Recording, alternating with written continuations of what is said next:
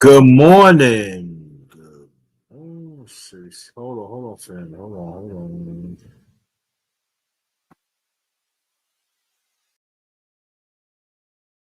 Good morning. I'm back. Welcome to my channel, The Underrated Darkly Yours Truly, the number one grinder. One of the best kept secrets on social media. Oh, let me shout out to KQKC Boxing. Thank you, brother OG. I hope you're still here. If you can hear me, press one. But we gotta meet up and do this chop up. We gotta do the chop up, man. We gotta do the chop up, bro. You know what I'm saying? We gotta get you on, do a chopper. And also I want slowly but surely I'm bringing back the underrated boxing talk. You know, I'm bringing back the boxing talk. And I want you to join that too. I want you to get into it and everything. Trying to bring the family back little by little. The ones who roll, man. I know you busy. You doing big things and everything. And I just want to let you know you keep on grinding yourself, and I'm proud of you what you doing and stuff like that. So, brother OG, I want you to go support KQKC Boxing. He doing big things and stuff. So, you know, God's willing, definitely I'm gonna get him. He already promised me, so definitely gonna get him on. Definitely gonna get him on. So shout out to you, brother OG. Thank you as always for your continually support and keep on with the keep on. So now I did the underrated commentary number 15. I was talking about the family. I'm talking about certain things not need to get caught up. And like I said, you know what? Let me knock out the announcements to my underrated one family. Day one, the ones along the way. Thank you so much for supporting me. Thank you so much, even the trying times. You always been there for me. Thank you so much, very much appreciated. Also, shout out to the mighty LDPC that stands for Lions Den Boxing Community, also basketball community. Shout out to brother 7A Sports in general. Thanks for take y'all. If you want to take me in years ago, and I've been rolling with them ever since. Even right now, LDBC all day. Thank y'all so much, very much appreciated. Also, shout out to hashtag TWT family. Shout out to y'all. Thank y'all so much. Very much appreciated. Brother G5 and his significant one, Sister Kui had started this movement up, going strong. Shout out to y'all and the rest of the brothers and sisters there and everybody else. Oh yeah, let me get a shout out to brother She Stacy. I'm not gonna tell you his Facebook name. I'm not gonna do that, but shout out to brother She Stacy TV show. His lady, and they get ready to have a son. And if you can hear she stay asleep, let me know. And I want to get into it before I start this up because I want people to come up here and talk about the aftermath. But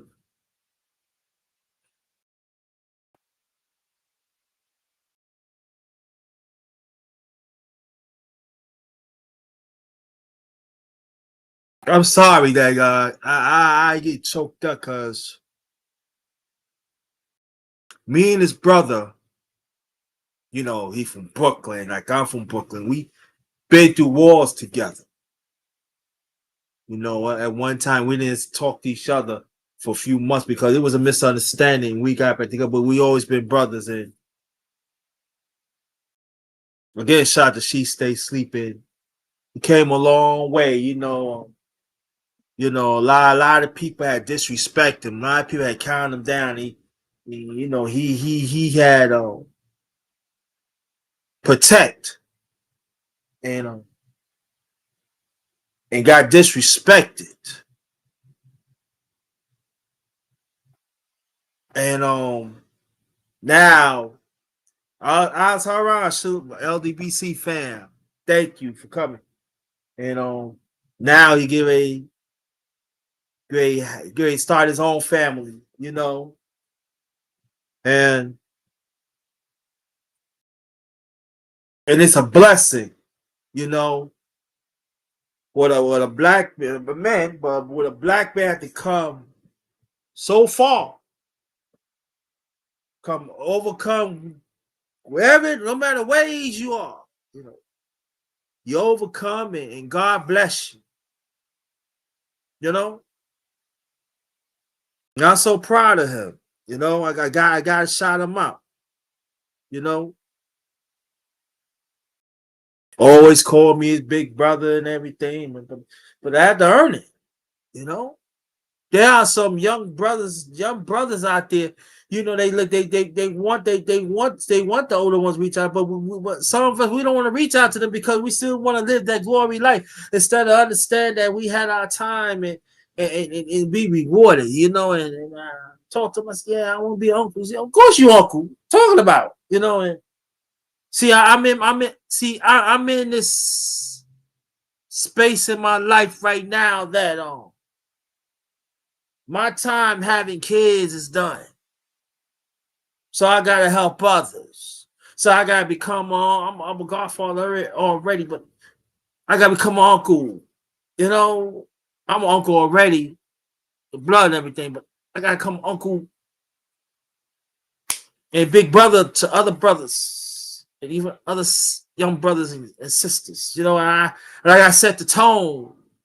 You know, I got, you know, it doesn't mean that, oh, I got to control their life. No, I'm not talking about that, but just be there, aid and assist, give guidance, because no matter what no matter what it is, they still got to go through it. But make their transition easier. And that's what we got to get back doing. You know, so,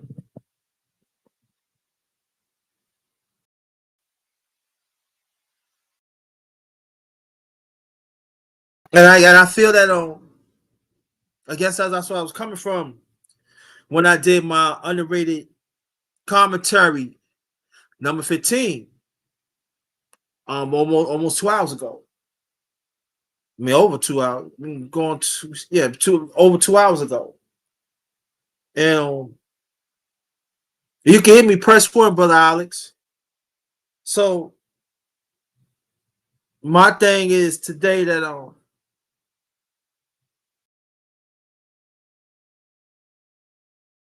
draw about preserve the family. Brian, what's up? Yeah, you know how I do it, Brian. Oh yeah, I want y'all to go check out. I did underrated commentary number 15. It's on the channel. I want you to go check it out.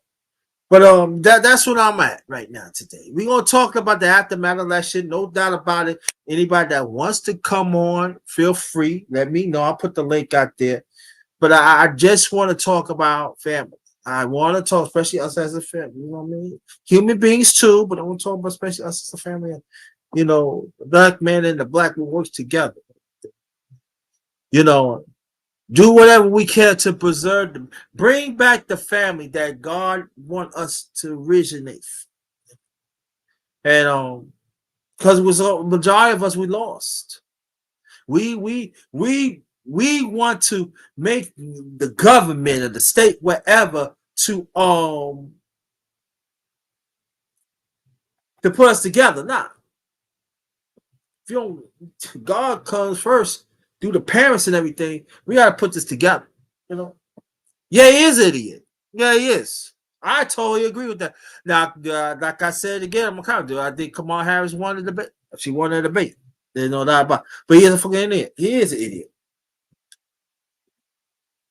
Me born and raised in New York. She an idiot. Right? I don't even want to talk, but I know that this is a society of very sensitive. But you know, Brian knows me and OG and Alex. You know me for a long time because you day one. I don't. It's got to be like that.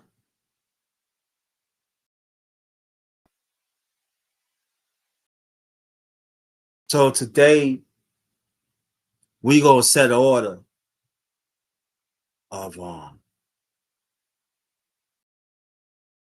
keep the family together. Yeah, it gotta be facts over feelings. Yes, totally agree with that. And also, we gonna dedicate this live to Frankie Mays, Frankie Beverly. He passed away, so we're gonna dedicate the live to him and his family. Another legend we lost. Matter of fact, I did a live on the late great James Earl Jones yesterday. You need to check that out too. Yeah. This is only the great ones losing. But see, like when it comes to us, we just losing in groups and everything. And especially today is 11th, September 11th. So there's a lot of things that's happened. So matter of fact, what we gonna do on this channel, yeah, we gonna celebrate the life loss of 9/11 today, and plus, frankly, uh, Frankie Beverly. We're gonna combine that. We're gonna celebrate. We're gonna celebrate the lives of it. So, and anyway, especially that today also is my oldest brother's birthday. It's a trip. Probably, I'm gonna tell you a story about what happened on 9/11 too. Yeah, probably if I remember. But if y'all can hear me, press one. If y'all can hear me, press one.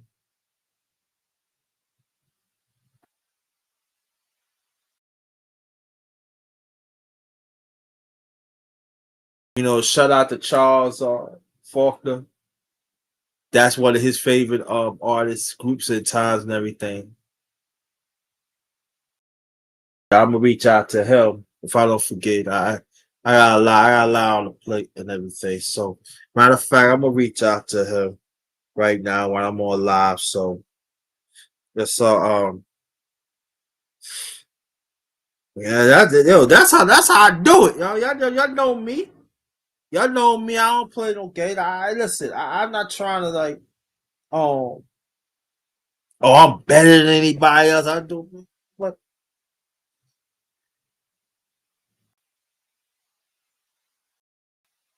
hold on, family.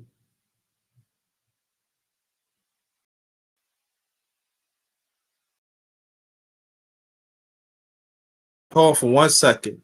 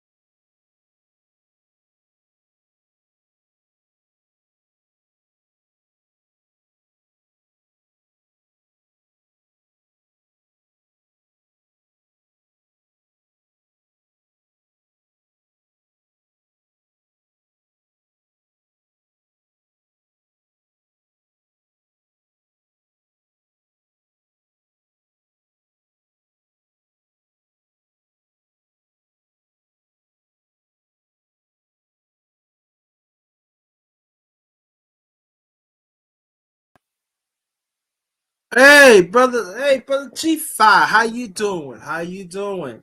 Salute to you. I just talk you up. I just talk you up in announcements, but keep on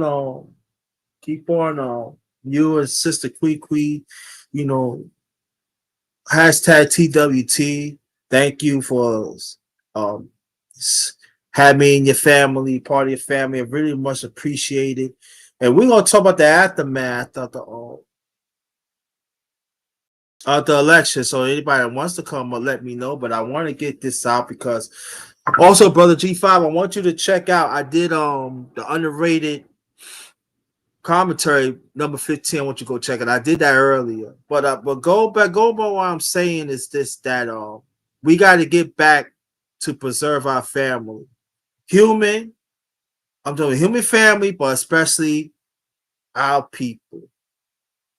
We had to the black man and the black woman we got to learn to work together. We got to bring our family back because there's so much influence. Like I was saying, we letting the government tell us what to do, the state what to do, bad influence tell us what to do, and the sad thing about it, the bad influences really corrupt our minds.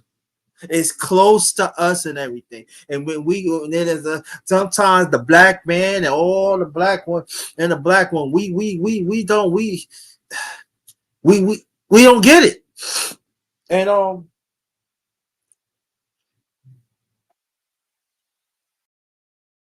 and I get angry and I get frustrated. And like I said earlier, and I said again, I come from a cloth that man hold man accountable, woman hold woman accountable. And even if you wrong, a man will let a woman know you wrong, and a woman will let a man you wrong. That's a cloth I come from, and I hold that dearly. Hey, Sister Angie, welcome back. Welcome back, Angie. That's what I'm from. But it seems like our people, we just don't want to get it. Marriages is not lasting long. Relationship not lasting long. And we listen to weak people that feel they got prestige. But the ones I hear grinding like some of us will, they don't want to listen. They don't want to listen to counsel. They don't want to listen to nothing.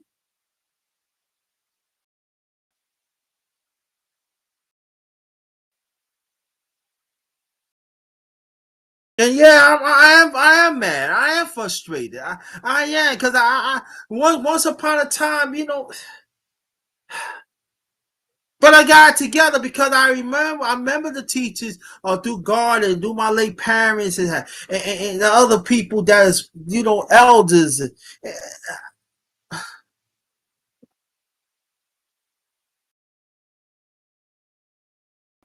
And again, I'm not trying to feel, oh yeah, you know everything. No, I don't know everything. I'm not trying to know everything, but I know a little something. I, you know, we don't chastise it. Don't worry about it. See, you came right on time. See, I'm glad you right here because you want to come up. And we don't show our kids the right way how to act, how to be in this world. We teaching our kids that well, you could do whatever you want, or they don't have this, they don't have that. My late parents said, listen, we want you to be better than us. Where's the urgency for that?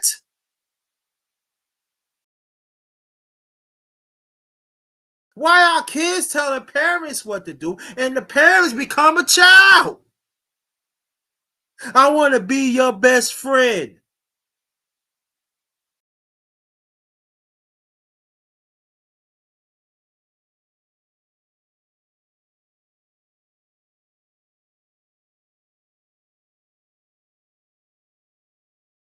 I say, yeah, people be, no, I ain't your best friend. I love you, I take care, but I ain't your best friend.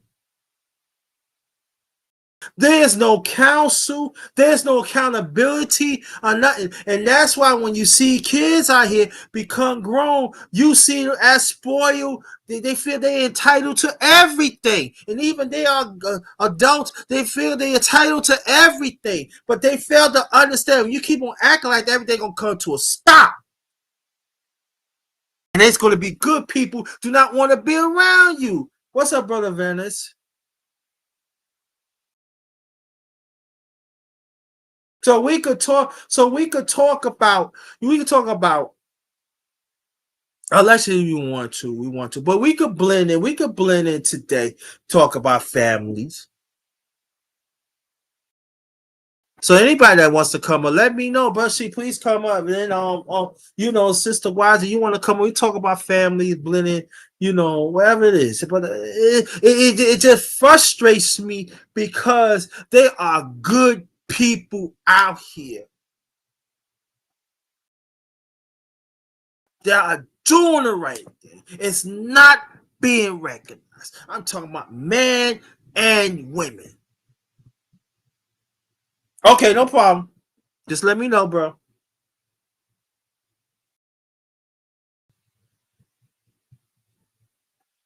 We are so caught up. We are so caught up in this emotion thing. We so caught up at this. We so caught up at that.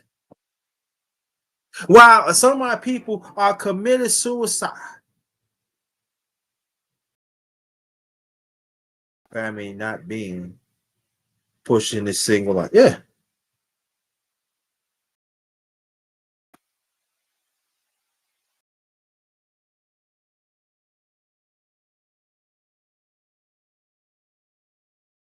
Like sister right here. She say like, I'm this, I'm this, and she put herself out there, but she said she want a real man, want a real black man. I mean, real man and stuff. What's wrong with that? What is wrong? What is wrong to be with somebody that's gonna be there for trials and tribulation? What is wrong with that?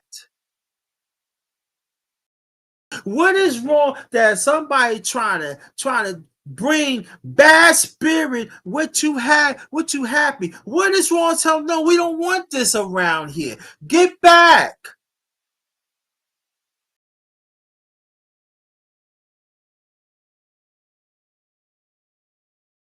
What's wrong with it? Because they closest to you or something like that? Or they blood? Or they your best friend? Or they work on the job? Make what time are we on?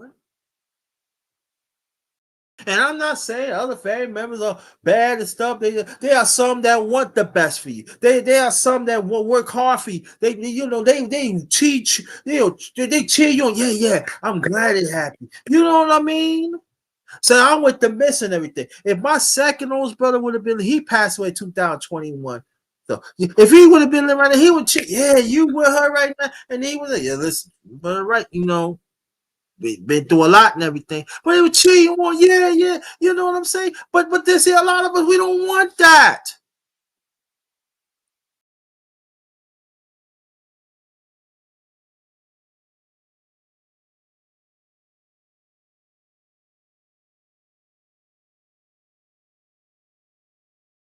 We want the election. Oh, election is right, right. Yeah, well, yeah, go, come on, Donald. Go Kamara. Go Donald. But why? Well, why are we suffering?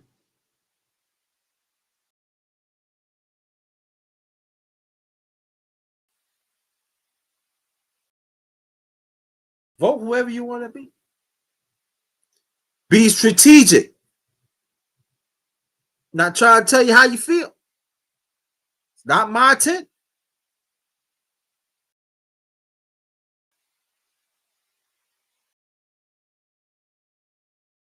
I'm sorry.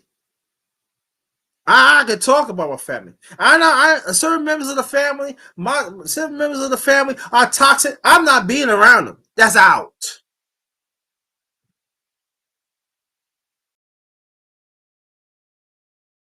I'm not. I don't care your blood. I don't care.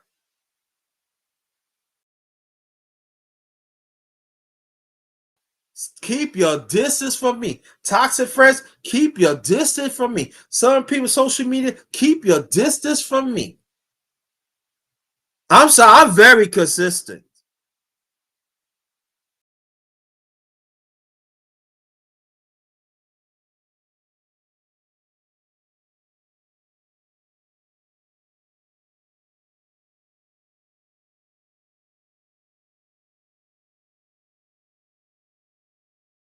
Oh, I'm just saying that.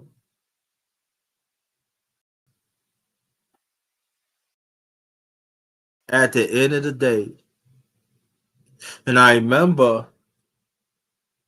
one of the elders had told me this a long time ago. He said, son, when you transform your life, I can't go, well, what he really talking about, when you transform your life, it's going to be toxic people going to be right next to you, very closely that you don't even know. You got to get them out.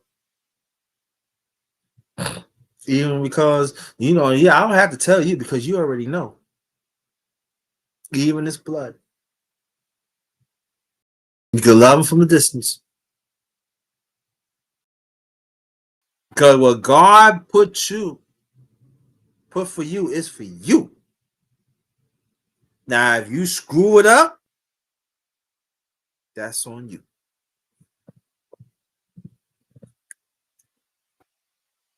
And he told me this he passed away. His name is Mr. Wilkins. Well, I said, I'm gonna call you Papa Wilkins. He said, yeah, call me that, call me that. Passed away a long time ago. He was 102 years old. Talk clear and all that. Die of natural causes.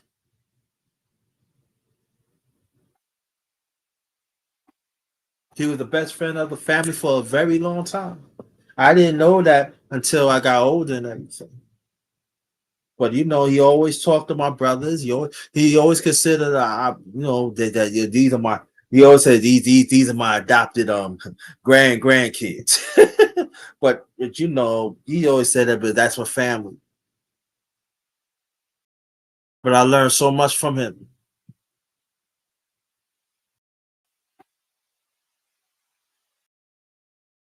and I learned so much his wife too. I call Mama Wilkins. She passed away. I think she passed maybe 19, 20 years before that. Live a life. They say, "Oh, we've been through it." She used to tell me all the time. She said, I put your grandfather through. He will walk on the door, and I be saying, Dad, why I'm doing this? Yep, yep, that's facts. No, sometimes he said, I guess on there like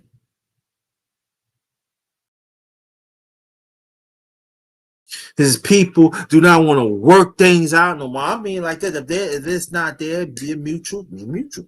That's what it is. Okay, what it is, what it is.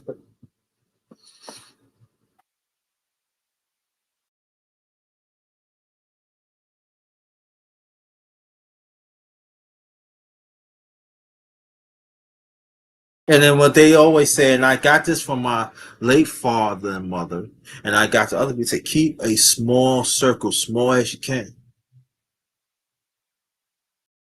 If y'all can hear me, press one.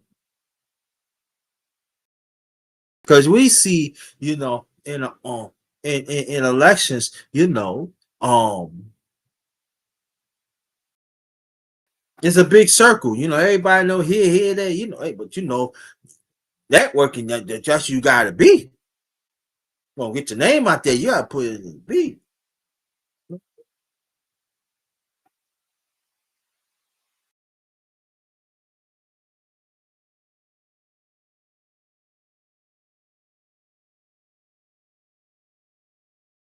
Don't let the government, don't let the system get in the way of your happiness.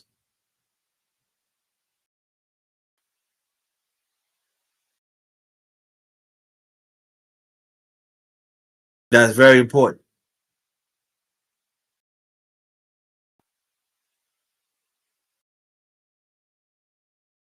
Don't.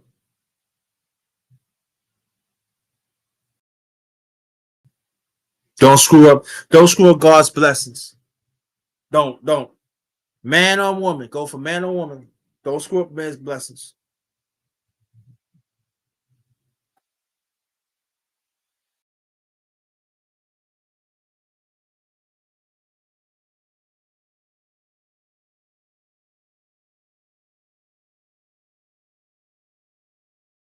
The, anybody that wants to come, I'm gonna put the link because I usually put it through email. I don't know. I'm gonna put it through email or not a little later on. I don't know. I'm still undecided, but I'm gonna put the link right here. You want to come? We could talk about election. We could talk about families and stuff, and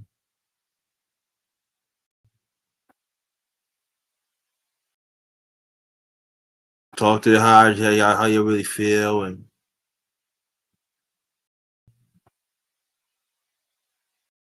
I appreciate y'all. The ones who come and check me out and everything. I appreciate y'all. Trust me, I do not take y'all for granted. I don't take y'all for granted. Because y'all could have been somewhere else. But y'all here.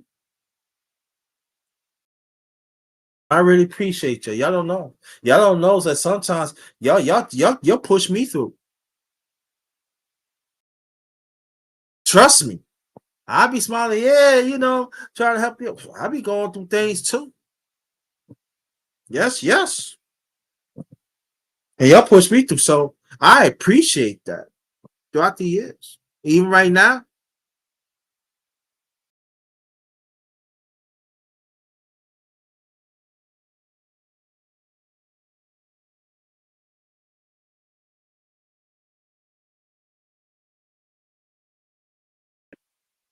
So let me think anybody want to come up. You don't have to really talk about.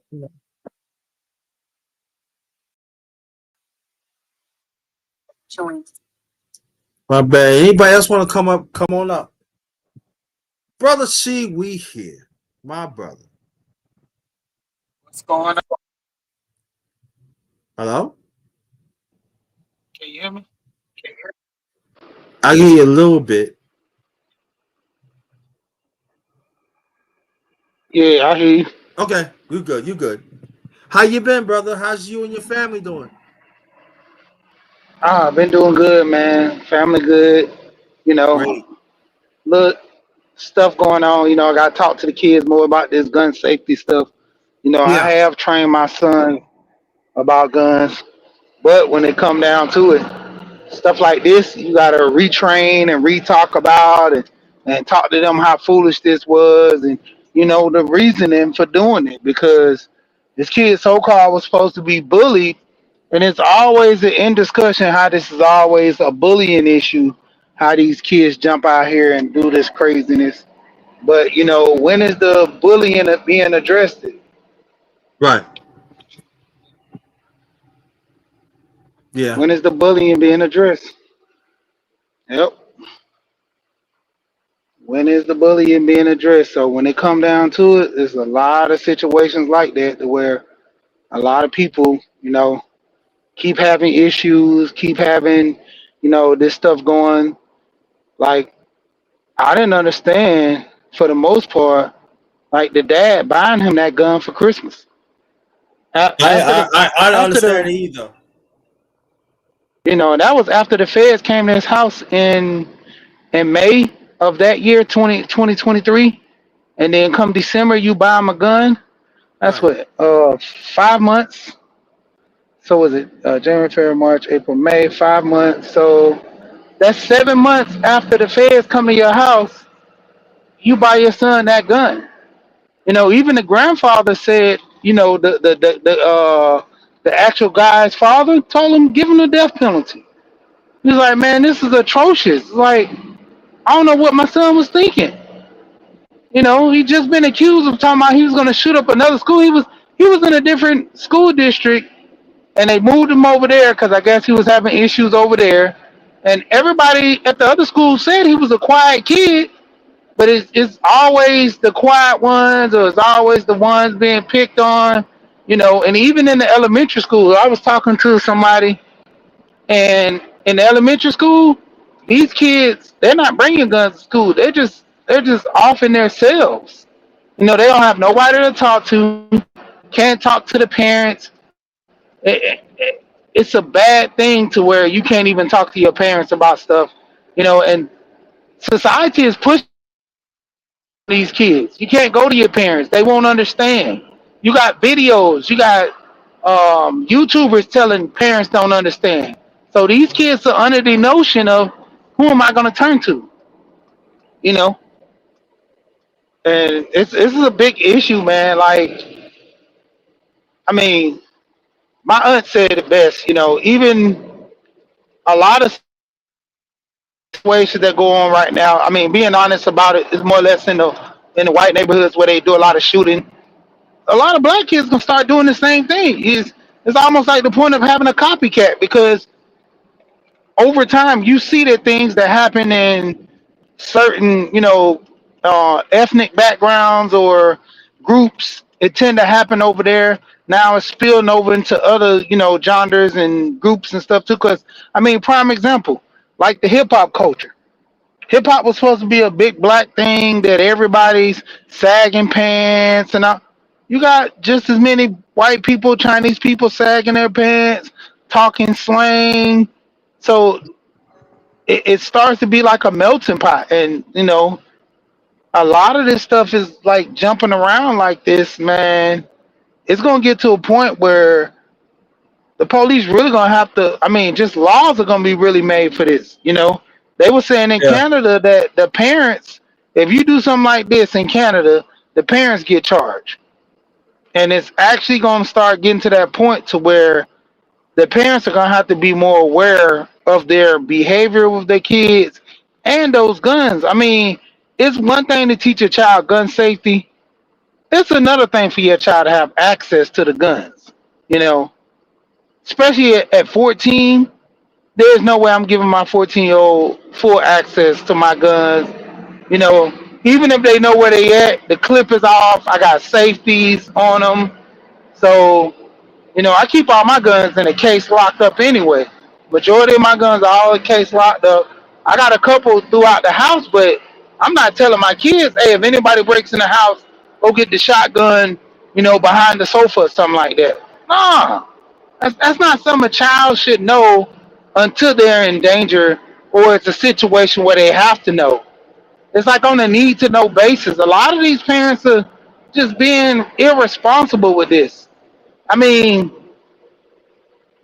14-year-old, you barely got enough responsibility to be able to do your homework right. Like you're not responsible enough to come home, eat, get a snack or whatever, do your homework, and do your chores, and prepare yourself for bed. Your parents have to constantly tell you, take out the trash, don't forget to wash the dishes, make sure you wipe off the countertop.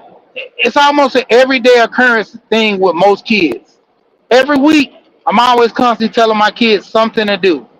You know, it's like almost every week they forget on Monday the trash goes out unless we're gonna have a week of trash in the hole. You know, it comes down to it, man. Yeah, I didn't watch the debate, man. Like I know what the debate was gonna be about, more or less, and I mean it is more or less promises. A lot of promises they making. Kamala making promises of people buying homes.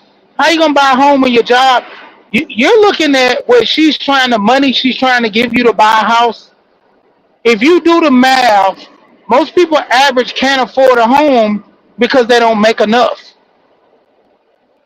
So when you have one person talking about buying a home, then you have another person that can't afford a home because they can't afford the maintenance on the home. Prime example: the first 5 years into me owning this home I'm in now, the AC went out the second year. Refrigerator went out the first year. AC went out the second year. Refrigerator went out again the third year because I bought a used one. Within 6 months, another refrigerator went out. So that was three refrigerators in less than 3 years. And then turned around and found out I had my warranty for the refrigerator. The AC unit, I got that through my warranty. And then going into the third year, my roof messed up. Luckily, I had the warranty for that. Otherwise, that was 40. That was like $5,000, like 4,700 for the 4,700 for the roof. 4,200 for my AC unit, and what was the refrigerators? The first two I paid out of pocket. The first one I got off of what was it? Facebook Market. I bought that one for I think $600, $700. Another one I bought for $1,100, something like that on OfferUp. And this was from a appliance shop. Appliance shop on OfferUp. Got them. They screwed me over. The freezer coil went out, so the ice maker didn't work. And then once the ice maker stopped working, then it stopped freezing the freezer. So I didn't know what to do. I had to just go ahead and break down and buy a new one. My wife looked at the contract and found out due to warranty, we can get a new refrigerator. But it didn't stop for I think the fourth year. My stove went out. Oh wow. And that was 2 years before Thanksgiving. I mean, not 2 years, but 2 days before Thanksgiving, my stove went out. So I had to go buy a stove that day because Thanksgiving Eve, it might not have been open. So I had to go buy a stove that day to get me a stove the 2 days before Thanksgiving. And I'm like, man, if I didn't have a lot of that money saved and put to the side, like I would have been screwed. Because when the refrigerator went out, I think we went 2 days without a refrigerator, and I went and bought one because I didn't have the time to go get one and bring it home. Then I had to have somebody help me bring it in the house because I was delivered. I didn't get a company to bring it. I had to do it myself. The one I bought from the company, the second refrigerator I had, I bought that one for $1,100, so I had that one delivered. And then I paid the guys a tip of $50, even though they scratched up my wall. I still had to fix my wall. I had paid them $50 because I used to do delivery, so I know how it is. Guys work for a lot for tips. And like I said, all that money I paid out, if I didn't have that warranty, I would have been easily out $11,000. Damn near five for the roof, four something for the AC unit, three refrigerators and a stove. That would have been almost $1,100 coming out of my pocket. I mean, $11,000 coming out of my pocket. And I'm like, man, it's like never ending. Then just this year, guess what happened? A water leak at my house. Come to find out, my main water is connected to this issue that they had back in the day, where your water line busts because of a faulty pipe that they were using. So I had to switch that out. That's $2,800 right there. But luckily, me knowing plumbing, I know how to do it myself, and my father-in-law is a plumber, so I was able to do that myself and just pay for the parts. I saved myself all that money. But it's like nobody's really telling people how expensive it is to own a home. They're just telling you it's the American dream to have a home. Like I said, Kamala and them is pushing this American dream stuff.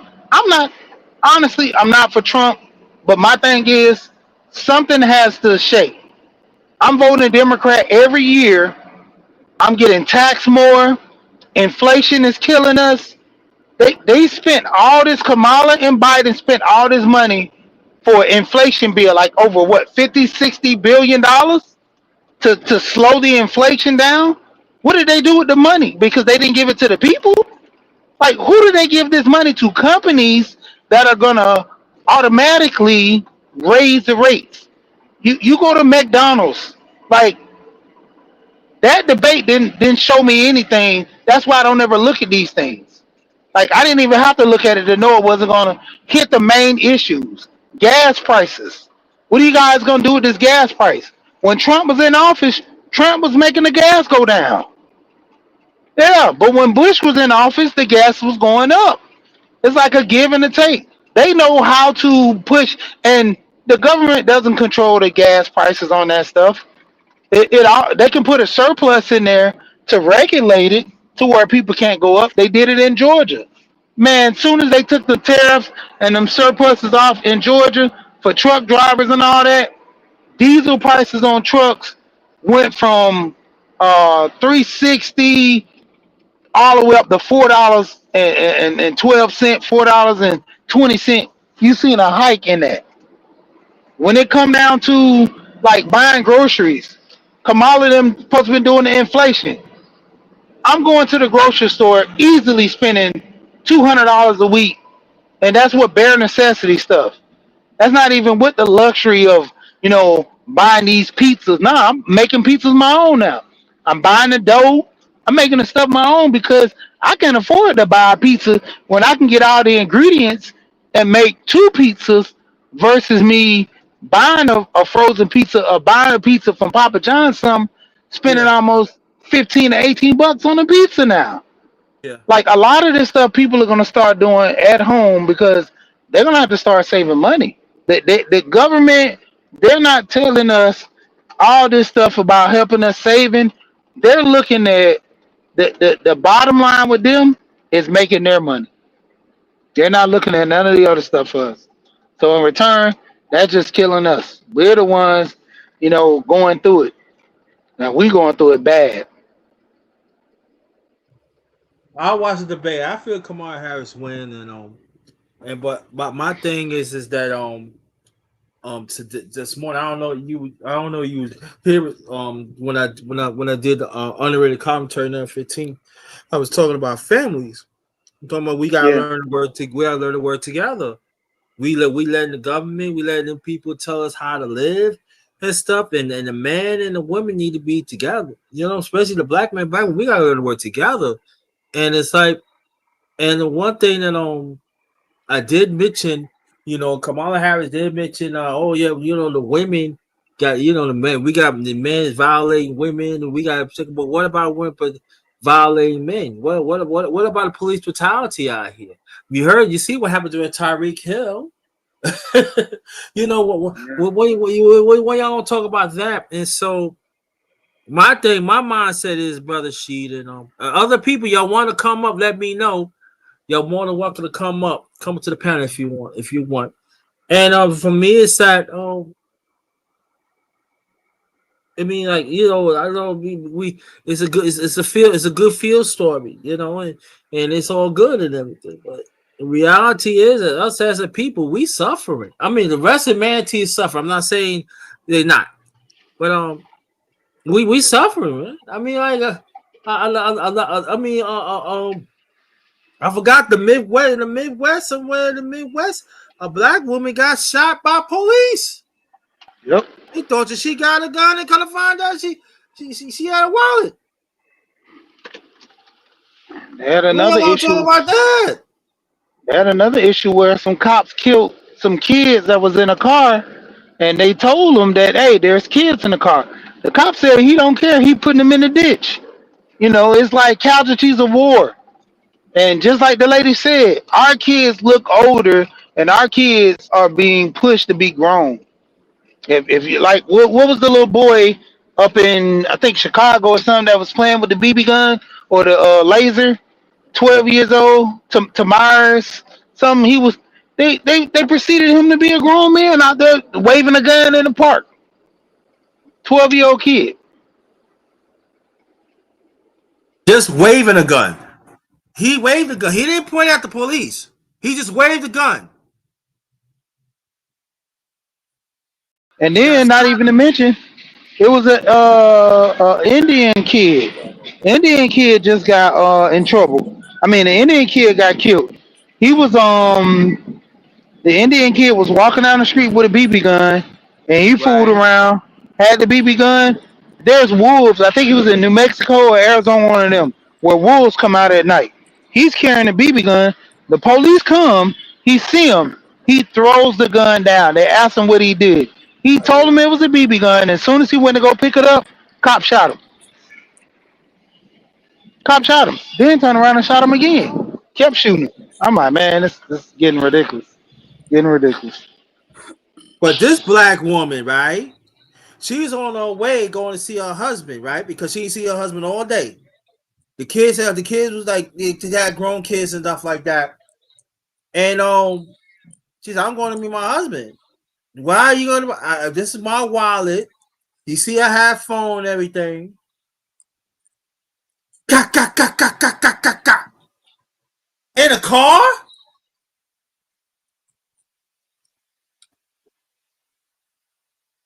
That's why I say what I say. And to find out and check it out, y'all. This was on camera. And they got off.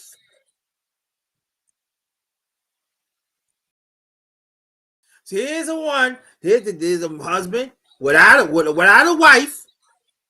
Had 4 grown kids. I think he had 6, 7 grown kids. No family. I'm going to see my husband because I ain't seen my husband all day. And she didn't get a chance to see her husband. She didn't get a chance to see her kids. And then 5 cops got off. And 3 of them was female.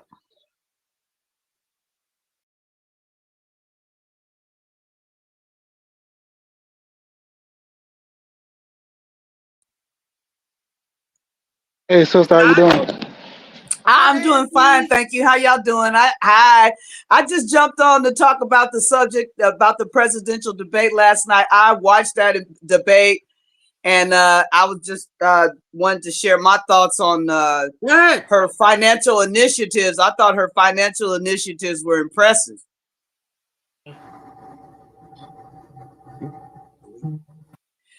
For one, the things that impressed me, I guess I'll go on there. I didn't want to overtalk nobody. One of the things that impressed me is that Kamala Harris is talking about giving $50K loans out to small businesses. She's talking about giving $25K. What was it? It was $25K. I even wrote it down. It was $25K for first-time homeowners, first-time home buyers, rather. She's giving $25K. Is it grants? It was a grants. I think it was grants. My friend sitting over there, and I don't want to talk to you while I'm talking to him. But yeah, I think $25K for grants, and then $6K per child tax credit. All Trump was talking about was himself. He wasn't talking about the money. Kamala Harris was talking about the money last night, and that's why one reason why I'm willing to vote for her is because she's talking money and nobody else is. Can I ask you something real quick about that? Okay. Where is she gonna get the money from? Like, our deficit is in the trillions. We give money to people to buy the houses. People are gonna go into foreclosure because most people can't afford. No. Bankers. I was gonna say, I think one of the places she was talking about getting the money from was the tax cuts. She's gonna impose. Well, her plan is to impose a whole bunch of tax cuts. Not cuts, but she impose tax on the rich. Shit. I don't mean to cuss, but she's going to impose taxes on the rich. That's where the money's coming from, to answer your question in a nutshell. Yeah, but that's the thing. If you impose more taxes on the rich, they don't pay taxes as it is. They got people with loopholes. The billionaires. Have you heard about how much money that what's his name that owns Amazon? Bales. Yeah. Yep. Okay. He paid zero taxes probably for the last couple of years. Just years. I haven't heard him pay any taxes ever since he been in business and start making good money. You know how? He hires the tax agents that work at the IRS to find loopholes so where he don't have to pay taxes. That's like Trump. The reason why Trump never paid taxes so much, his grandfather was an agent for the IRS. And then when you come back to it, Trump knows loopholes to where he can keep amending to where he don't either have to file taxes or pay taxes on certain things. So her taxing the rich is just like the Robin Hood method. Rob from the rich and give to the poor. But if the rich don't give, you can't take it from them. Yes, you can. You can tax them, and that's what Kamala Harris proposes to do. That's what I'm saying. But if you tax somebody that knows the loopholes not to pay tax, then where's the money coming from? She's gonna cut the loopholes, though. She already covered that. She's gonna cut the loopholes.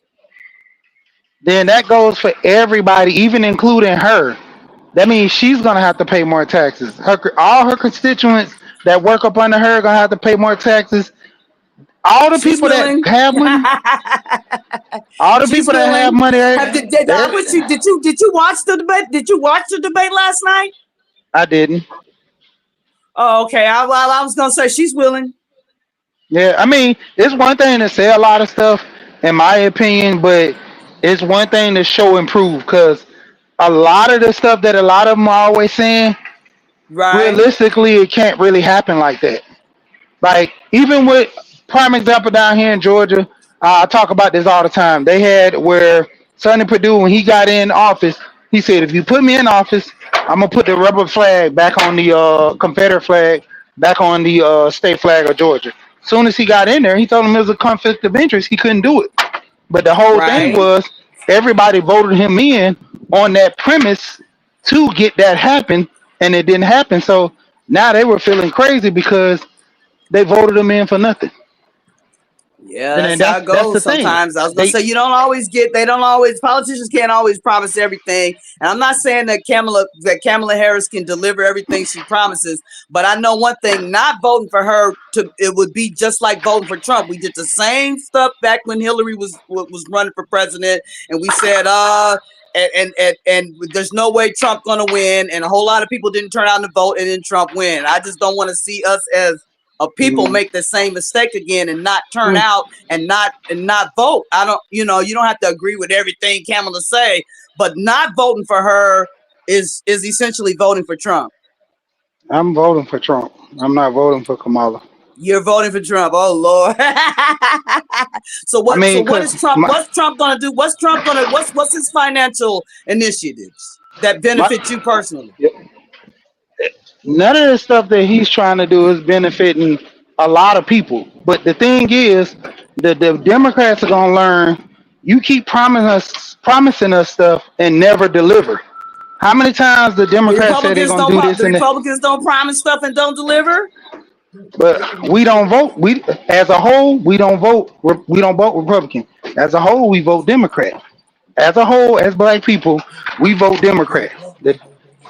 I was just reading a thing the other day that was saying that young black men don't vote at all, and if you don't vote, then you don't matter. You got to vote, but I get back to you and Trump. Trump ain't. I can't. I'm just gonna say why I can't vote for Trump. Voting for Trump, President Trump is not coming up with any financial initiatives that benefit me personally. Yeah. Or us as a people. How is he benefiting families? Kamala Harris is talking about getting $6,000 a year per child tax credit. You ain't gonna get that from Trump. You're not gonna get that from Trump. Once again, how could she honestly say she can do that when the country's already in a deficit? She proposes to raise taxes on the rich. Yes, every president has said that, and every president has tried. And President Trump has a track record of cutting taxes for the rich. Mm-hmm. That's not going to change. So you down for cutting taxes for the rich and raising ours. Nope. That's what you saying you down for when you saying you down for Trump, because that's exactly what Trump wants to do. But that's what he did. Excuse me, not what he wants to do. That's what he did. Yeah. Wow. Okay.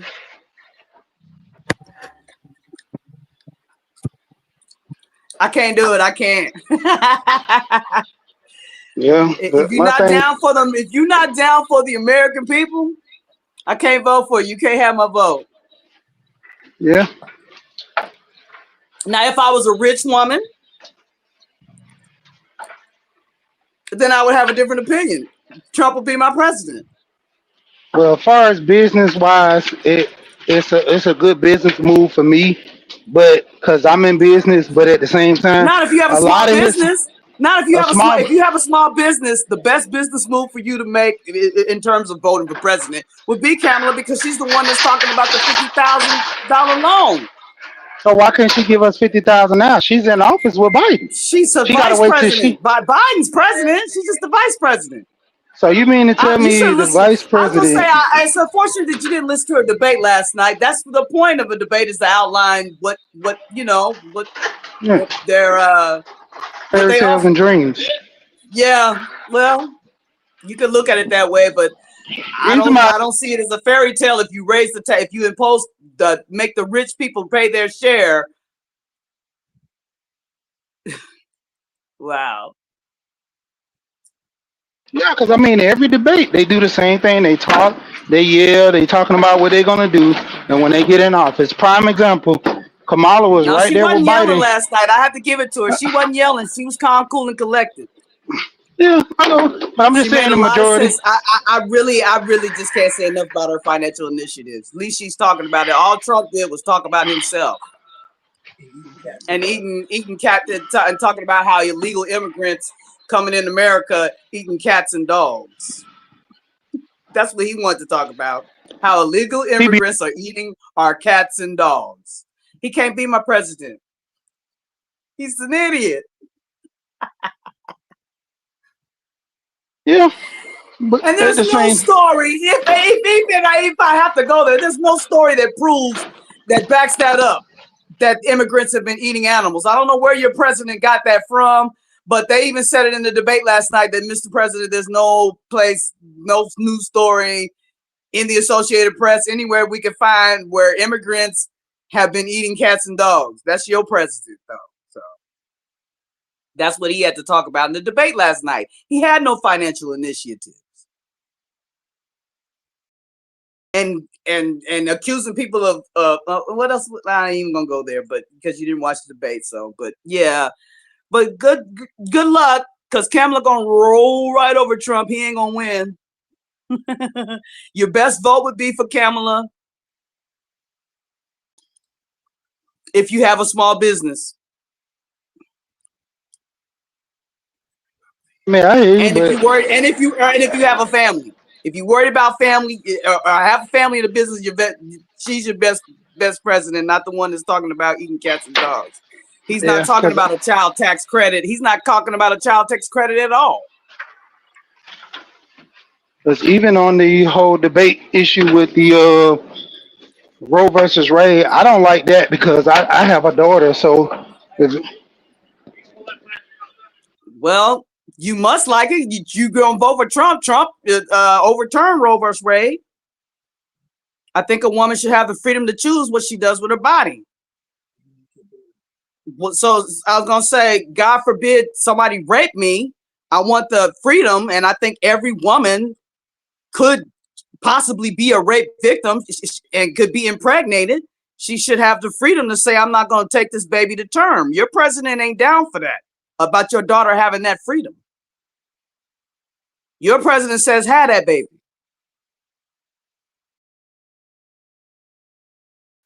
So that's why I'm saying I don't like that issue about beliefs, it. I was going to say, so there are some things. So you ain't like a straight MAGA Republican. No, I'm more or less independent. I thought you was one of those black MAGAs. What's up? Hey. Hey, what's going on? I can answer every question that you got about why Trump is good for America.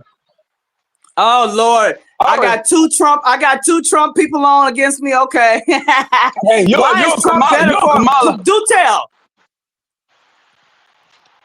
I drive trucks, man. He backs what I do. I'm gonna put the math down real quick. I'm a retired truck driver. I used to drive truck when I was young. I was an owner-operator, 48 states in Canada, owner-operator. I wasn't a company driver either. Right. I'm an owner-operator as well. And plus I get paid. So how is Trump helping your business? The price of diesel. When I was driving trucks back in 2017, when he was in the White House, and when he opened up that pipeline down there, the Keystone Pipeline, I was driving for this black man. Man, I was making $3,500 a week as a company driver going home every night. Plus, the diesel was cheaper. So that means is, right now, Diesel wasn't cheaper. Hold on. Diesel Man, was not can cheaper. I finish? Yeah, it was. Okay. What are you talking about? I know how much it was. So diesel, when Trump was in there, went down, got back down like 275, 240. So when it gets down to there, now it's $4. He get it back to where it need to be, which is 50% of where it is right now. That means it's at 220, 210. That means I got a 200-gallon tank. It's only gonna cost me $400.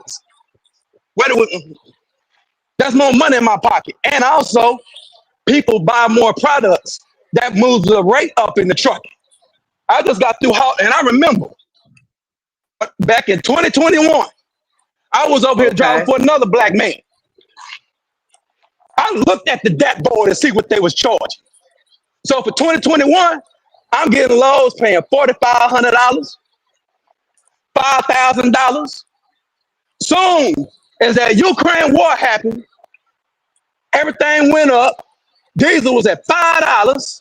The rates went down. I told the man was going to the flatbed business. That's how I was able to stop. That's how I was able to keep getting my flat rate. But after that, 2 or 3 months down the line, that mess went down. That's under Biden. That's what under Biden rule.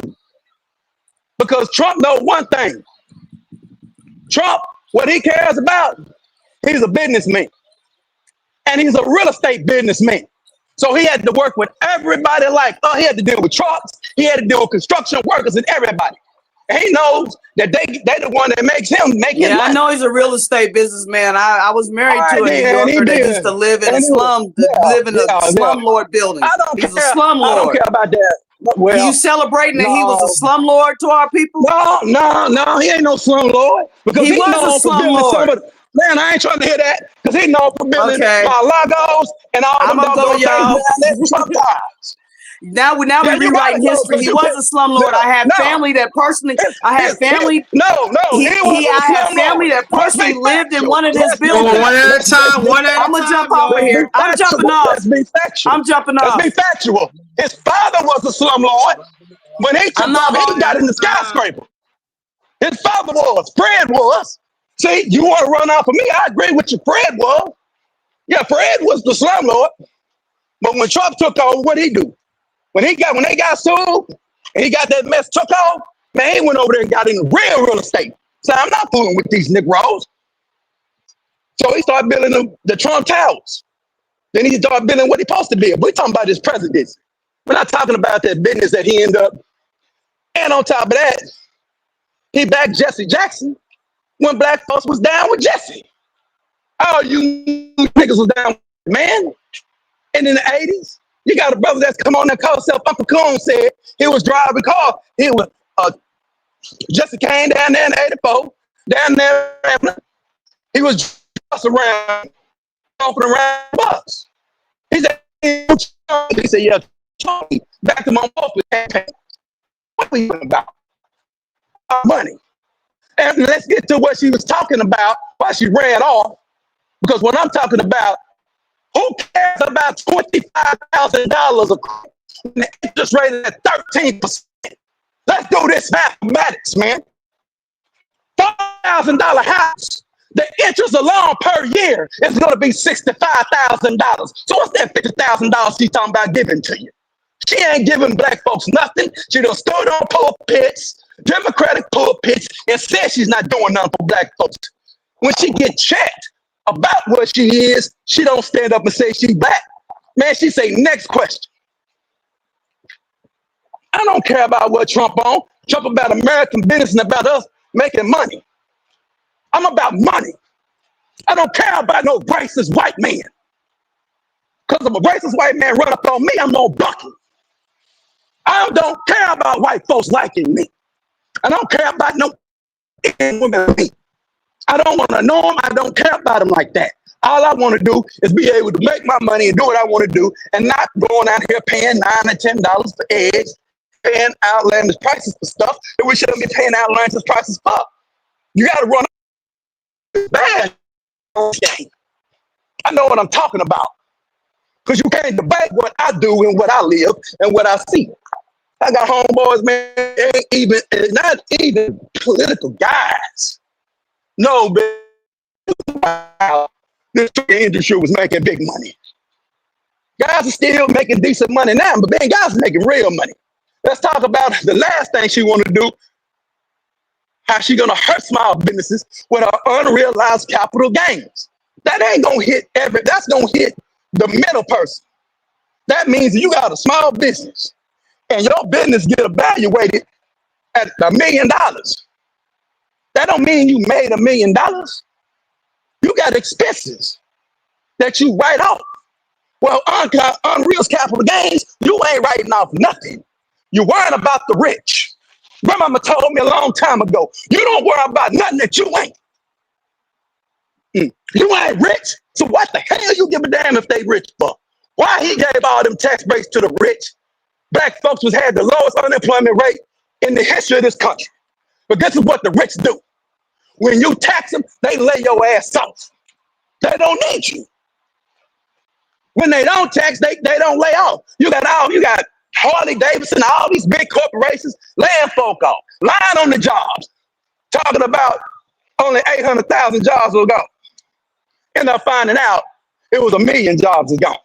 Turn around, at the time, 1.3 million American citizen jobs had been lost and were replaced by 2 million illegal immigrant jobs. So you're trying to tell me that the legal immigrants is not taking your job? They might not want to take mine. But guess what? It's called generation gain. See, it ain't about the generation I'm in. It's about the generation after you getting pimped on. I'll wait till he's done. And I'm going to say this and I'm done because I'm checking everything you said. I'm going to repeat myself. What is good of getting a $25,000 tax cut? Hold on. That $6,000 you keep talking about, Kamala Harris is talking about, it's an exemption in that. Hold on. That's only for a newborn baby. You done? JD Vance came with it first. Are you done? JD, hold on. I got to ask our last point about the $6,000 and I'm done. You ain't talking about shit. You don't know what the fuck you're talking about. Don't cuss. I've been driving for 54 years. You don't know shit about nothing. Don't get disrespectful to me. And you don't know. Don't talk tough. Don't talk tough. I'm not talking tough. I'm not talking tough. I'm talking about you don't know what you're talking about. Let me finish with the $6,000. Let me finish with the $6,000. The $6,000 cut. The $6,000 child tax credit that Vance talking about is from 0 to 18. The $6,000 that's per child. Per child. That's per child. Per child. But $6,000, but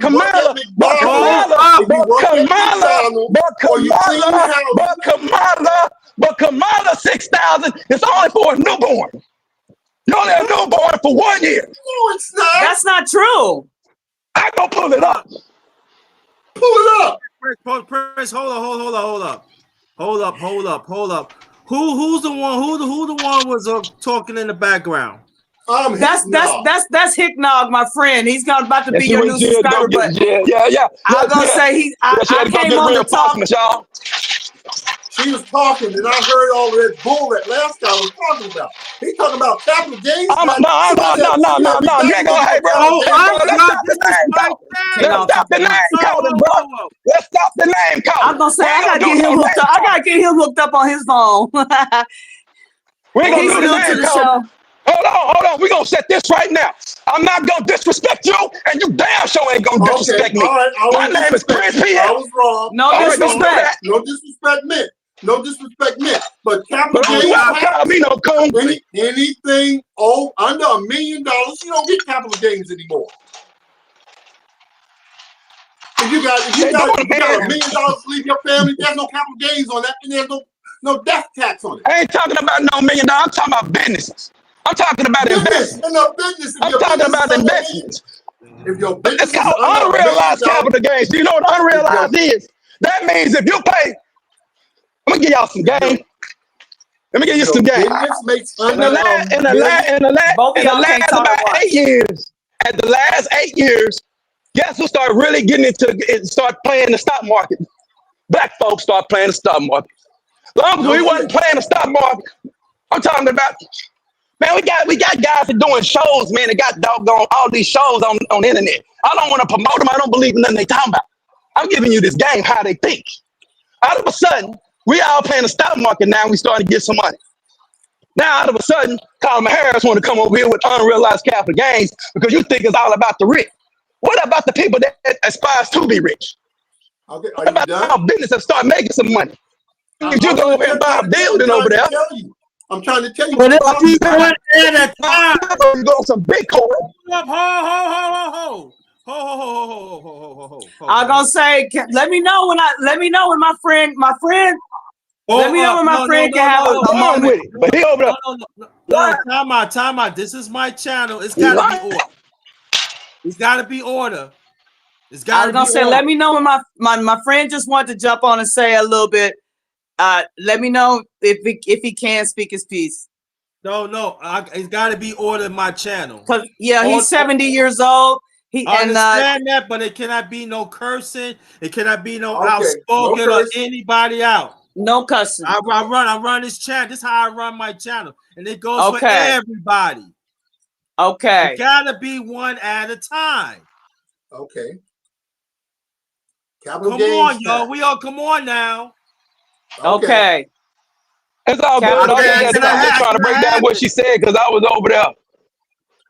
Capital gains tax. Capital gains tax you don't pay if you make $1 million anymore. You know who did that, don't you? A woman. Capital gains tax, man, is based off your investments, man. Say somebody hooked you up with a deal right now. Say you gotta say, okay, I gotta go back some years. Say it's 2017 on the Bitcoin gang, because Bitcoin high right now. But I'm gonna go back to 2017 when I went to the crypto conference when it was $3,500 a doggone coin. So say if you had that now, you had Kamala in there, and you went over there and you bought you $30,000 worth of coin. I have it. Do you? All right, $30,000 a coin. So you bought 10 coins, got 30,000. You gotta pay capital gain. You gotta pay capital gains. Oh, hold on. You buy it though. Unrealized capital gains, you're gonna get taxed on what you hold, sir. Capital gains is on what you sell. Come on, man. She taxing on what you hold. Who's selling it? So I'm holding 30,000. One at a time. It doesn't matter if you sell it or not. Man. He's talking about something. It don't matter if you got it. The capital, unrealized capital gains on what you hold. It ain't what you sell. Real capital gains on what you sell, sir. Unrealized capital gains on what you hold. So if you hold $1 million worth of Bitcoin, and you know projection in 2 years, that's gonna be $5 million. They're gonna tax you $1 million every year on that on unrealized capital gain. So every time they make any kind of money, they gonna tax you. What? Prince, let us speak. Prince, let us speak. But he got it. Let us speak, please. Let us speak. Go ahead, bro. All right. Now, not if you know how to do your capital gains. Trump don't pay no $1 million on his capital gains. Neither does Warren Buffett. Neither does the guy from Microsoft. We're talking about if Kamala Harris wins the House. I don't pay no $1 million on my capital gains. I'm 70 years old and I've been saving since I was 20. Sir, her policy is not in place, sir. We're talking about what she's running on, man. You can't play these games with me, brother. What she's running on doing that. She's running on that. That's doing that. She ain't damn sure gonna do it today. She'll lose. Brother Prince, let him finish. Anybody that makes over $10 million will have to pay the same tax as somebody that's making $20,000. Anybody that is not paying their tax, any business that's not paying more than 10%, more than 25% on their taxes will now have to pay 35% of their taxes. Anybody that's on Social Security, because anybody that's making $1 million on Social that don't pay Social Security but 3 months, they want to make them pay all year long. Now you tell me that's not going to make the revenue for me, the guy that's already retired, to get paid more on Social Security. Medicare, please, Medicare for everybody. You don't Trump have to have it. Trump already done stood on that about he's not messing with it. On top of that, the Democrats is one that's trying to raise the age up on the Social Security mandate. Let me say this again. I'm talking the conversation. It's already happened to Go me. ahead. It already happened to me. And who I understand that. Bush. It's been being raised since Bush. Bush The is age of a retirement neocon. Come on, man. Bush is a neocon, man. He ain't nothing but an underground Democrat. Y'all understand that this passions of this mess? Trump ain't nothing but a red dog. You know what makes him a, you know you're talking about the very thing that Trump wants to do. He wants to run all of the people that come into this country that's doing the work that and now he's talking about this black people work. When he's talking about black people work, he want to put you back in the field. Man, what is you talking about? Trump is talking about. Hold on. Let me say this. Yes. Because I'm black, it's a black job right now, sir. Actually, when I think of a black job, see, I don't go off what Trump say. I don't care about that bullshit because he fucked up. He both said African American population workforce. Okay, that. Hold on, let me say this now. I said applicant. Yeah, that's what he supposed to say. But you know how black folk is. We claim black on everything else, but because this German American, okay, his daddy was no damn good. Let me get this out. Fred was terrible, but he ain't Fred. Fred Jr. is a dope thief.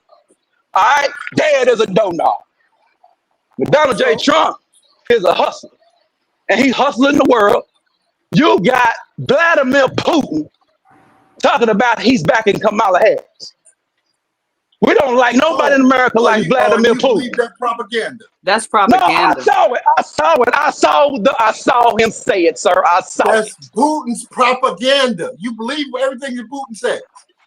Let me tell you something, brother. Let me tell you something. I know. Hold on. Let me answer your question. Because Putin been trying to get on Ukraine since Obama was in the White House.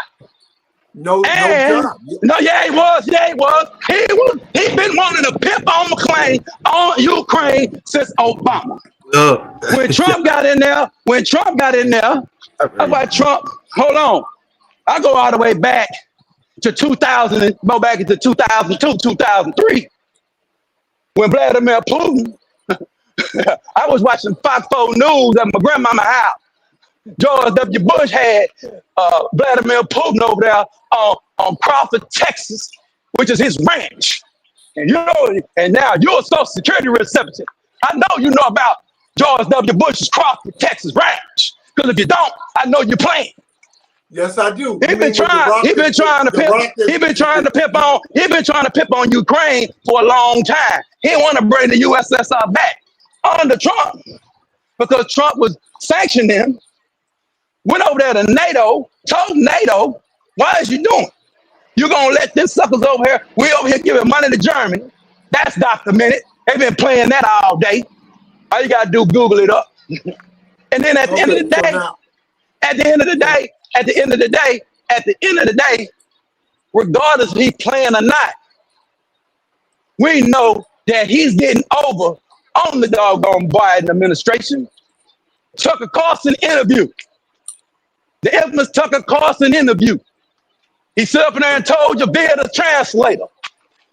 Why you laughing? Send back. Yeah, okay, no, man. I'm gonna let you have it after this. Via the translator. I gotta say via the translator. We don't, yeah. You only got half. I want to get brother. No. I ain't talking about. I'm talking about what he said. I'm talking about what he said about Ukraine. He said that this war would have been done if the Biden administration wasn't sending all that money over there. They'd been pimped on. You got half. And at the end of the day, I don't care about Ukraine. I don't care about Russia. You know why? Because Ukraine is neo-Nazism, sex trafficking, and fentanyl dealers. I don't care about criminals. Okay, I don't care about those type of criminals because them the same. Hold on. The same stuff we got locked up for. The same stuff we got locked up for drugs and pimping and all that. You think I'm gonna come back and co-sign them too? Don't work that way. If I'm anti that mess here, I'm anti that mess in the world. You said you got half the history. Women underrated. Man, I got the whole history, but I ain't gonna do away all that. Well, no, you don't. No, you don't. Because you just went back to the history of Ukraine, and somehow you forgot that the Russians have ran Ukraine when Bush was in office. The people that was in the government in Ukraine worked for Putin. What, did you forget that? Did you forget that they threw all of that paper in the Of course. Yeah, I understand all that what you're talking about, but we're talking about what's going on soon when Trump was in office. When Trump was in office in 2017, in January of 2017, Putin didn't do nothing to Ukraine. I don't care about them old dealings with Ukraine. We're talking about a war today.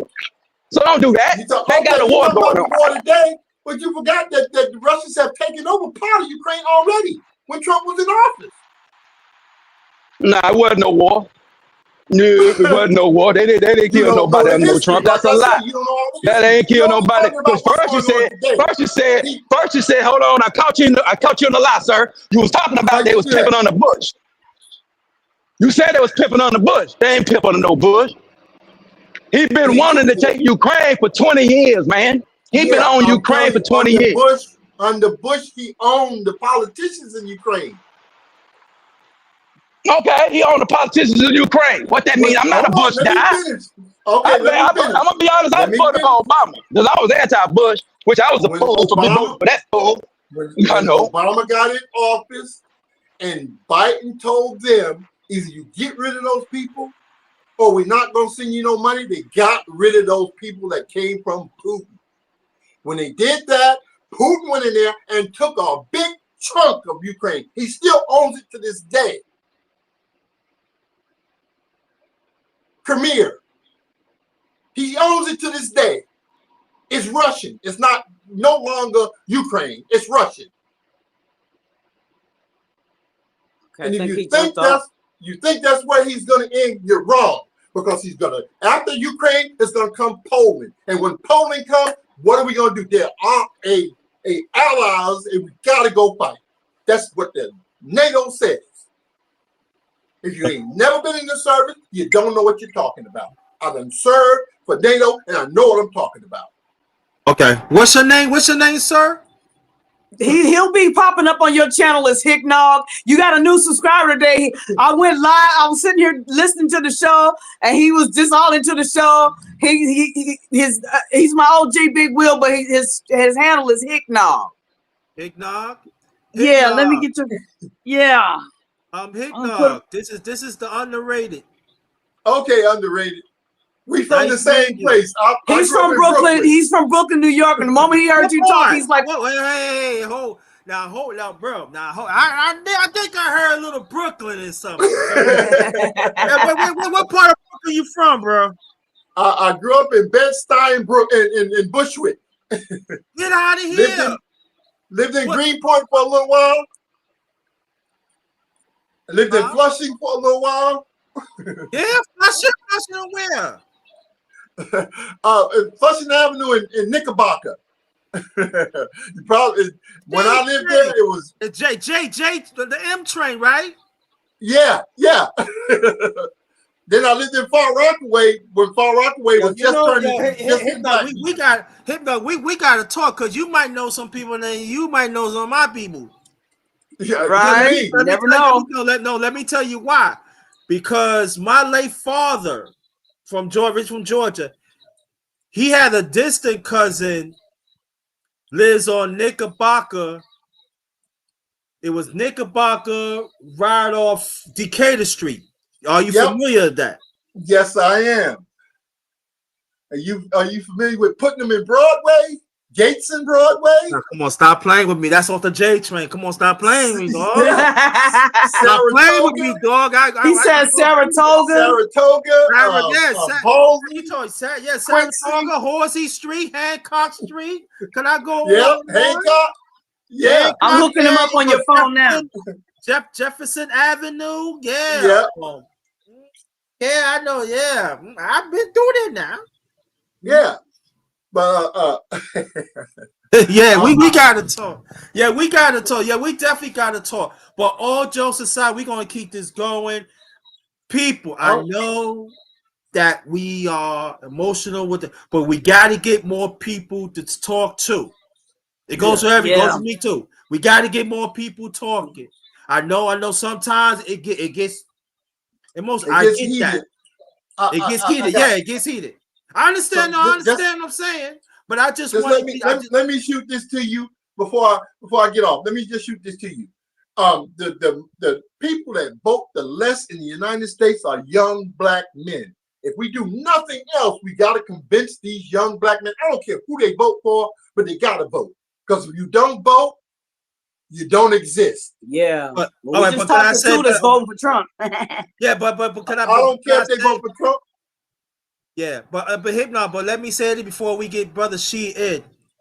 Okay. As me being 58 years old, you know you 70 because you OG. See, I'm OG. You OG. Okay? But what we have to do, talk to these young ones, right? Well, we gotta tell them that they do count. Yeah, but we gotta tell them they do count. And then whatever what they think about or whatever they say, it does count. See, I'm not saying you, Hypno. You know what I'm coming from when I'm getting ready to say. I could say that I'm in your age group. Just 12 years, I'm in the age group. So I could say that. I could really say this. Sometimes when we get up in age, we still want to be in the glory road instead of take a step back and help the young brothers to understand that we here. See, I would say for me, I take a step back. I just want to aid. I just want to help. I just want to counsel. That's me. I don't need to be on the front of the stage. I know. I passed. But see, the thing about this, that's why I want you to come to my man shows too, because I talk about this too. We had to engage with them. We have to let them know, listen, this ain't no BS. You hear what I'm saying? We gotta give them something like, you do care, or you gonna be there, because a lot of us had left them away. You hear what I'm saying? A lot of us, we left them away. I'm not saying you. We left them away. So we got to ask them to defend themselves. Then when they come a certain way, we get mad. See, I'm saying, like, I could say it's because as me being an uncle, right? Yeah. In real life, also being an uncle on here on social media, they tell me that Uncle Underrated, man, you the only reach out to me. I don't have people reach out to me. They don't talk to me. They don't say, yo, you know what it was? You know, it was one person last year. To Uncle Underrated. I said, why you call me Uncle? No, you Uncle because you always reach out to me. And he broke down in tears. He was 36 years old. Nobody ain't trying to hear me, Uncle Ruddy. You the only one to hear me. So you gotta understand, I gotta fight for you. And you know what happened. Like, I'm looking, I had to turn off the camera. I was in tears. Because I never really had nobody told me that. Because see, that's who I am. Yeah. We gotta reach for these young people. We gotta let them know, listen, you do count. We gotta ride down for them. But if they don't get that, they gonna be stagnant. And you can't force them for that. I hear you. And I have a small group of young black men that I talk to, and they call me Unc, just like they calling you Unc, and I'm 10 years older than you, 12 years older than you. And you got 12, right? You can say 12, right? I'm gonna say he's 70, so you older than that. More than that. I'm 70 years old, and I have this to say: the people of my generation died so you can vote.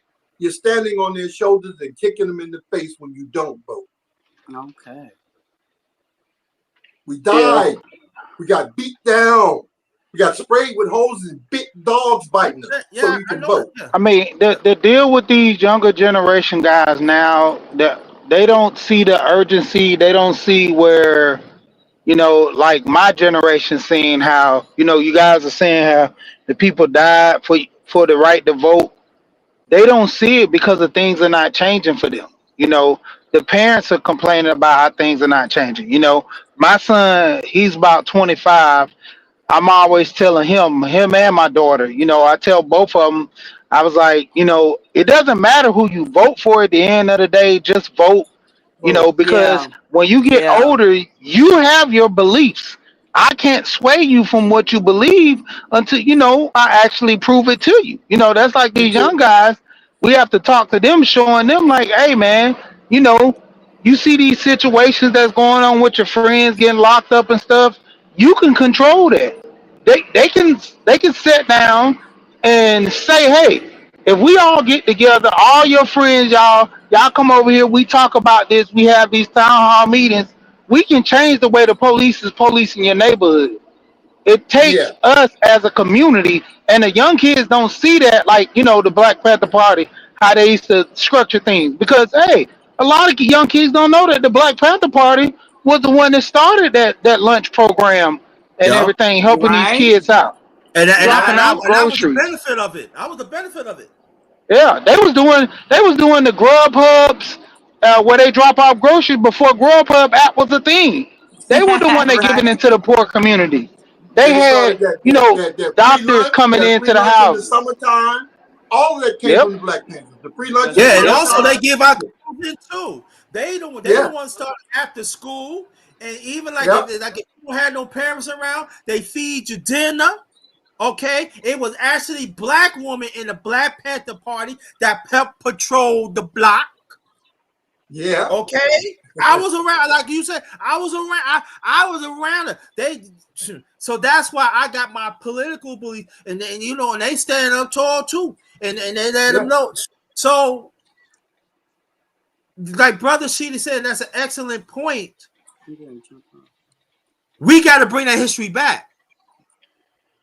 We Yeah. got to Yeah. make it And stand, public to I'll them say it again. again. We got Don't to stand do on our that. shoulders. If you're gonna stand on my shoulders, then come forward. Because I got to say this here. The last thing I'm gonna say is that young black women, they're out there. Young black women, they're in Congress. There's women of color are the ones that's pushing the narrative these days. Where are the young black men? I have been saying this for the last 10 years. Where are young black men? There's two. There's two young black men that I can say that's out there doing it today. Just two. Out of all these Let young me people say that's this. in Congress and in politics, just two that I know about. Let me say And they this. tried to run them off. They ran them off, and then they got voted back in again. Two.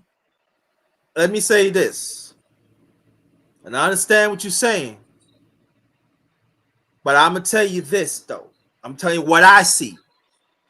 There's a whole lot of young black brothers out there are fighting, but you know what happened? Nobody's not talking to them. Nobody's not getting notoriety. I see it myself in Virginia when I go to New York or go different places. I see it. You know what they told me? They said we not out here. We out here protecting women. We out here doing certain things. But see, it's got to be up to us to let them know that they out there. Because see, I understand what you're saying, brother. But understand what I'm saying is this. They are brothers is out there. Because I used to think, oh, ain't nobody. They are out here. But what we need to, we don't need to listen. They are out here. They fighting. Yes. But they need to be respected. So so me and you, we have to understand how this system is. We gotta understand. All right, the system don't want to. We gotta understand. They don't want you to know. But we gotta, they out here. They out here fighting because see, I do social media. I do my walk-ins around where I live at, and then I'm out of town. They are out here. They are out here. They out here ready to bust some heads and all that. They ready to do that, but they need our direction. But they are out here. But but again, out of caution, again, we got to start knocking them because they are out here. Yeah. But the Yeah. media is Yeah. not. The media is not going to let. They're not going to let us know. I'm not saying that you're wrong, but we got to be real careful. We got to be Yeah. real careful because they out here. Hey, All, They are un, out un, here. all I'm underrated. saying, Go ahead, go ahead, go ahead, all I'm Brucey. saying, all I'm saying is, um, um, you could man up, gun up, and get ready to fight and whatnot. But that's just a gun. A vote is a cannon, and if you vote in blocks, it's an artillery company. Okay. What we lost, and from the old days is churches. Black men and black women, young black women, don't go to church anymore, so you can't organize them at church. We got to find a different way to organize them on their territory, on their terms. Well, the black church is going anyway. The black, the pimp, That's what I'm saying. You got the listen, you got the pimps messing around with the young girls, and you got pimps messing around with the boys. Amen. Amen. Amen. Amen. Okay, Amen. so I understand about the black churches. See, I talked about the black churches years ago. I think I have to bring up the black churches because and I'm gonna say one thing, and I know the women gonna get mad at this. You're saying that you believe in God and y'all lesbians and everything, but you want to play between the legs too. So y'all not out of this either. Okay, well, hold on. I'm straight. Hold on. I gotta say, we want you to stay straight. No, because every time I bring this up, there are some black people that hold up. I'm not saying you. They say hold up. Was you? No. If you gonna say that about the black people, you are absolutely right. It be these women, be lesbians, be saying they pastors, but they twiggle the tongue with the two. So we got throw them in there. Listen, I got that again. I come from this cloth. I come from the cloth. Man, hold man accountable. Women hold women accountable. Man hold women accountable. Women hold man accountable. I'm from that cloth, and I'm not breaking that cloth. So black women, if you say that you the birth of that too. Now Angie says she's straight. So I'm saying like this though. You don't have no right to be saying that, but you're doing ungodly stuff.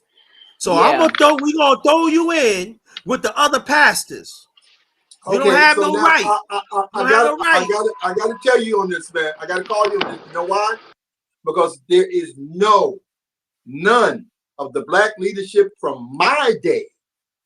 That's Martin Luther King, Farrakhan, Malcolm X, all of them cheated on their wife. Farrakhan, not Farrakhan, Elijah Muhammad had 13-year-old girls with babies. More than one. Yeah, and Malcolm X got thrown out for that, right? No, that's not why Malcolm X got thrown out and shot and killed, because he told. Listen, I know what you're saying, but I gotta talk in codes because I'm on social media. This is sense. I gotta talk codes. We know. Okay, sorry about that. Sorry about that. No. He's right. He's right. We dealing with sensitive. I want him to get his point across. So I come back with we know. I want to encourage him to talk to you on his account instead of mine. How do I get him to do that? I got him logged in. He's Wilbur Faces. He's Wilbur Faces. It's in there. Come on.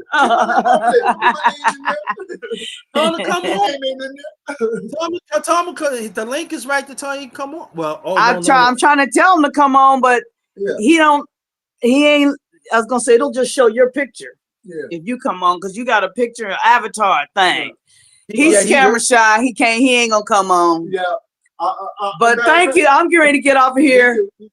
Oh, you got one last thing to say? Yeah, that was it. But he wanted to say thank you for having us both, first of all, on the show. And thank you for having the forum to talk about the presidential debate, because we wouldn't have been talking about it nowhere else. Nobody else is talking about it. So thank you for having us today. There's people. Let me say this: there people did talk about the presidential debate, but my thing is, I just want to make it. I want the conversations to be bigger than that. Yeah. I don't want it to be stagnant. Talk about everybody else. Come on, I understand, and I'm glad that it come out that way. So us as a humanity. I know you want about humanity. All right, y'all sensitive ones. I did say humanity, okay? So get off my back. But I'm talking about our people. When when you talk we have about to humanity, understand. We have to understand that, especially the black man and black woman, I'm talking on a larger scale. We're gonna need each other more than ever, young and old. And I'm willing to spare the conversation. Just respect what I'm doing. That's all I'm doing. That's all I'm trying to do. Because there's a lot of evil vessels out there that do not want us to be together. And we have to understand that. And they come from every level. All I'm just trying to do, we could agree or disagree, but we have to understand the devil come all shapes and forms, people. Yeah. And we better understand that. And some of us as a people, we fail to understand that, oh, I'm this. Oh, yeah, I got this and got that. Well, you keep on acting that way. And then all of a sudden you get snapped out. And then you want to come home to the righteousness. No, righteousness, we don't want you no more. Yeah. We don't want you no more. Because Any last words? Yeah, because you want to the devil. Go ahead. My last word on this is this. That all I know is this. I paid you pay $15 for a hamburger at McDonald's. And everybody's complaining about what you pay for a hamburger at McDonald's. But for the first time since McDonald's came into existence, a McDonald's worker or a fast food worker has been able to pay their rent with one check. Yeah. Yeah, they all got a I'll raise. pay the $15 for a hamburger so that other people can live a decent life. And that's black, white, green, whatever you are. Everybody. We can't even get that in Virginia. Virginia's still minimum wage. Yeah. You know where else? Any place in the South, any place that's red, where you gotta vote. You don't want don't get him started talking about voting. if you don't know, now you know. Any place that there's a red state, the minimum wage is down to $7 an hour. Ooh. I live in Oregon, and the minimum wage here is $16.95 an hour. Washington is $17 an hour. California is $19 an hour. Any place that there's a blue state. I'm sorry. What is it in New York? I don't know what it is in New York. What's the minimum wage in New York? Certain parts of New York is not that. Even certain parts of Virginia, it's not even $7. Yeah, I know. Okay, well, I'm gonna jump off, fellas. I wanted to introduce you two to each other. You got a new subscriber. Angie, do me a favor. Go through my channel. I still want to do that chopper with you. We'll talk about that in email. Got it. Got you. All right, bye-bye. It's been real. Thank y'all. Thank y'all so much. Very much appreciated. Thank you for having us. Bye-bye. Anytime. Bye-bye. All right. All right. Hey, what's going on, brother? Going on? Yeah, busy here chilling. I was gonna get my little thoughts on it. From all here, he did better than everybody expected, but you can play the. You chopping up bad, bro. You chopping it up real bad. Oh, let me see.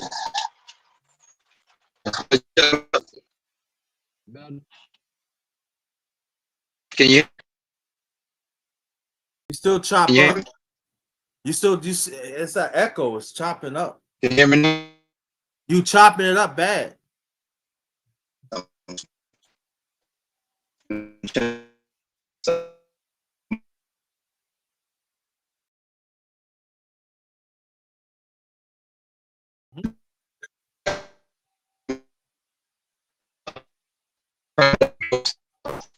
Still can't hear you. Chopping it up bad. Can't hardly hear you.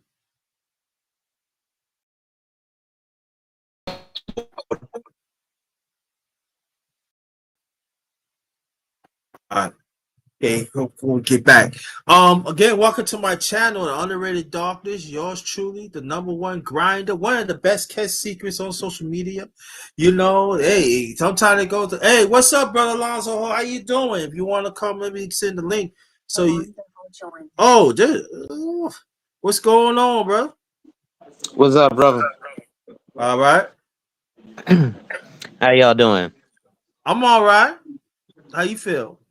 I'm feeling well, feeling well. I'm gonna be brief. I'm at my grandmother's right now, so I snuck into her room real quick because I saw Jan. I said, That's "All the, right, let that's, me." that's the one living not Connecticut, right? Yeah, everybody's here Okay, in okay, Connecticut. Yeah, okay. That's my wife's grandmother passed a few years back. oh, I remember. Okay, I remember. Sorry. Right. Okay, So I see about the aftermath of the debate. From what I hear, apparently Kamala Harris won the debate, but my issue is this for the general public. One of the things, so on my TikTok, I just posted a video of Rizza Islam saying the exact same thing I was saying, which is this SHIT don't matter until we put dollars behind it, right? These politicians, I don't care who it is, Trump, Harris, Cornel West, or Mickey Mouse. Until we put dollars behind our campaign, they ain't gonna do nothing. Um, I personally didn't bother to watch the debate. I feel a certain type of way about it, and the way that I feel about it is this. And folks ain't gonna like this, but the debate is meaningless. And the reason the debate is meaningless is because that is not an indicator of what they're gonna do to run our country, right? What they're gonna do to run our country is come and sit down and write laws. I don't care how good you can argue against your quote unquote opponent. If this was the debate club and they were debating a specific topic, okay. But they're not even actually debating. They really just get up there and Donald Trump likes to diddle kids and Kamala Harris eats pork and her collard greens. You know what I mean? It's just a mudslinging session. Again, this is in my humble opinion. You know what I mean? Somebody might feel different, but the reality is all it is a dog and pony show, and it distracts us from the real thing, which is what laws or policies are you coming with? Right? Now, I'm a registered independent. I may have been leaning more towards Trump, but I finally got wind of one of the proposals that Harris came with, and I am by no means a Democrat and no means a Harris supporter. However, being a registered independent, I go for whoever is going to do what aligns closely with what I got going on. And right now, she is talking about increasing money for small businesses from 5,000 to 50,000 and removing a lot of the red tape. I like that. Right? Just like when it came to Obama and Mitt Romney was talking about privatizing Social Security. I ready. work in financial services. That meant that people would have had to come to me for retirement accounts. I like that. Other than that, I don't care what they got going on in their personal life. As long as, they ain't doing nothing extremely heinous, but as long as whatever they propose fits me and mine and make sure that I can keep dollars in my pocket and, as Americans, we love our $7 lattes and 7 Series BMWs. So we do have to go to war with other countries and hurt other people in order for us to keep that economy going. And until we as a people, especially in the black community, understand that our dollars do the talking, not our marching, not our Alpha Kappa Alpha, aka whoever, our dollars do the talking. And at the end of the day, the person who is just like at your job, everybody got a job in America, right? If somebody who is a customer comes and says this, that, and the third, but they're not a paying customer, you're not paying that person no attention.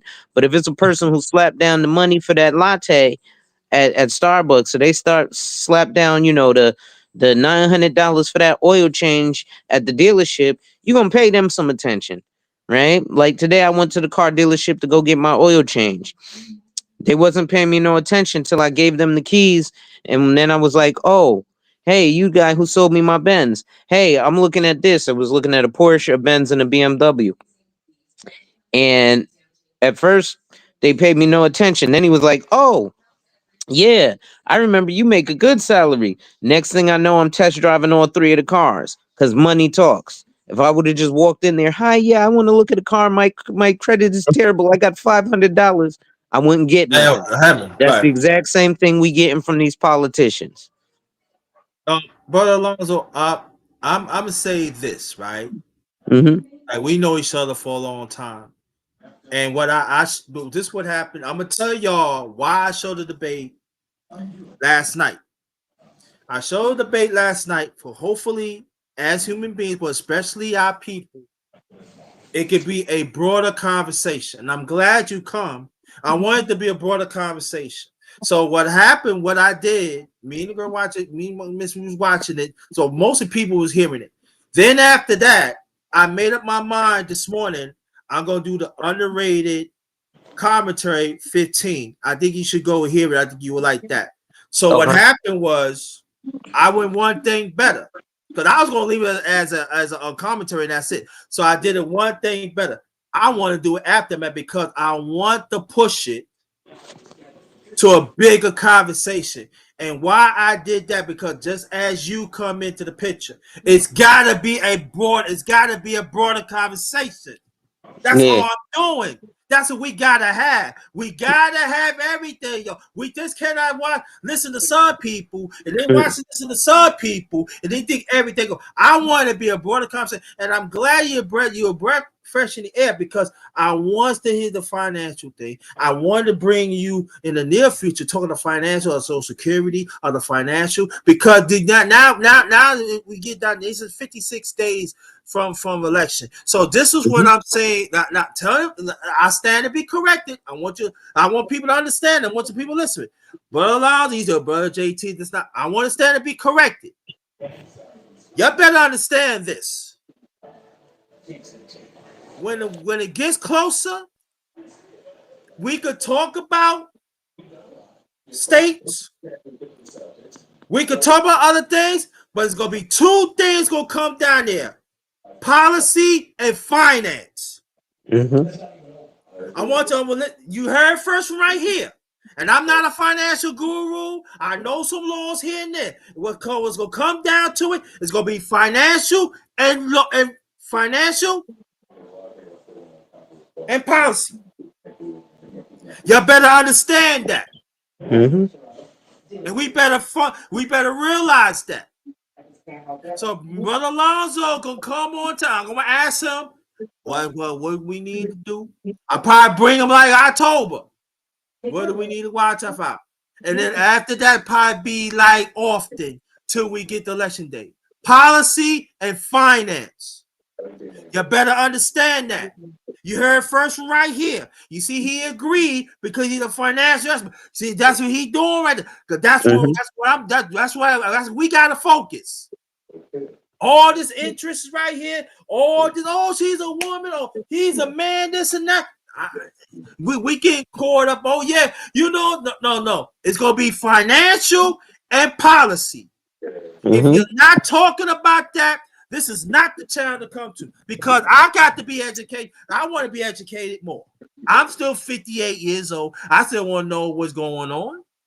I want to know what it is so I can implement what I need to do from my channel to help other brother Lonzo. You will be part of it too because see, this is the thing that we have to understand. We got caught up when Obama came, the first black. What happened? Was it how nobody wasn't talking about financial and policy? Am I correct? Correct. Not Holly. I got caught up the first time Obama ran. I was like, me too. But you know what I'm saying is this. Yeah, it's historic, it's great and everything. But I got older now. But yeah, I see things what it is right now. Me and brother right here, we're not talking inside of space. We be talking on the phone sometimes. So same thing when I'm talking the same thing now. That's what I keep on saying. The black man and the black woman, we gotta find our way to stick together. But I understand it's gotta be financial and policy. Yeah, we gotta understand that. Let's get this out there. First men. All this emotion and all this is gonna break us up. Yeah, we don't need that emotion. Division. I'll tell you one more thing. So you just mentioned something that there is a serious division, and it's ageism, right? So people in my generation are stuck, right? I'll say between 35 and 45. Uh-huh.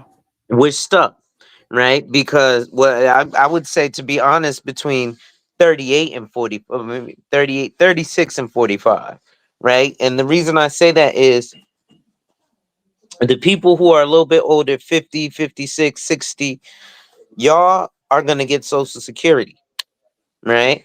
Even though, as far as policy, it says Social Security is set to run out by 2035.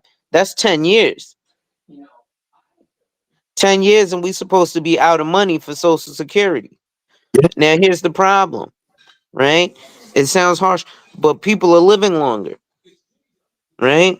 So people are coming down on the system a lot longer, right? Now, when you have people my age, well, listen, I love you, but I'm tired of you taking my money. I got to go to work every day for you to eat. I don't, it gets old, and then the younger generations are even harsher. They're like, listen, I'm not trying to pay these taxes for these people to have their, medicine or whatever. They don't understand that eventually they're going to get to that age where they're going to need it.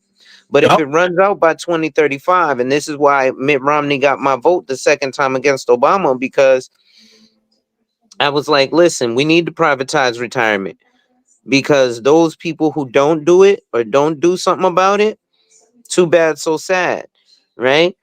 The insurance companies have gotten rid of the pension. Why? They got everybody jumping into the 401k. Why? Because it takes the financial risk and the investment risk off of them, and it lays it all on you, the consumer. So these big companies, these big politicians, they don't want you to know that. They want you to, oh yeah, I'm good. I got my 401k. Save up $1 million in your 401k. Right now, we're in the lowest tax bracket we've been ever. When Ronald Reagan, before he ran for president, he would make $200,000 and stop working. Why? Because anything over $200,000, they taxed at 97%. So you only got 3 cents of every dollar that you made. Right? Well, I don't know about you, JT, but you understand this because you got a couple years on me. In the last 40 years, has the tax rate gone up or down on income tax? It's going up, right? So what do people think it's going to do in the next 40 years? Go down? We got trillions of, we got, what is it, 35 trillion or $350 trillion of deficit, right? Meaning we owe, Yeah. every man, woman in America owes the country of China at least $14,500. As a baby born right now, they're in debt to China $15,000. Another baby born right now, they owe China $15,000. Another baby born right now, they owe China $15,000. So where do we think we're gonna get this money from? Right? We sent billions of dollars over to Israel or Palestine or whatever. We sent billions of dollars over to Ukraine. Where are we getting this money from? And then as black folks, we say, well, they found money for this, but they ain't found money for reparations. No, they didn't, because we didn't put any money behind any politician to make them fight for us. Right? We can say, oh, that's my Q dog, that's my AKA sister. That don't matter. Like I said, it's about the money. When I went to there was a guy who was an independent here in New Haven, Connecticut. He was running for mayor of my town versus the Democrat. So he went on the Republican ticket, right? Because I was a registered voter and I was registered as an independent, he invited me to his $500 a plate dinner. When I showed up, how many people you think looked like me was there? You looking at them. But then Hey. when I go back to the neighborhood, and for example, my cousin had 2 businesses that unfortunately now are shut down. He wasn't there. So when you don't put money in their pockets, they don't tell you about the opportunities that are there. Let me tell you how cold it is, right? Because, like I said, we always come up here and we ask, oh, I need tangibles. I tell our folks, listen, if you're gonna ask for tangibles, you gotta ask for something specific. Because us asking for tangibles, no vote. Is like us going to a steakhouse, sitting down, the waiter comes to you, hi, can I take your order, sir? Yeah, I'd like some food. What do you want? I'd like something to eat. Well, yeah, but what do you want? Do you want steak? Do you want lobster? Do you want shrimp? Do you want chicken? Do you want salad? Yeah, just something to eat. All right, so I'm gonna just bring you a plate of fried roaches. It's something to eat. You could eat fried roaches. Well, why you give me this? What do I look like, an idiot? Well, you didn't tell me what you wanted, so you said you wanted something to eat. You got something to eat, You right? know, yeah, but you know, Brother Alonzo, you brought a good point about 11 years, 2035, right? I'm 58 years old. You know, 2035, how I would be, family? 69 years old. God's willing, I see. Mm-hmm. Now, I should have my senses then. That's why I hope I have my senses then and everything. It's like this. And I want people to understand that, again, that is scary. When we it seems like I'm gonna tell you, I'm gonna drop some on y'all. Cause see, I like I said, I don't know everything, but I know a little something. We be owning China. I said, you know what? Long as I remember, we've been owning China ever since in the 70s. Mm. Let it sink in a little bit. So for 50 years we've been on China. Over 50 years. Mm. Okay? Why do you think China could have all the important stuff? If you think about it, I want people to understand this. I remember my grandma used to buy knickknacks, you know what I'm saying, like this. I used to always look at about China. Mm. China. You go, Yep. you buy the antique. You go inside, you know, the old lamps. You go inside where the court at, China. Oh, Yeah. underrated, you lying. You know, I know exactly what I'm talking about. And this is when I was a little boy, China. So I started doing a little investigating myself. Again, I'm not trying to be a financial guru like Brother Alonzo, but I started putting two and two together. Yeah. No wonder China had their neighborhoods all around this country. Do you ever think about that? Mm-hmm. Because they got all their goods around the USA. But what about African Americans in this country? What do we have? So So you we got think the hood. about it, all the important goods that they have in this USA, they are the owners and we are the least. Mm. Underrated, you don't know what you're talking about. But Brother Alonzo know what I'm talking about. So you think about it, all for decades and decades, we've been leasing capital. But I've been saying this for years. But you know what they told Brother Alonzo? Underrated. You don't know what you're talking about. Okay. I know exactly what I'm talking about. Yeah. We leasing capital. What do you? I said, let me tell you. Philadelphia International Records, right? Mm-hmm. Gamble Hub. One of my favorite. I love them because they talk. Their music talks to me and stuff. Do you know part of their catalog is deal with the Chinese or Japanese?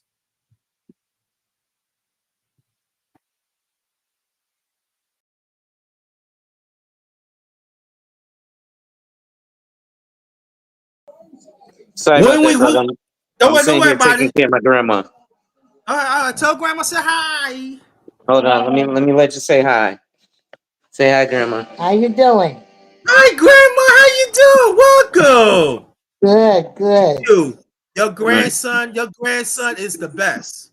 I know that. You're not telling me that. I already know. I want to tell you that. I got that. All right. All right, grandma. All Love you. right. I'll be Nice right back. meeting you. Nice meeting you. Yeah, but understand what I'm saying. That's why when I have Brother Alonzo and other people talk about finance, It's all about, we got to educate ourselves, but we got to understand the only way us as African Americans, we got to own. I'm not talking about own no chair. I ain't talking about own. I'm talking we got to own money. We got to own policy. We got to sit at the table to be decision makers. Yeah. And China has sat down for years and years, sit down sit at our table, be decision makers of our community, and that's why Yeah. we still lease capital.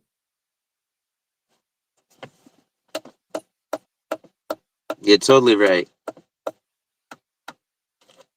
But see, there's people in the space, they don't want to have that conversation. Or they tell you don't know what you're talking about. They told me that. You know, which is crazy. It's crazy, man. Why people exporting goods to our community, right? And it looks like it's our stuff from for culture, but you see a truck had Chinese letters on it. So what? Tell me. So explain that to me, family. When you get on a China bus,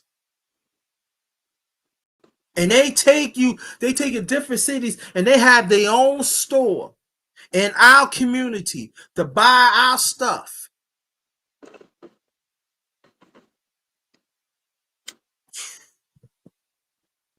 Look, I'll give you one better, JT.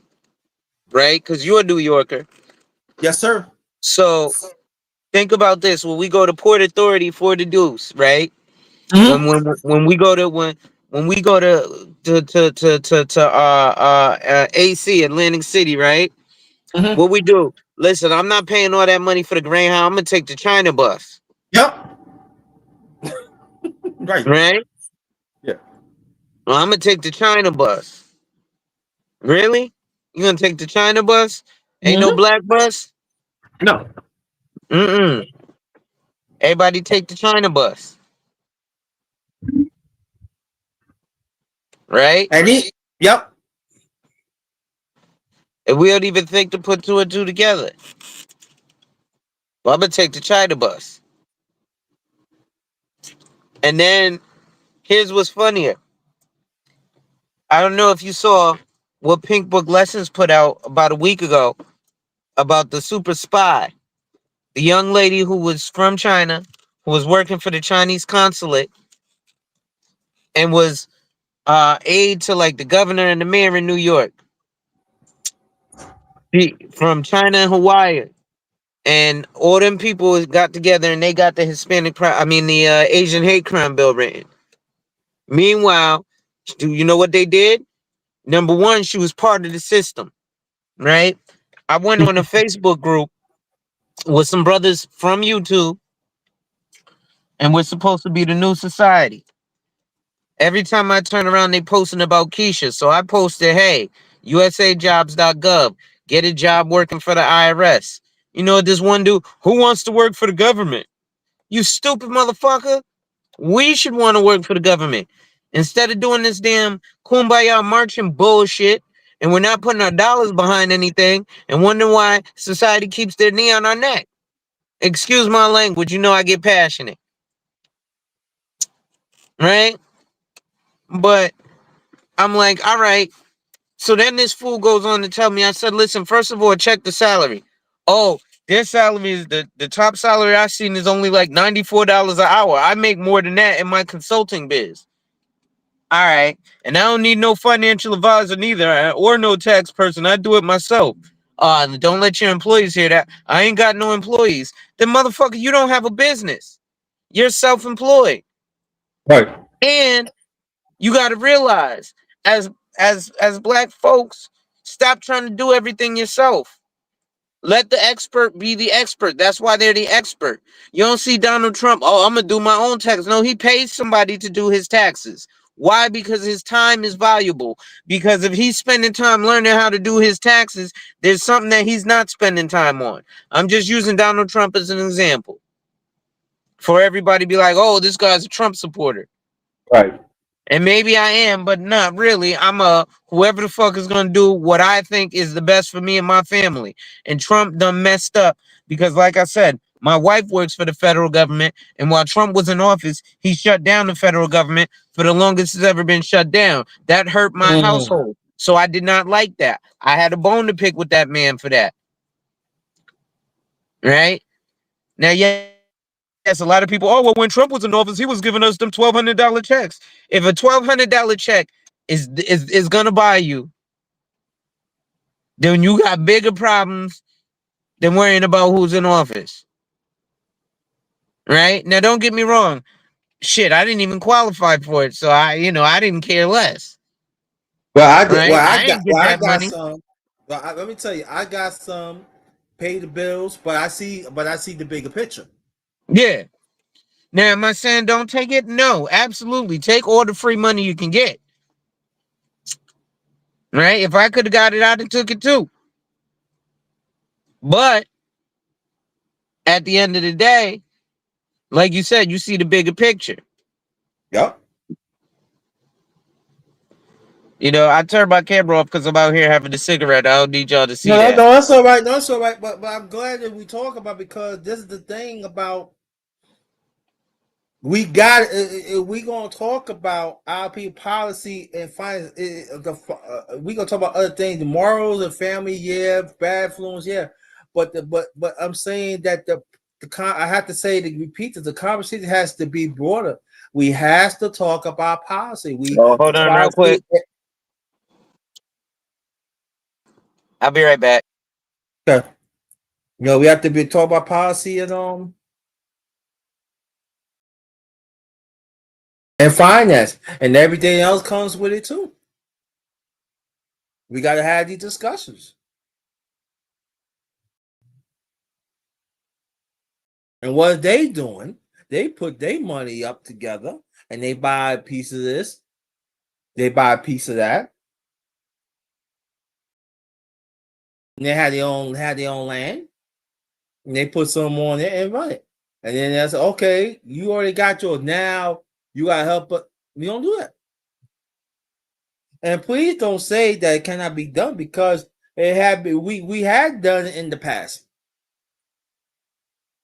Now, had racism had done us in somewhat, yes,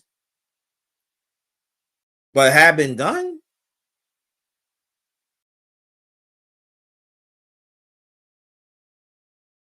The most famous one is Tulsa, Oklahoma, but there are other cities. There are other cities around the nation. There are us as black people that we run it. Hey, brother, I'll be back. I gotta run. Okay. So we gotta understand that. We gotta understand it. So welcome to my channel, The Underrated Darkness. Yours truly, the number one grinder. And we talking about the aftermath. Not that one. Okay, this one. The aftermath of 2024 presidential debate in Philadelphia. So I'm saying, let's continue this conversation.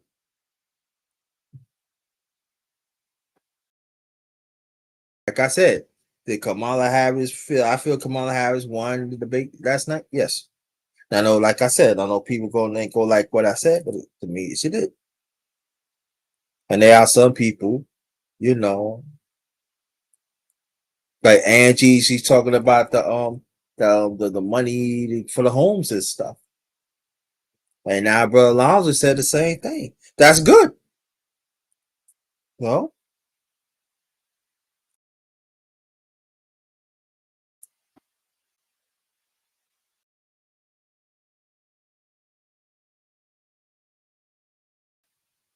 so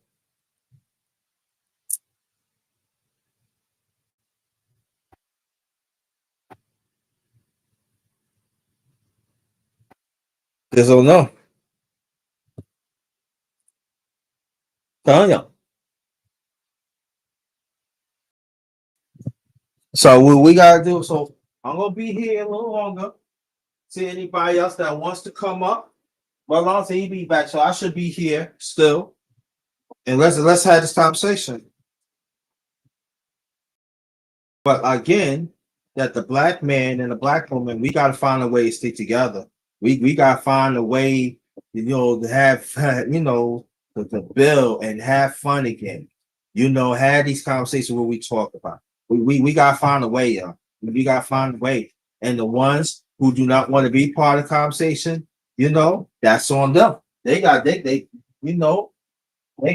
pay for it.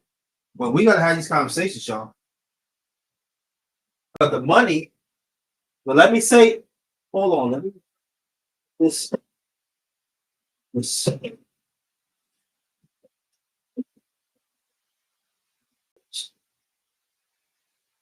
this.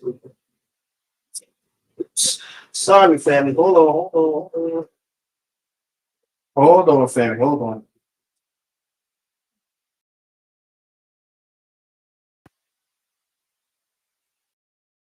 Hold on.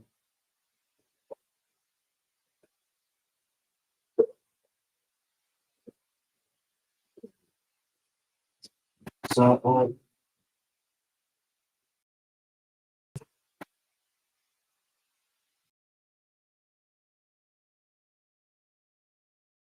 back. So, what I'm saying is this, family.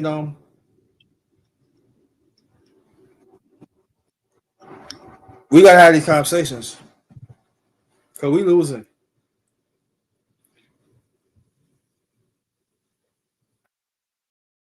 We don't have fun when we used to. We don't put money in our community what we used to.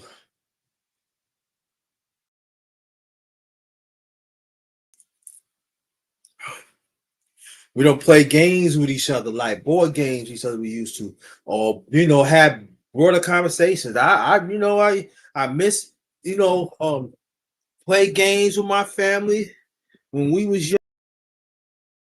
Sorry, because it wasn't about that game. It was about talking about our future, talking about our family, how about finance and stuff, how to raise a family and stuff. And I miss those conversations. So I always said when I was younger, wherever I'm at, I'm gonna make sure I'm gonna continue have these broader conversations. And I thank my late parents for that. I thank my late aunt and my uncle for that, my cousins, even my brothers, sisters. So sometimes we had serious conversations, life conversations. What kind of person you looking for? Man or woman? What your standards is. That could work with man or woman. You want to get a house, nice good job, nice house, or develop a business. Be part of PTA meetings while you have your kids, or have town meetings.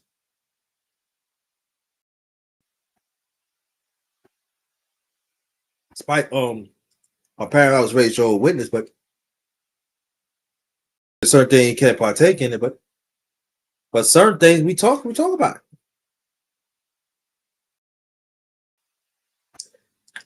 No, and we got to get back walking again. Like brother Big Duke, salute to you, Big Duke. We got to get back to being healthy again. But also being healthy again, we got to have these conversations.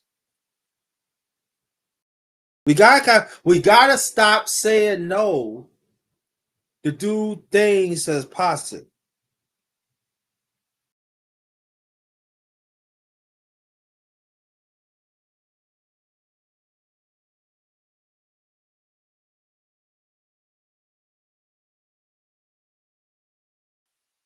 I know at times that my parents was tired, you know what I'm saying, and you finish our homework and stuff, and They said, let's go play a game. I said, we going to play a game. No, they won't play a game. Just going to talk.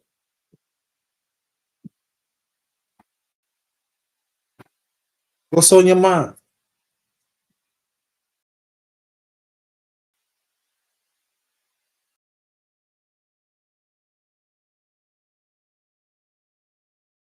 There's something about that word tradition. In these days, they don't buy it. But gotta start from somewhere. We gotta start from somewhere. No?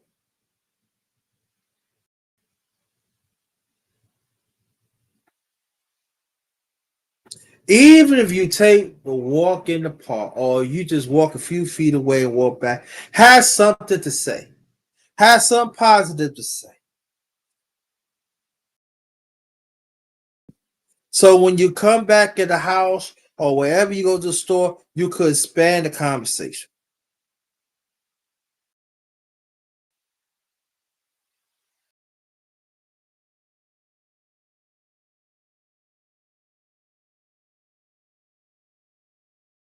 Now also miss it from the family too.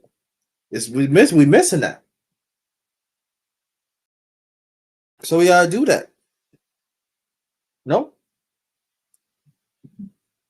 So what you heard earlier and stuff, got a little out of head a little bit, but it needs it.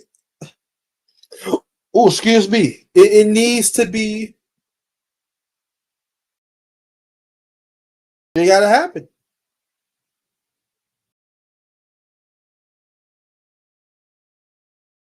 Let's take what was going on, the election debates, make it big.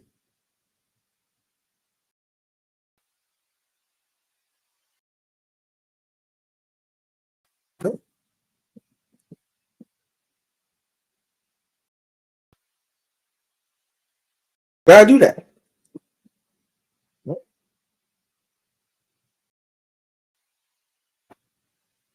Also, we gotta learn to put the phone down.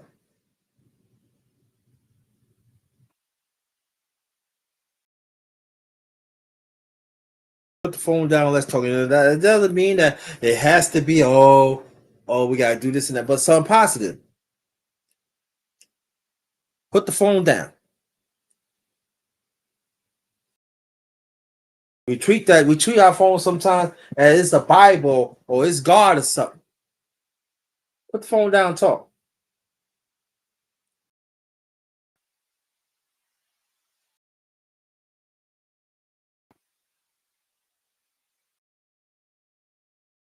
Your significant one needs to talk and everything, and you at the job and you leave. Hey, I gotta go.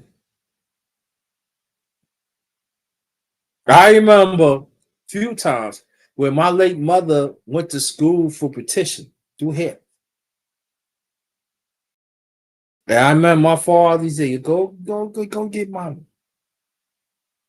Oh yeah, girl. I gotta go. I got to spend time with family. Good time with family. Yes, my family. I have a family. I haven't seen my kids. And I never forget, she come there and give me a kiss on her. Say, what's up for that? I'm happy to see you. Mom, I ain't see you. Like, you see me 2 hours ago, but for her. Where Lamar? That's my late youngest brother. He comes there, he Down syndrome, so happy and stuff like that. He's my man going. These two my favorite man going. These my kids. They'll take me downstairs.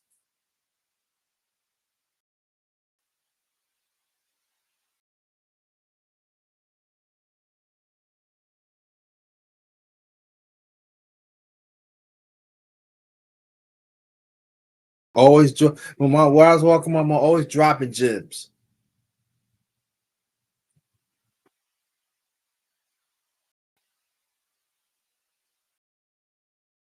And whatever times I felt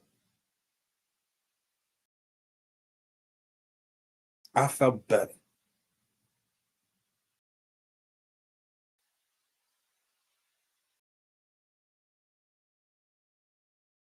Yeah, I'm talking about this. This is during the time. I mean, not my mom went to school. I'm sorry, I'm sure she's working. I'm sorry. I'm sorry. It was one time. It was one time that happened when she was school petition. But this is the what time I'm talking about. That's what she was like doing hair, and we went to she went to do some of my hair. And we went to pick up and everything, and that was during the time me and my father really start, getting close. Say get your mom. We can stay. No, no, no. Go and stay. Go get your mom. She would love to see you. I'm right here. We talking about some serious stuff, fun stuff. Talk about things in the world. How do you feel about that? Why so dirty?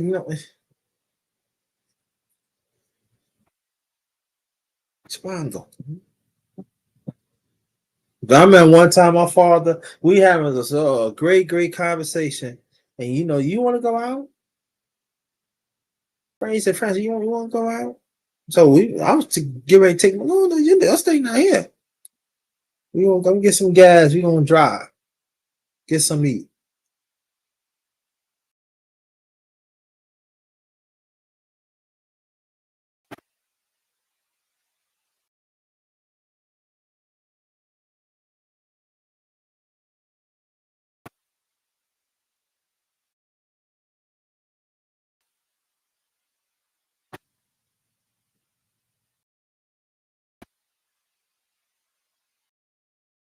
And I remember my father drove for another 3 hours. My late father, my late mother, and me, and my late youngest brother drove. Talk about a lot of stuff. Yeah, I want to be this, and I want to be that. Yes, yeah,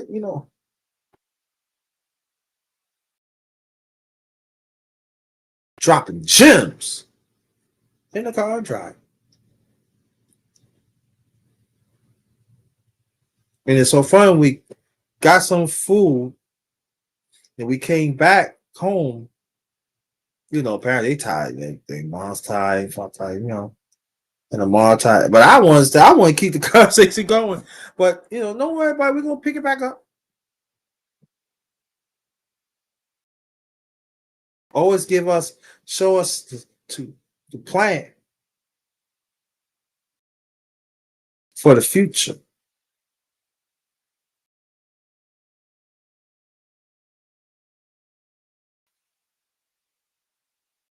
We need to get back to it. Even sometimes like it was a long some candidates and stuff. What do you think about it?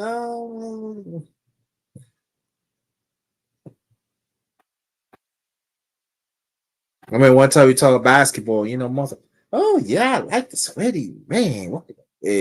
Oh, he did it on TV.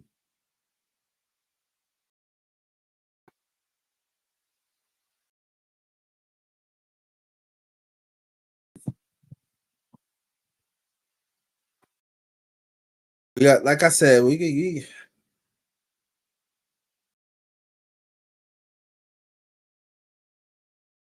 gotta start from somewhere, y'all. We gotta start from somewhere.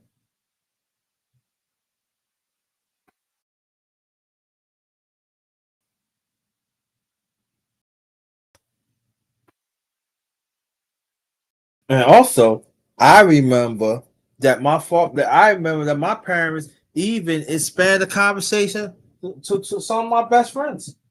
And even their parents.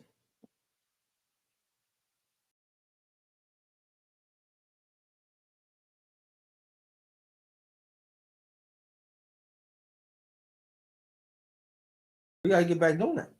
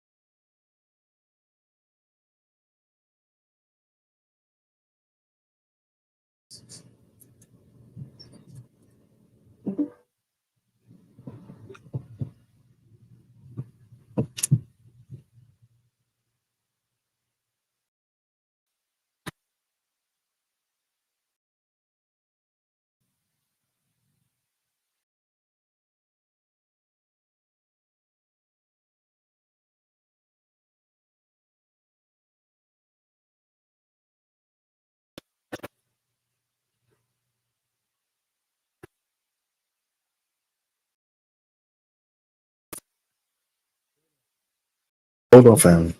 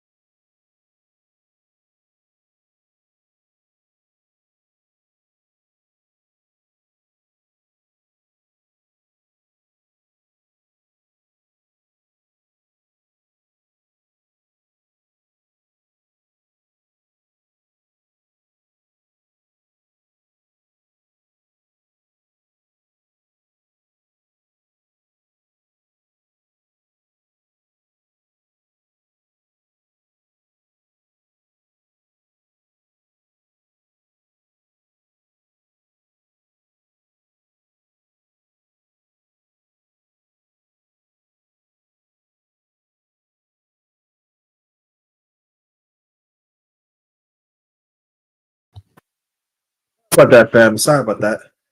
Sorry about that. I didn't mean to have you waiting like that. I'm sorry. Sorry about that. Sorry about that. Sorry about that.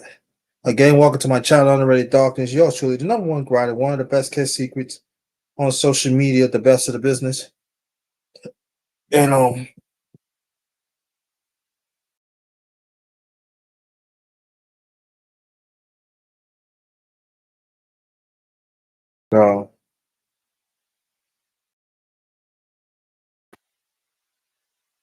so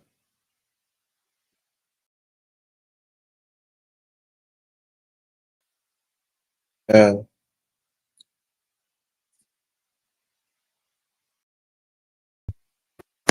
But just like I said, for the probably sound corny. It is. Maybe to some people. We got to get back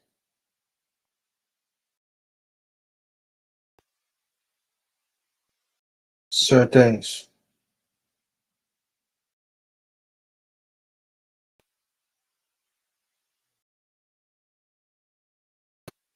So I'm gonna try to stay longer, as long as I can. If not, I'll be getting off soon. See probably on that wants to get on. Be greatly appreciated. Um, but yeah.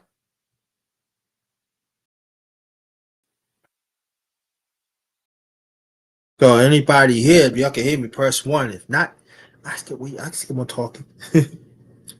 Keep on talking, family. Keep on talking. No.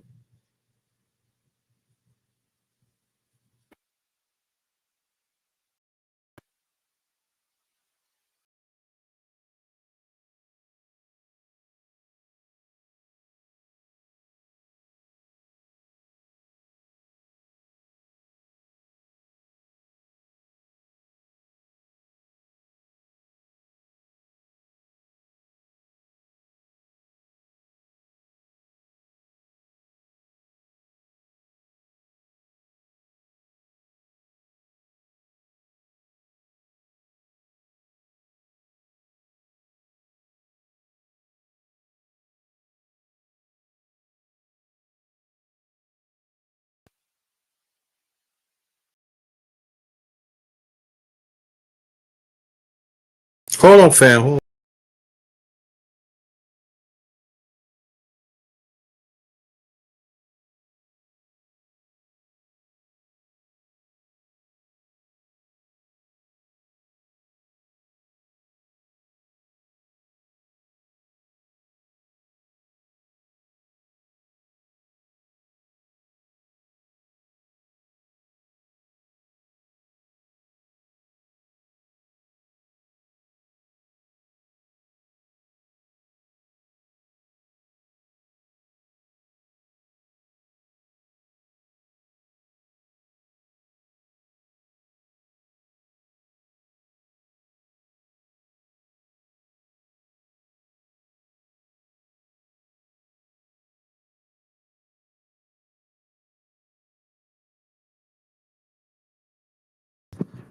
Yeah, I just touch base with somebody and everything, but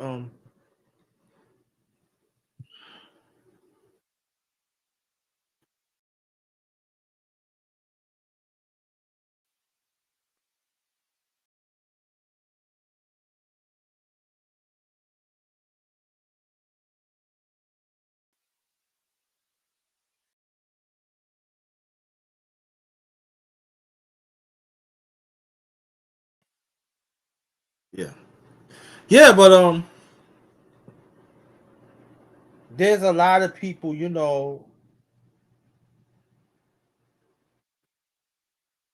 they talk about the debate. There's a lot of missed signals. I ain't gonna say no. Let me stop saying that. There people had different opinions about it. And those opinions is legit. What I hear so far. And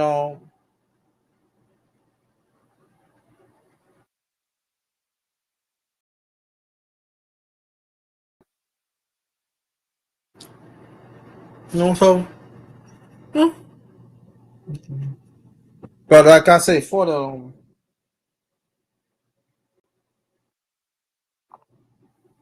they just want to talk about the election. Just want to keep on talking about election. Keep on talking about election, but you know, but there are some is not talk about just election too. So I cannot say that either. But majority of them was keep on talking about the election. And I'm just saying that let's have a broader conversation.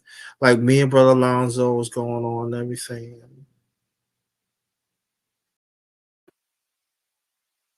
So,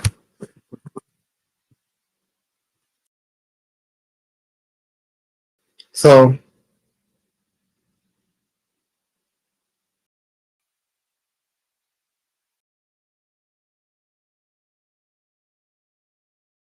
so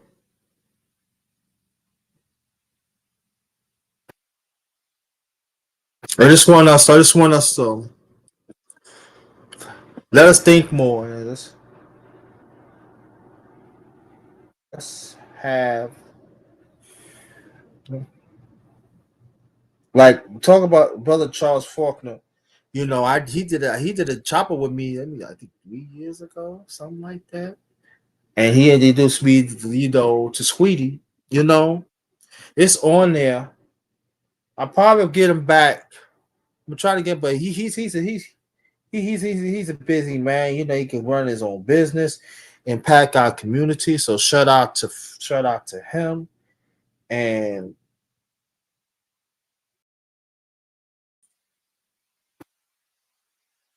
you know, and sometimes that us as men, sometimes we get in our feelings. And sometimes there are some people, some of them, you know, um, we don't like this person, this and that, and that's true. You might not like the person that they hang out with, but it should not take away to build with that brother, and vice versa. And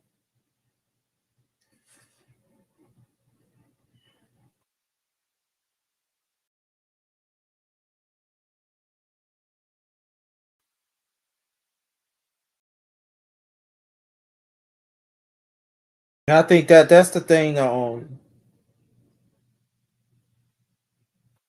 we have to understand sometimes. So,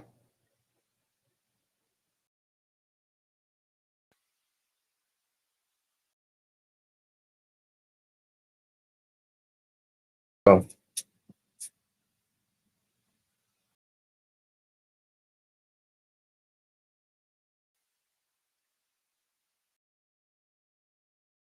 and it goes to women too. You know, like again, we dedicate I believe I said it earlier. We do dedicate this live to the late great Frankie Mays, the group Mays. He passed away, and also we're gonna dedicate 9/11. Um,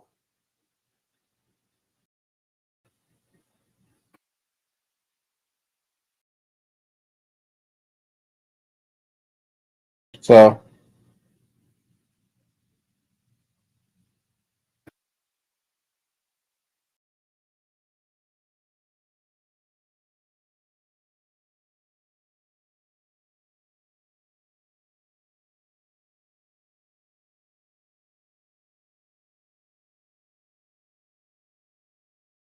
so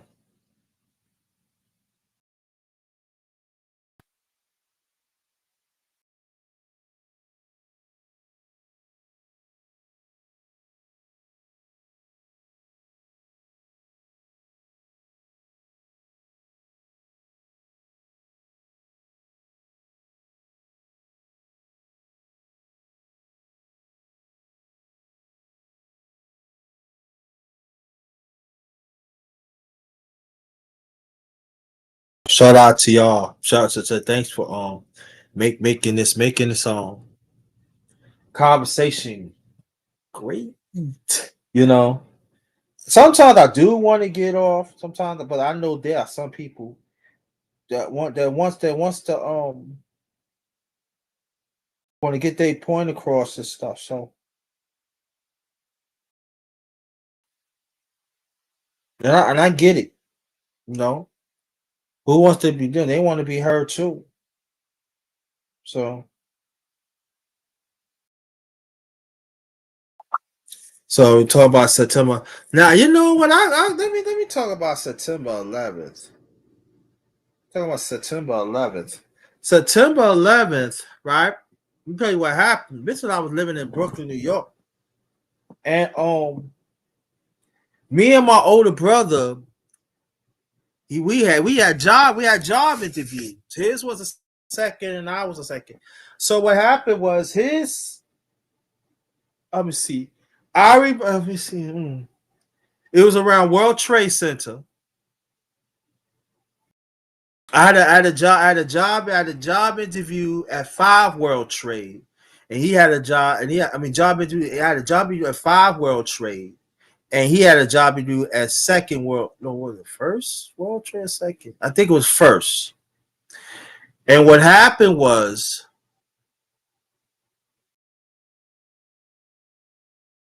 they called him up and say, you don't have to come in. You got the job. You can come in that next week and stuff. Well, if you want to, you can come. You know, later on we could do an orientation and stuff. So I was, yeah, I'll come for orientation. You know, our job and everything. And so he called me. And he said, "Yeah, man, you going?" I said, "Yeah, I got mom. I was getting ready. I was getting ready to go. Cause mom was like, I believe like 9:30. But I knew I was getting. It usually go the second interview, you get the job. So there, people let me know you gonna get the job. You know, so I was getting ready to. But my brother, he was going and he wanted to go in for early orientation. So he went early. So he told me, he called me up. He said, "Yo, bro." Matter of fact, he went. Matter of fact, he did went. He went earlier, and he told me, said, "Bro, whatever you do, you can't go." I said, "What do you mean?" I don't know. But one of the planes hit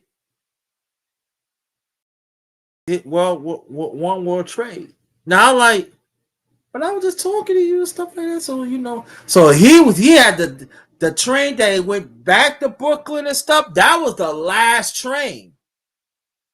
He got back there safely and stuff like that. So he called. So he said, so I called people. Oh, you can't come. Something happened and stuff. What do you mean the building passed? I'm like, oh. And so the first plane already hit. That was first world. So a few seconds later, we actually seen the second plane hit the second world trade. And I'm talking about it was crazy. And we see it fell down. So what happened was all the police, I'm talking about all the police. They went there, they went to World War Trade. You know, all the I'm talking about it was shout out to brother Clarence McLean. He did he talked about World 9/11. So shout out to brother Clarence McLean.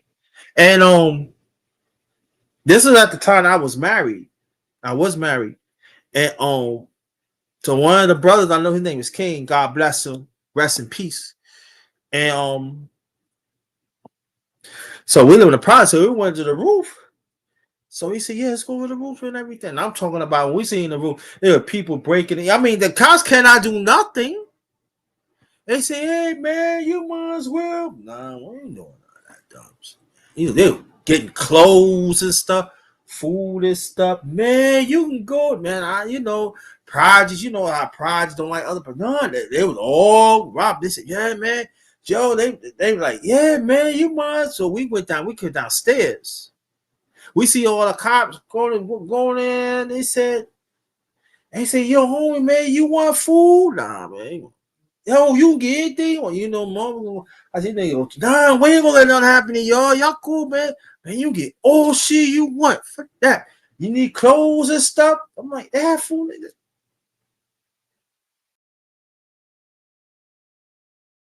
They ride a Chinese. I'm telling our people crazy. I'm like, yeah, I'm like. So you know the other stores had to lock up. And I'm telling them, they taking food. Hey, yo, you want some burgers? You want some of this and that? Some cops, they some of them try to stay, but they have to go. They have to go. They have to go to the city. And that man, they had a ball. I told them they had a ball. Now there are some later on had got caught. There are some got caught, but majority didn't get caught. And it was crazy.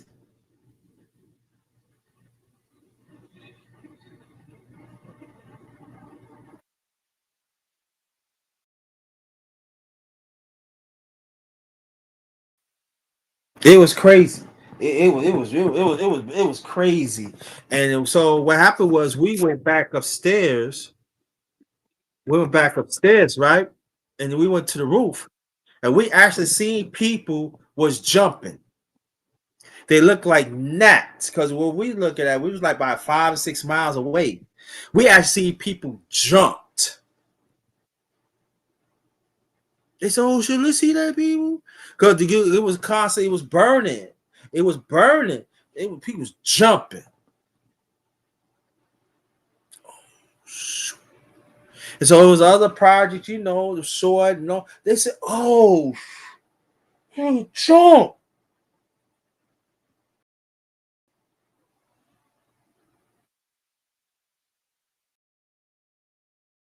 So it was this Arab guy. Yeah, he making sandwiches and sodas and stuff. We knew him, I knew him.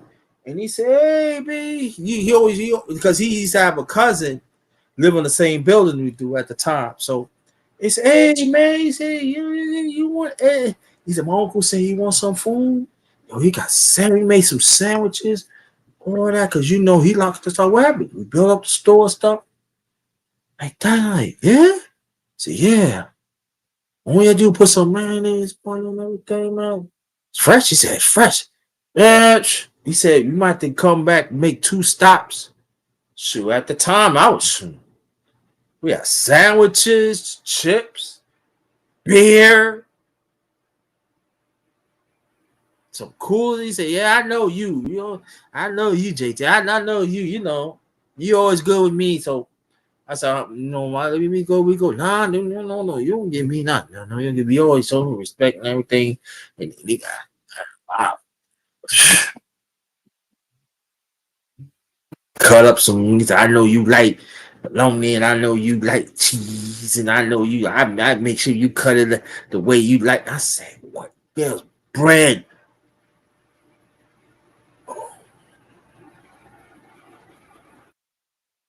What else he got? Robes.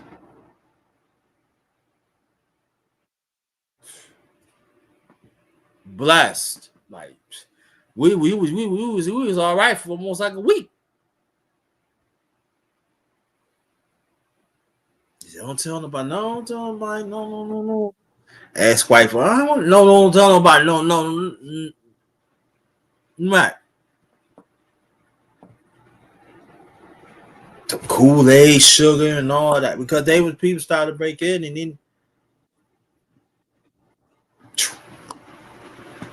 then he left the store last about maybe two years, and then he left. They moved. They went to the Bronx. They had 2 stores. They had one in Brooklyn, one in the Bronx. So they pulled that up, and then they made to the Bronx store bigger. So that was that. But that day, 9/11, never forget that. It was sad. It was real sad. Man. All the people, you know, they were all had that um powder around them. They end up dying, you know, that risk their life and stuff. And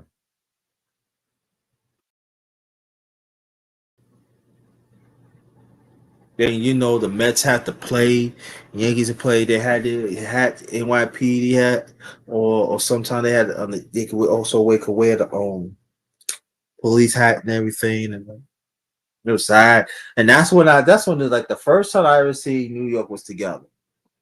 All colors was together.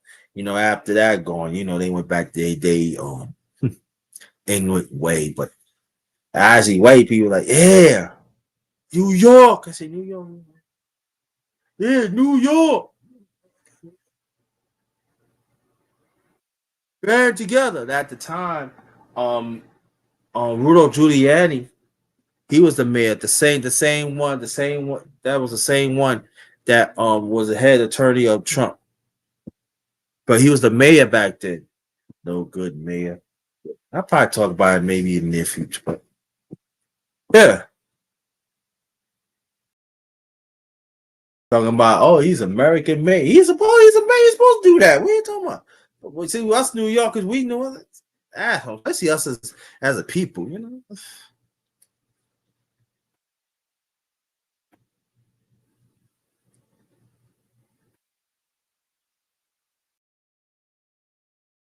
And also the plane crash in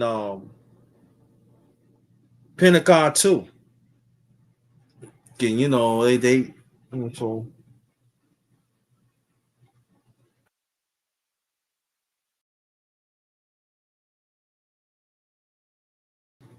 it was sad. That was just sad. It was sad. Where it was.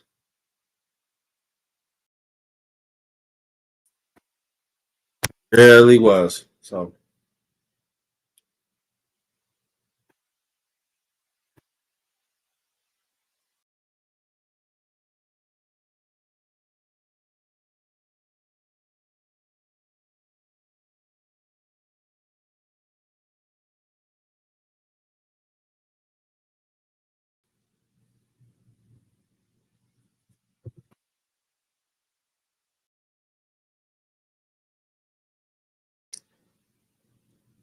yep.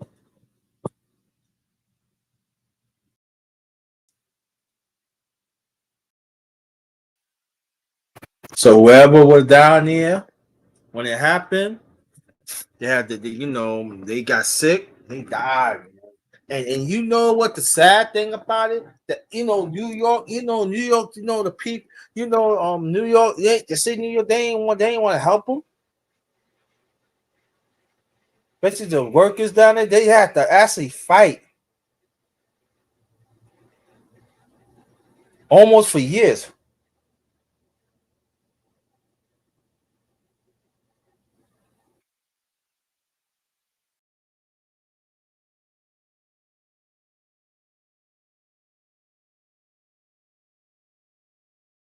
For years, yo. Y'all know they fight for years.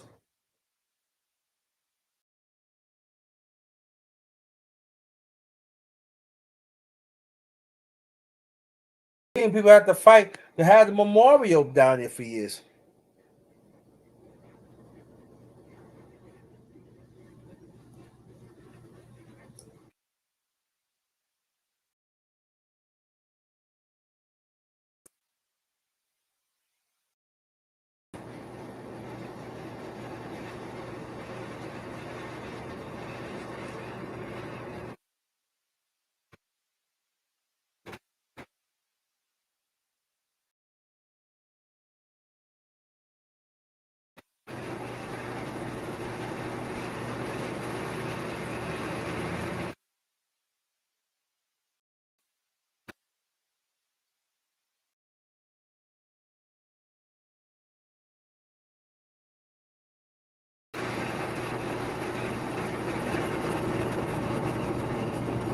No.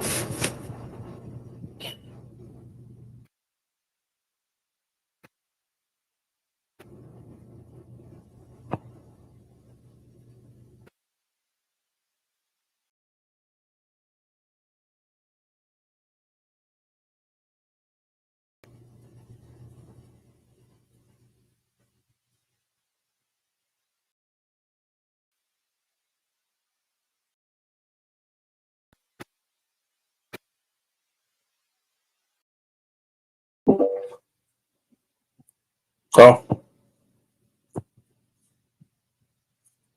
making a few, I'm going to end this. Nobody, nobody's not coming, but we'll stay. But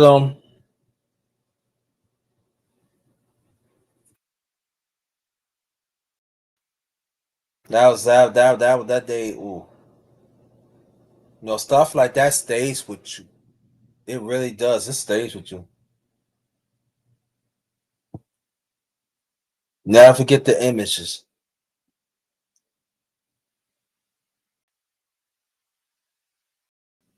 And my older brother, he was the last. He said, "Y'all, we was the last train coming." But when we was talking even before like 8 o'clock. Because the original plan was I was gonna meet my brother.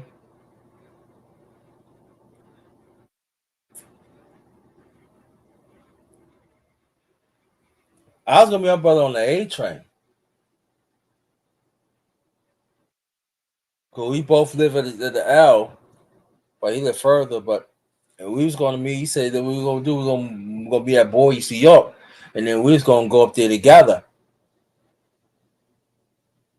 Only thing, like I said, he was going one world trade, and I was going to go to 5 world trade.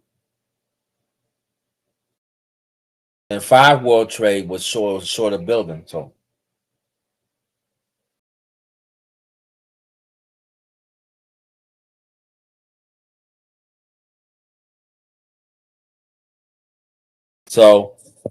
to understand what I'm saying, if 9/11 would never happen, we could have got hired the same day. Only different thing is I probably would have to wait like a little longer. Do orientation. Because they always say most likely you'll do orientation. So that's okay.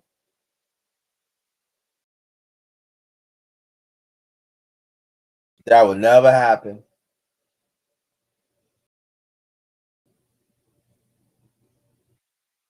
I forgot what my brother was getting ready to do, but I went for Inside Messenger. And they pay good money. So I was like really like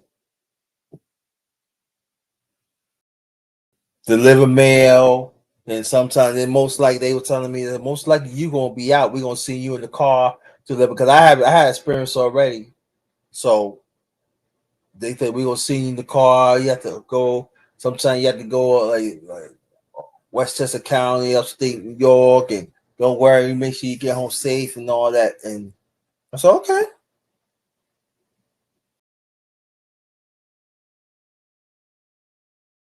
So basically, I had like they gave me like a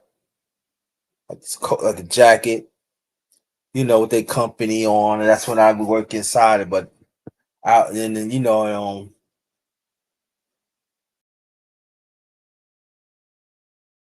and after they say, sometimes you gotta dress up, be casual, wears, tie, shirt, tie.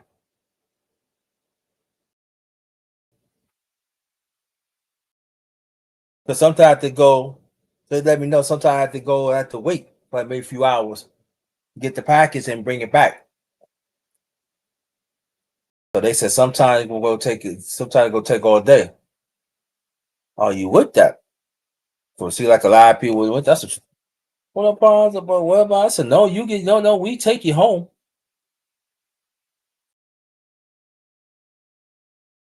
and it was a sweet job too because I'm saying 9/11 would never happen. I ain't had to take no train there. I ain't had to take no train back.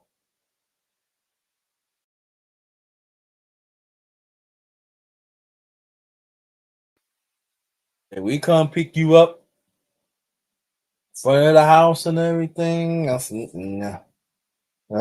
Uh-huh. That was sweet. That was sweet too. That was sweet too. And they said sometimes like they pick you up, something out of the package there. We just take you. We tell you to go straight to the place. I said, "Ooh, that was that 9/11 would never happen." Mm-mm-mm. But it happened. So, but shout out to Frankie Beverly, better known as Maze, 77.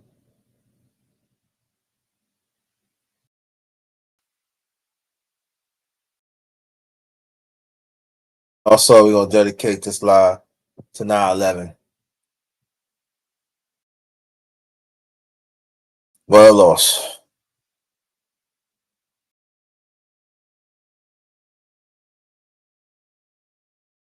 I'm gonna stay at least about 2 or 3 minutes.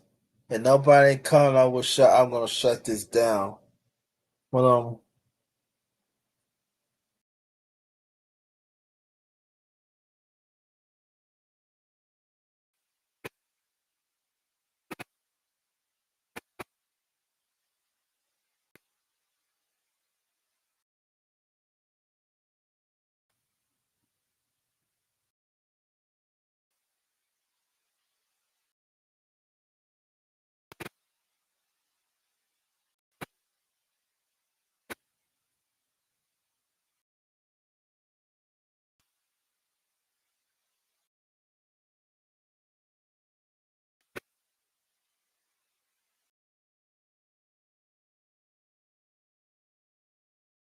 oh,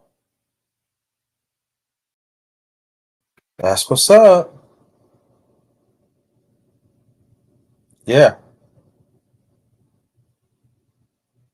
And I'm gonna tell you, even all that smoke was happening, it was really stretched out throughout New York State. It was actually people say it was stretching to Jersey.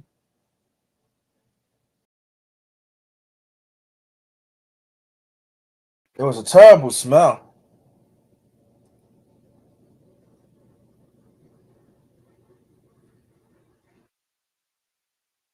It was a terrible smell.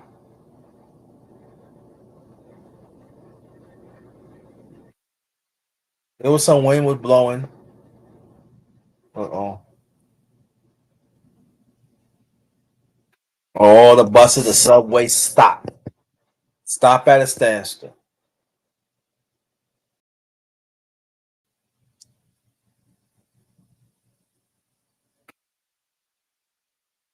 Because actually people have to walk home.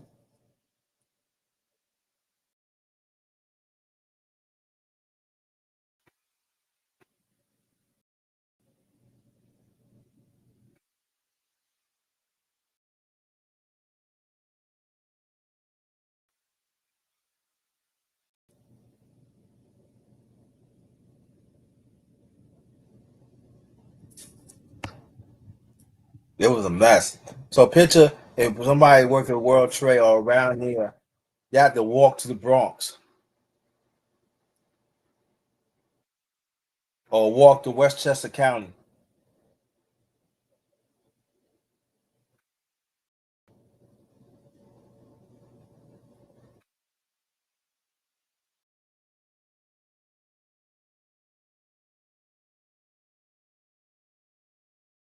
No?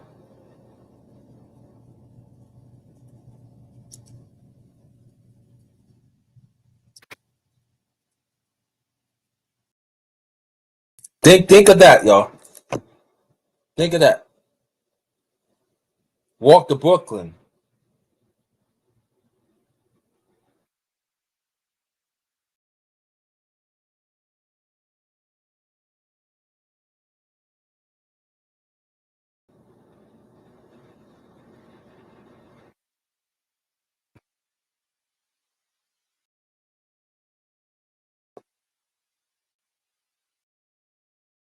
That was a hike.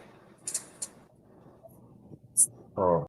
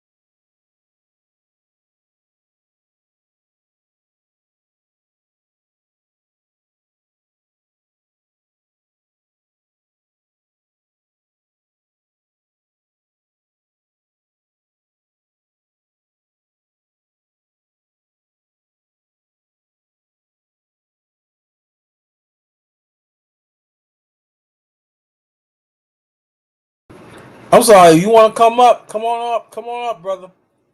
Yo, the link right there. You can come up. How you been?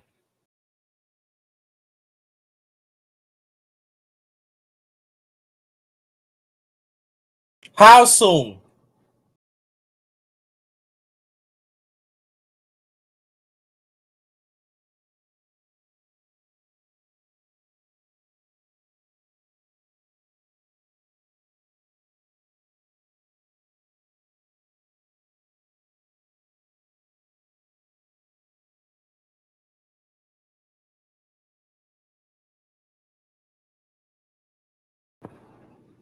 I'll probably go up by another 5 or 10 minutes. So let me know something.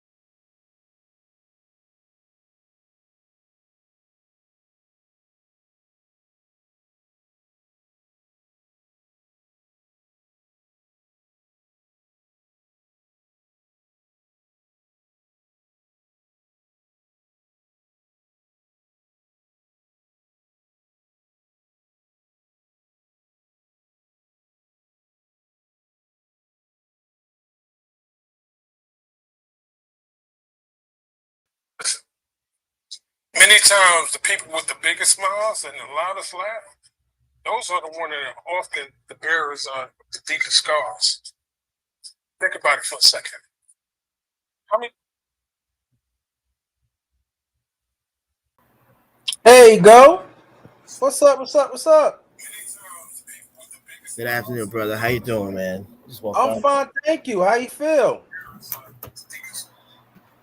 I just said I just woke up, man, from sleep.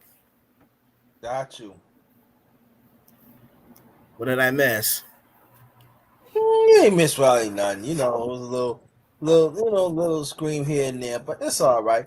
But you up here to which I know you watch. I know you watched the Debate? yeah. So what's your feelings on that?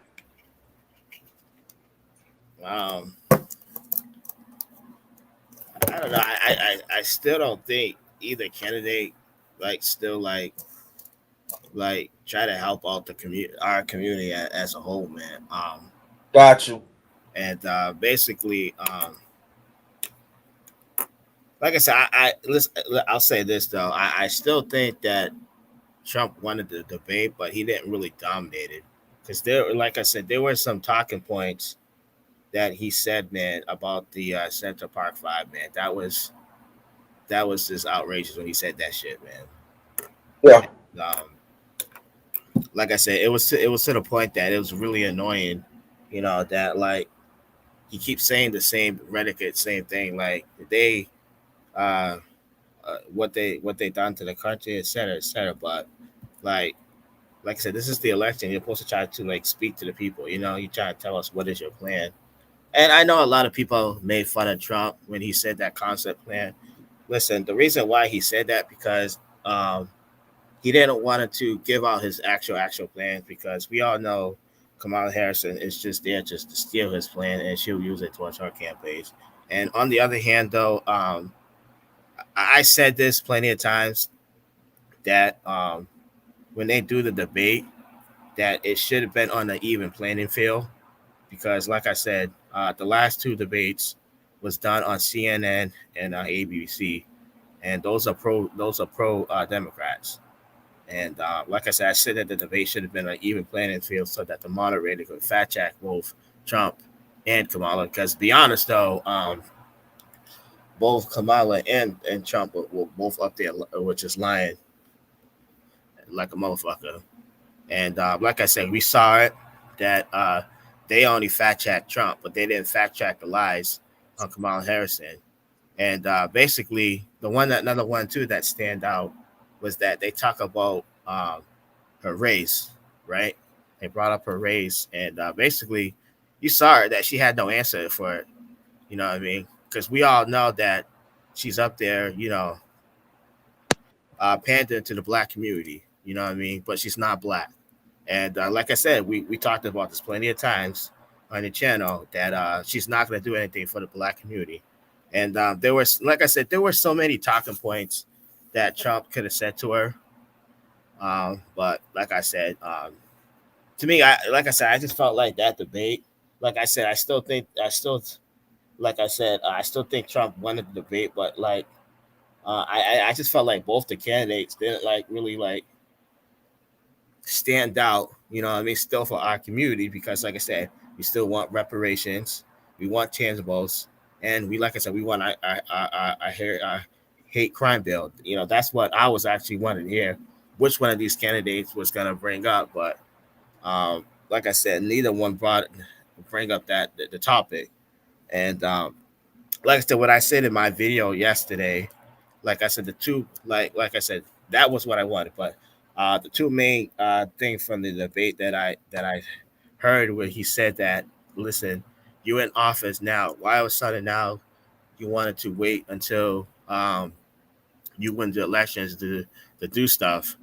Because like I said, she and Joe Biden right now, excuse me, they could go and sign a bill to close the border. But see, like I said, underrated. Their plan is to you know, sign a bill so they could get the illegal immigrants to flush out our community because that's what they're trying to do.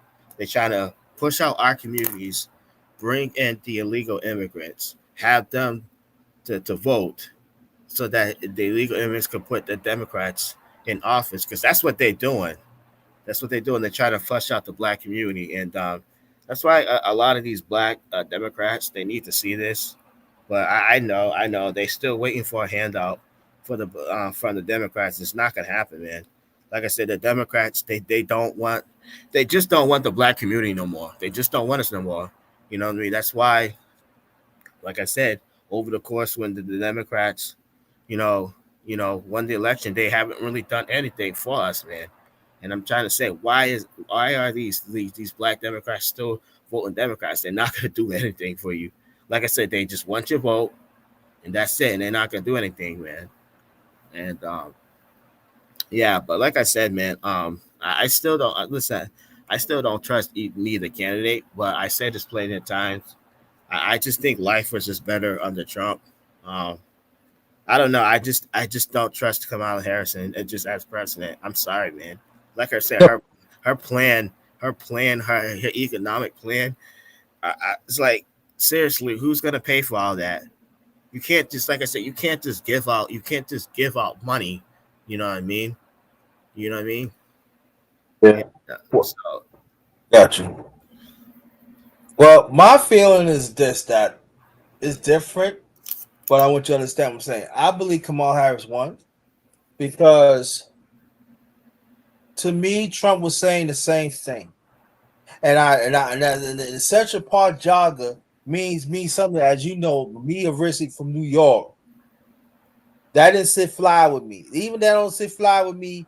Whatever. I really, like I said, I really don't care about Trump. I really don't. But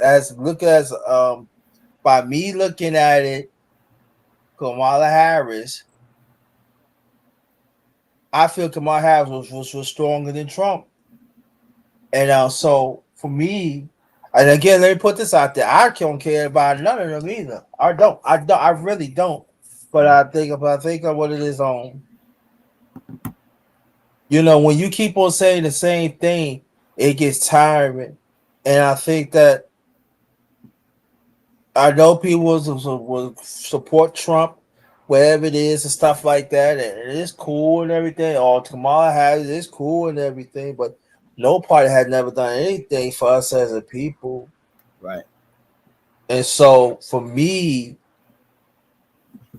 it's like, damn if you do, damn if you don't. But I understand, people go for my high because the women's vote out. And I know some women don't like to say that, but it's true. And then, some of them is gonna paint all us, our men, the men, they gonna paint us as we like Trump. We not just like Trump. We not narcissists and stuff like that. So there is a spirit out there that all I can say for me that is dangerous that you just want the man's vote. Yeah, and then at the same time, you talking about the hate bill that it should have for us in there, and I'm alongside with you on that. I'm just saying that we getting killed, we getting shot up as dogs out here while still law enforcement more than ever. Right. When anybody talk about it, so then they want to talk about. But see, when you talk about when you bring up stuff like that, oh, you don't want a woman to be. That's what told me a few days ago. Oh, you don't want a woman. I said that's not the point. The point is that do you want to be safe? Do you want law? I said you walking. I said when I walk down, I be very careful, bro.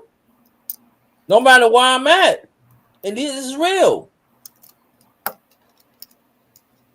And so let's broaden this. I say we're gonna talk about it. Let's broaden out the conversation.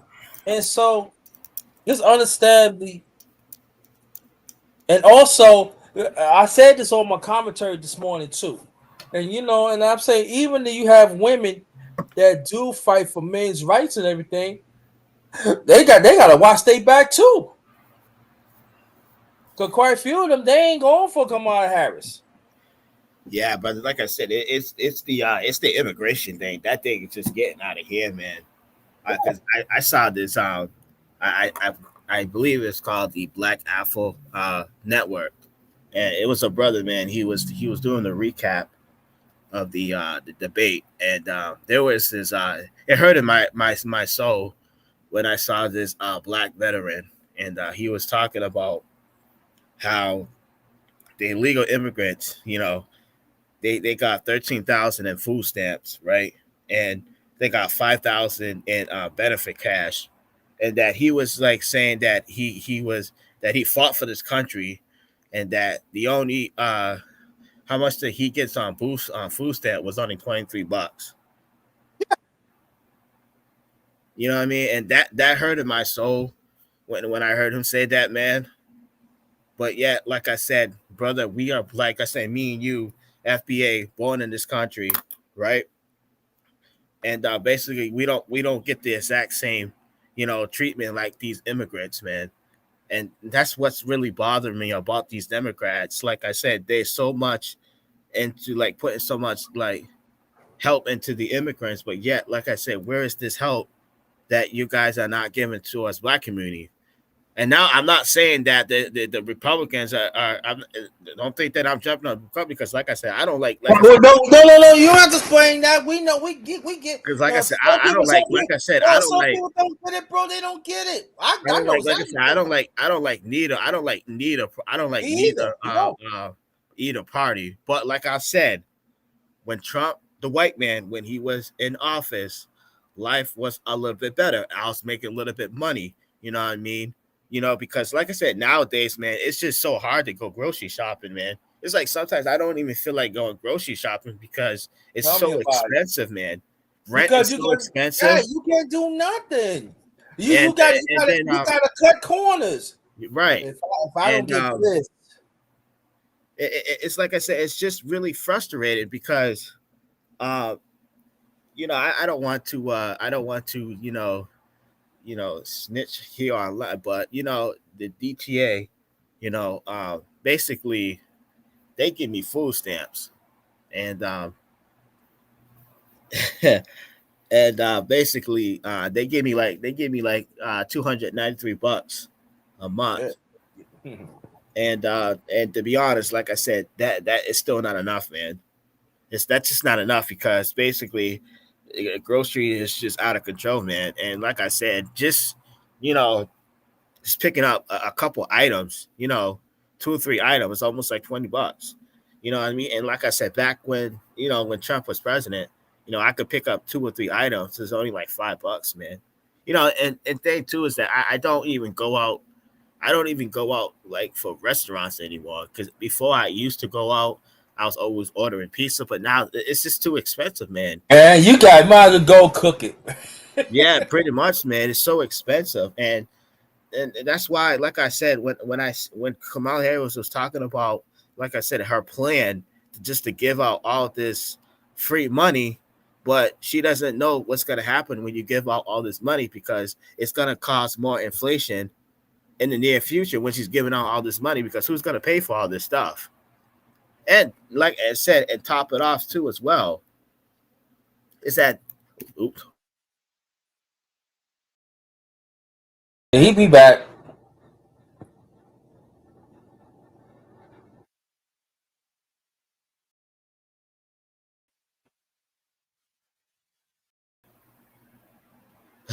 sorry about that. I hit the power button on my computer. That's all and right. and so yeah, and like I said, another thing too is that like I said, she's giving out free health care and all that stuff, Medicare and all that. I mean, it's just not fair, man. Because like I said, I have to fight tooth and nail just to get health care, and like I said, they come in and just get it all for free, man. And I've been thinking about this, man, since they just they just getting everything under the sea, man. I might as well just revoke my American citizen and just become an immigrant if that's the route they're going, man. Because it's just crazy how they just get everything under the sun, man. Yeah, I can tell you this, that when I was searching my different health care, right? It's hard to get me, but they were taking like, oh yeah, what zip code that you in? What doesn't make a difference? Right. And they found that I was black. That was another problem. Oh well, we can't get you because our insurance don't take it. So I mean, what's this? So I get what you're saying, Joe. I might do a live on that too. Might do a live on that. Yeah, it happens. Yeah, so I get what you're saying. I get it. Because and I'm gonna tell you, some of them get more than the ones who are on disability. Yeah, I know, man. I heard about that too, man. It's sad. That's true. And it was funny though too, right? When I lost my house, right, last year, right? I thought that I thought the government, was gonna like give me a house like ASAP and Social Security right on the bat. Guess what? I applied for all that stuff last year. I still haven't heard anything from them. Also, let me ask you a question. So you on Social Security? You could apply for a house. I don't have Social Security. I don't have it. They never gave it to me. Never gave it to me. We had. But I'm saying anybody on Social Security, they could. Is it true that if you on Social Security, you could apply for a house? There's a way to go about doing it. Is it true? I don't know because I'm not on Social Security. I was okay. I was supposed to, but at the time they said that I had too much money in my bank account, and I was like, "What does that have to do? What does that have to do with me getting Social Security, man? I just lost my house. You know what I mean?" And not only that too, I'm applying. I actually, because like I said, when I lost my house too as well, to the fire, they were supposed to bump my name up to the list, to the emergency list. And like I said, I put in so many applications for housing and everything, and still to this day, nothing. Like I said, I got this house where I'm at now because of a friend of mine, and like I said, the place is very expensive. It's $1,000 a month. Very expensive, man. I can't even hardly save no money because it's so expensive, man. That's why I've been talking about maybe getting another job, man. Just a seasonal job, you know what I mean? Because I need the money. It's too expensive, man. Yeah, but it's sad though, cause you're not the only story that is saying, because you got people out here like get back to the immigrants, like in New York. One of the people I grew up with, he said like, man, I went to cash my check because he said I ain't had no time, to go cash it in the bank. So I went to cash in place. Man, they were getting close to $1,800. The immigrants, right? That's money. Food stamps. He said this guy single was getting like maybe 1,500 food stamps. That's crazy, man. That's crazy. And why people, that's the amount that the veterans should be getting in this country. Yeah, the veterans should get it off the back anyway. Right. And so he knew this guy was on disability, and he said, yeah, how much you get, man? You know, he said, man, I'm just getting barely like $900. What? He said, no, probably over $1,000. That's Social Security, right? It's Social Security. He said, I've been on it for a while. They're supposed to get something like 2,000, no? Who? Social Security. You're supposed to get. No, it depends how long you've been on it. How long you been on it? Okay. I've been on it. And then he said, yeah, how much you get food stamps? You don't know how to ask me. He said, man, not even $80. Damn. That's sad, man. That's really sad, man. Hey, you're a citizen. And you know what the sad thing? He fought for this country. He fought a Desert Storm. I don't know, man. I don't know. I just don't know, man. Like I said, life was good under Trump, but when I was making a lot of money, man. But I don't know about Kamala Harris. I just don't know, man. It's just something about her, because it's just that, like I said, she just, to me, it just looks like she's just not really like taking the role as president very seriously. You know what I mean? That's just me, man. I don't know, man. She's just not. I think at the end of the day, right?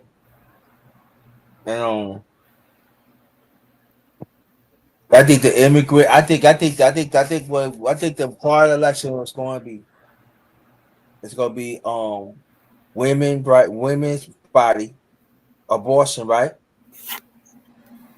And I think it's going to be abortion, and it's going to be immigrants. I think those are going to dominate the conversation of the elections. Yeah, because they were talking about that abortion stuff, and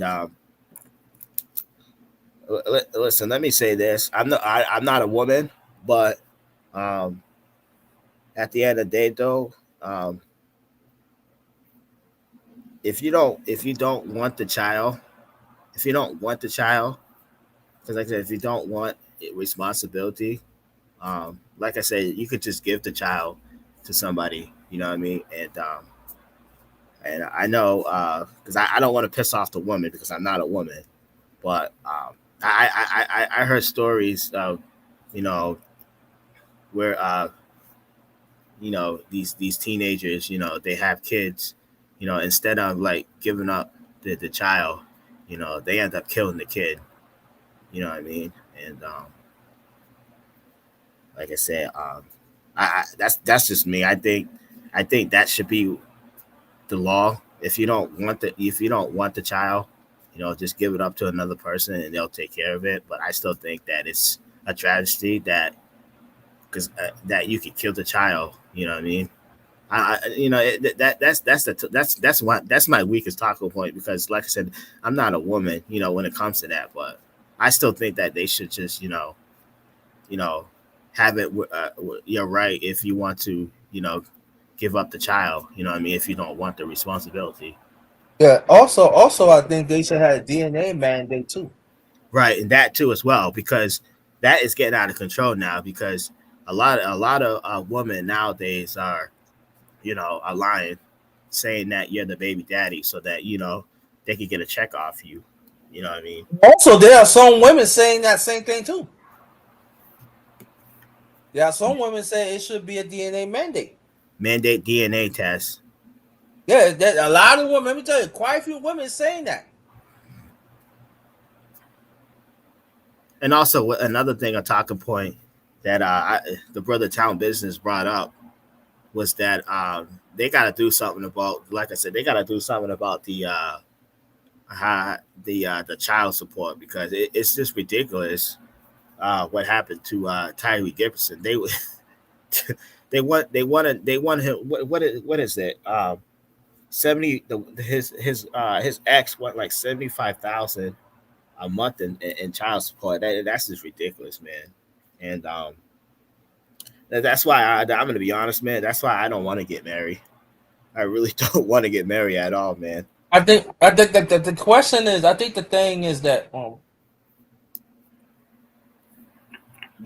some of us as black men, what we gotta do, we gotta get somebody, and this goes for women too, because women do advocate for men's rights and everything. Let me put that out there, because it is out there. Like they were saying that the court system, it's not fair. And sometimes you deal with a woman like I would tell you. I'm gonna tell you what my late mom said, and I'm telling you that I know people gonna be like, you. My late mom said, you be real careful, son. We emotional, and sometimes we don't think logic until it's too late, and the damage is done. That comes from my mother, my late mother. Mm-hmm. Sometimes we have to sit down. I'm telling you, because I'm older now. So she told me this years ago, and so condolence to your mother, my brother. Thank you, appreciate you, thank you. And so I forgot to bring this up.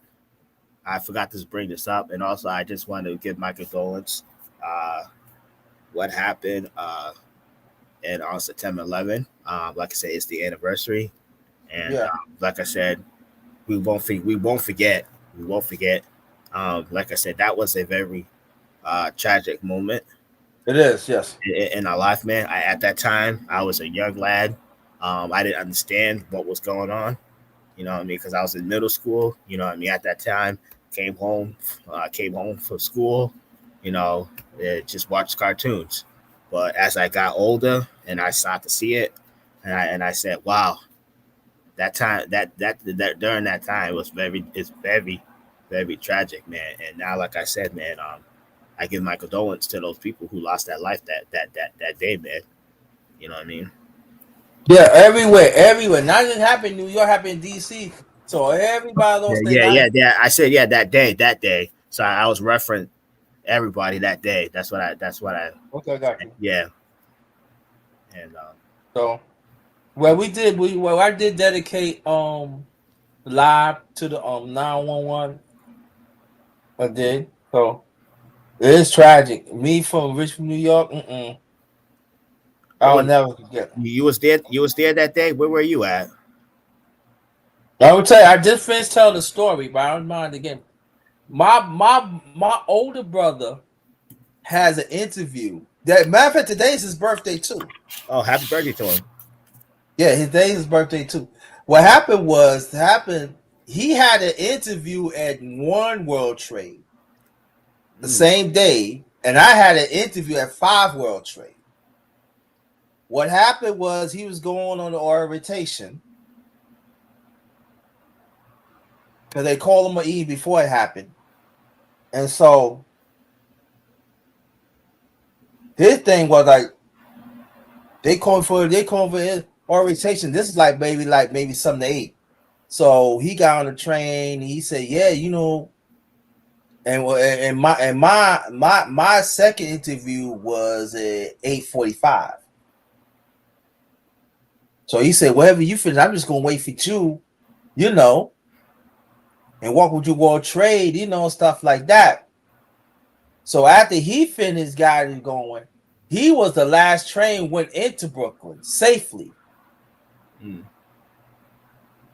And he called me up. I ain't know. He said, "I would advise you know why something happened." So the people called me and said, "Please, because you don't come in today because something happened and stuff." I said, "Okay." And then I turned the TV on. That's when we see the first plane hit. Yeah, God was looking out for you that day, brother. Yeah, my brother too. And then we see the second plane hit. Like I said, I only saw the first one. I saw the first one because basically, they told us. If I remember correctly, they told us to go home after that whole thing happened. They told us to go home, and then I went home. Yeah. And then I saw, because at the time I was with my foster mother, and my foster mother was crying, and I guess the first plane hit, and then I said, "Why are you crying?" You know what I mean? Because like I said, I was a young lad at that time, and I didn't really understand what was going on, man. You know, Right. I'm a kid. You know what I mean? I didn't know the real world, man. You know what I mean? I thought at that time, it was just, you know, but like I said, as I got older, and the more I seen it, I understand what was a very tragic moment on that day, man. Yeah, it was. Yeah. It was very tragic. Yeah, because a lot of people got it. A lot of people in school. It was something else. Subway buses stop at the dime. People had to walk home like a decade. Long way. It was a tragedy. It was, and I told people all the time, like, hey, y'all think you know, but ain't no joke. So Yeah. So I mean, I think I got what I wanted to say, man. Off my chest, man. okay. So if you like to check, is there any last remarks you want to make? Um, Stop? like I said, I don't know, man. I don't know who's gonna win the election, because I just don't know, man. It's just because I saw this another thing too, that I saw Mhm. Taylor Swift, and she was talking about endorsing Kamala Harris, and I was Yes. myself, like, why is people listening to celebrities? They already got it made. You know what I mean? They, like I said, celebrities You're don't right about that, sir. because celebrities, in my opinion, they don't know the struggle of everyday life of normal people like me and you. Because, like I said, they are And they and in the and, and, they, spotlight. and, they, and they not either. Yeah, And they not going to want to either. right. And like I said, they're in the spotlight. They're making $1 million, like in a year. But like I said, they don't understand the struggles that we go on a regular basis, man. You know what I mean? Like I said, people, you should just go out, you vote for who you want to vote for. Don't just listen to celebrities, man, because Right. like I said, celebrities, they're not good role models. They just want to. This is funny though about celebrities as well, right? This is the funny part about celebrities, like the ones that like nobody doesn't talk with, don't even like the ones that are not relevant anymore. It's funny that they come around, and they want to, they want to people to say, oh, you should vote for this person, you should vote for that person, etc. But like I said, like, you guys don't understand, like I said, you celebrities don't understand the life that we go through on a regular basis, because like I said, we don't have the come up, we don't have the $1 million that you guys have, because like I said, we have to ride on what the government's gonna do for them, because like I said, these celebrities, they, like I said, they only wanted to like poke around the election time, because they don't want to get taxed. They don't want to get taxed. That's, because they don't want to pay more taxes. So that's why they only want to poke around when it come election time. Yeah. So yeah, that's all I can say, man. Like I said, I just can't. I just can't wait until this whole thing is over. Mm-hmm. Because, like I said, politics is really nasty. It's really nasty as a whole, man. It's really It nasty. is. It's really nasty, and but like I said, man, that lifestyle that I had under Trump, man, um, I would like to have it back, but I don't know, man. Trump, I just don't know, man. Because like I said, I have, like I said, I have that fear, man. I have that fear, like I said, that illegal immigrant thing is just getting out of control, man. And I know, Yeah. like I said, I know that the Democrats are not going to do anything to stop it. And and like I said, in the possibility of World War III, you know. So I don't know, man. It's just right now, like I said, it's just right now. Neither candidate, they're not really like they're not really like trying to speak for America. I know Trump keeps saying that he wants to make America first, but like I said, you got to help out that black community first. You got to help out us first, man. Because like I said, Kamala Harrison, she's not there to help out the black community. Her agenda is to help out the illegal immigrants and just flush out the black community because she doesn't want us no more. The Democrats don't want us no more. That's the plan. Because um, like I said, she becomes president, and then after her end of the term, because I don't know if you paid attention, Gavin Newsom. I know because Town Business talked about this. He talked about this, and he said that Gavin Newsom might run for president in 2028. So that's why Gavin Newsom he was trying to sneak a bill, to get the he was trying to get the illegal immigrants to vote in California. You know what I mean? But they had to stop it, because a lot of people stopped it because it was just bullshit, man. Excuse my language, man. But yeah, like I said, I don't know, man. I don't know. I'm still young, man. But you're learning, but you're learning though. But like I said, man, that money I made under Trump, man, I would love to have that back again, man. Like I said, I'm not, like I said, I'm not a big fan of his, but like I said, that money that I made under him, man, that I would love to have that lifestyle back and not have to pay so much for overpriced groceries because, like I said, Kamala Harris and her economic plan, that is not good in the near future because it's gonna increase. Like I said, it's gonna increase inflation, and one thing's gonna get out of control, man. And let me just say this last thing.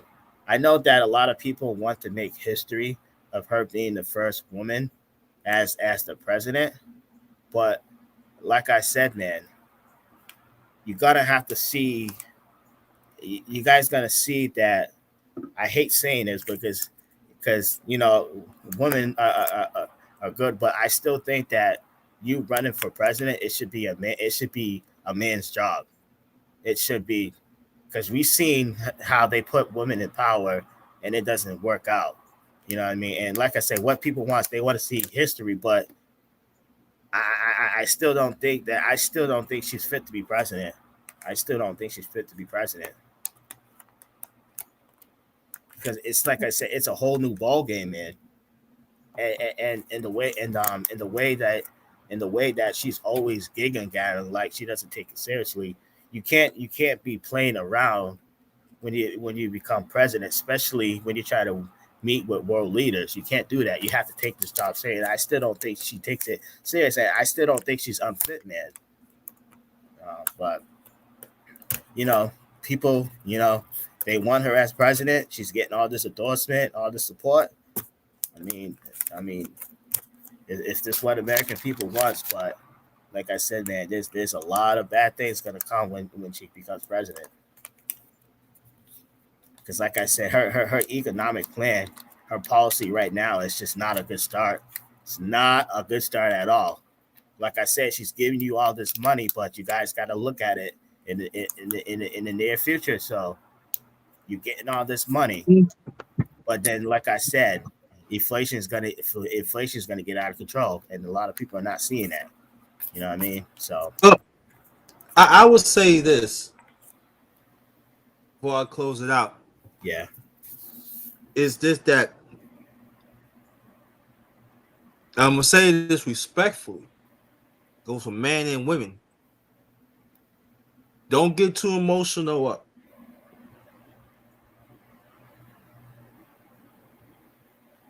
That's how I will let people know. Take your emotion out. If you're gonna be emotional, be even killed. Don't let emotion get in the way. You go start arguments. Then the black man, the black woman gonna be at odds each other and everything. You trying to get back together and stuff like that. Mess up the marriage, mess up the relationship, or mess up household and everything. Don't let the emotion get in the way. Well, let me say something about that because this is not an attack on the black woman, but it's already starting that a lot of sisters are getting mad at black men because black men are not supporting Kamala Harrison. Okay. And at the end of the day, though, sisters, you gotta have to respect the black man's decision. He gets to you know, whoever he wants to vote for, he vote for. You know what I mean? Got it. All right, let's welcome Brother Ant. What's going on? What's going on with What's you? up, brother? How you doing? Man, I'm chilling. What's good? And this is the thing that I think we need to understand, especially as a demographic. There was a time when if people voted one way, their entire household voted the same way. If it can get to the point where the men and women are not on the same page, it's because their interests clearly either number one don't align, or number two, someone's not aware of what their best interests are. Could be that, it could be the women, could be the dudes, but the bottom line is they not on the same page or just ain't underneath the same damn roofs. So it makes me no difference. This is what democracy is all about. Majority rules. So if it's enough of them to get what they want in office, which is likely some symbolism based on what like you were just stating, then cool, let them have symbolism. And how's that been working out for them? You know, that it just makes me no. I'm not trying to convince nobody to do anything but become an informed voter. And if you're not going to be an informed voter, just don't even bother voting. So I don't care if people try to shame you. If you don't vote, you can't complain. The hell up out of here. If you don't know, you shouldn't even be voting. I think an uninformed voter is way more dangerous. Is way more dangerous than somebody that just votes for somebody you don't like. Not educational at all, right? Yeah. I Not even agree. just getting one uninformed voter, but multiple ones. Bro, JT, I was even I did some commentary on the debate last night, and the people I was even talking to, bro, legit, they really didn't give a shit about anything that was being stated, said. They like look at the look on their face. We need to bring back Obama. Forget the policies. He was just way more presidential. Like these people don't care. Like your average voter could care less about any of that stuff that they talking about. They vote for people because of their hairline. They vote for people because they like the way they wear a suit. You know what I'm saying? They vote for people for the dumbest things. Yeah, you're not lying about that, man. You know? So I'm like, when people say we need to band together as black people, I go, I don't have time to be educating all of these people that really don't want to hear what I got to say anyway. I'm too busy. I'm too busy. And then the fact of the matter is, if even as a registered independent, bro, I understand that most of these folks don't make money the way that I make it. Like when people, their main concerns are money and stuff like that, they're like, oh, well, what about the income tax credits and stuff and all of this stuff? It's like, bro, you can give me damn 2 child care credits and I would still owe the IRS money. Ain't no tax return coming for me at the end of the year. Because I'm not like you. I pay my taxes after I'm done spending my money, not before I get paid. Okay, not none of that crap like most of these folks do. I pay my taxes after I'm done, not just after I get the money, after I'm done spending it and the year is over, the fiscal year is over. And most of the time, I'm going to file for an extension too. So if you ain't moving like I am, don't tell me I need to vote for your interest. I'm trying to get straight, man, as far as capital gain, all of that stuff. Yeah. So that's what I'm saying. If my interests don't align with yours, why the hell am I supposed to band with you just because we got the same skin tone? That don't make no sense. Yeah. So I think we just need to kind of get off of that. Now, I was trying to tell people that too. I was like, if anything, now if you want to band together for a common purpose, when people telling me about these tax returns, I'm like, bro, how about this? I can guarantee you, bro, if instead of you getting a check from the Treasury, what if you got a bill from the IRS? Okay, every year after meeting with your account. Matter of fact, 2 bills. You get a bill from your account, and then you get a bill from the IRS at the end of the year. What do you think that means? Oh, I would hate that. I was like, really? Because it usually means your ass made more money, and you got to keep more of it if you get a bill. because I ain't going back to no damn W-2, like ever. Ever. That rich folks will tell you, like, pay taxes before I see my money. Like, are you crazy? Like, unless it's some winnings or something like that. Like, unless I hit a jackpot in the casino, hell no, I ain't paying taxes before I see my money.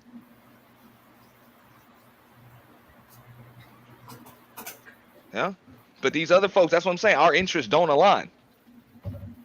I don't hear any other demographics crying about a damn child care credit. Right. You know what I'm saying? And tax returns and shit, bro.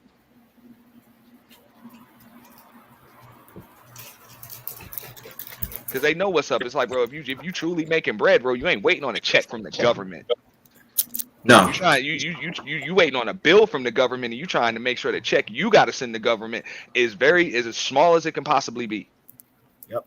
Like you're not crying about tax breaks for the wealthy because you one of the wealthy people, or you trying to be wealthy and you trying to get some tax breaks because this is America. That's usually how you get there.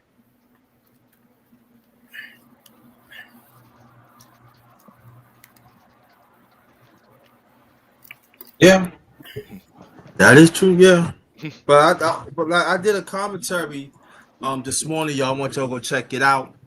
You know, I was saying like the only way we gonna get us black women, we gotta stick together and trying to make it work and stuff. And that's the only way. If it's gonna be certain division and stuff, it ain't gonna work and everything. And so let's see what happens. So, but I can say that there's a lot of emotion is happening, a lot of whole way and stuff like that.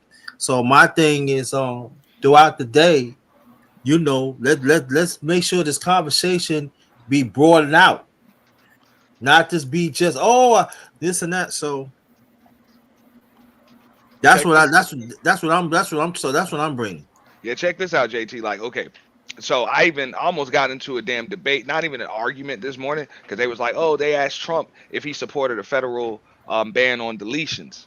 You know what I'm saying? Baby deletions. And he just deflected. I'm like, no. When they asked him that, he said, no, I'm not signing a bill that bans it federally. And said it twice. They're like, no, that's what he said. And then we break down the damn debate, and it comes up when he said, no, I'm not signing that. I'm like, bro, do you understand? Like, y'all are just kind of just hearing what you want. The man just said, I'm not doing that. And he said it twice. And still the story the next morning is, yo, he's going to put a federal ban on deletions. It's like, yo, the dude just said on camera, on a microphone, that he ain't doing it.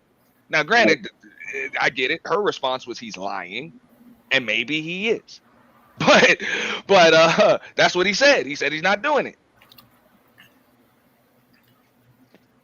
But people just hear what they want to hear. That's why I said, man, politics is nasty, man. They're really nasty, man. Yeah, they were slinging some serious mud last night, bro. They were. That was funny, man. It was. He said, you know what I'm saying, they're trying to pass bills to have babies deleted after they're born. You know what I'm saying? He just said that. And she was like, yo, he's trying to just abolish the whole damn Constitution. I'm like, bro, they just said that to each other. I'm like, none of that has any merit from either side. But there are still some people that believe that when you say that. That's why I said, bro, it's almost like YouTube, but it's even more dangerous. You know how people can just come on here and just spew lies? Yeah. And yeah, because enough people hear it and that's what they want to believe, it's almost like that becomes fact. Listen, man, like I said, both parties lie. They both parties lie, man. Hell yeah. Yeah, man. That's why, like I said, that's why I'm neither Republican or Democrat. They just lie too much. Yeah, and I think what I did just last night, and what I did, I set it up, let people hear it, and then without me saying anything, and you'd be surprised. Like I said, to be surprised. I was hearing a lot of things, and I'm like, what's going on here? And so when I set up for my commentary, now that I set for my commentary, that was last minute this morning. But guys, I just want to get some off my chest. And so I thought that was it. And then I said, you know what? I want to expand this conversation. So that's what I did, the aftermath of 2024 presidential debate. And it is expanded, you know, and it was a lot. It was quite a few people was feeling a certain way, and I'm going for Trump or I'm going for Kamala Harris. You know, and then also I was checking out throughout social media, and you know, and this is people see when it comes down to it. Are we really talking about policy? Are we really talking about finance? Where's we do? I said, what time? The question I want to ask these people: what time are we on? I'm not going to get caught up in this emotional thing because emotion is not putting that on the table for me. I mean, it doesn't convince me. So I have to be even care of my emotions. So now, do I think Kamala Harris? I think she gonna win. I think she had a chance to win the election, but it's not gonna be that people think it is. But I think it's gonna be I think it's gonna be emotional. And as the United States, you know, a majority of us as you know, we emotional. There are some that have that control to see things for what it is, and you know that's how they deal with it. But a lot of Americans, you know, they you know they want to hear what they hear, and that's how it's going to be, and they're gonna ride. You know, they gonna get on the boat and ride it out. That's the sad thing about it. I just believe that people just need to this is what it is to be an independent. Learn how to maneuver no matter who the hell is in office. There are some people, bro. I saw people in tears. I can remember when Trump won in 2016. Now I happened to be on the road during like a majority of that election, right? Well, at least election night. So it was cool because I got to listen to a lot of that stuff on the radio. So I'm switching between somewhat neutral networks, liberal networks, conservative networks, and of course they're taking call-ins, bro. And I'm listening to people like crying and all of that stuff. And I remember I ended up at my cousin's place, and you know, she had a babysitter there, and I told her, I was like, yeah, it's over, bro. Trump won. And bro, this woman looked like, if you just saw the look of fear in her face, and it's like, the hell you scared of? The hell you scared of? Oh, I don't know. This is the worst thing. It's like, yo, you really let the media or whoever the hell just brainwash you like that? I think you'll live.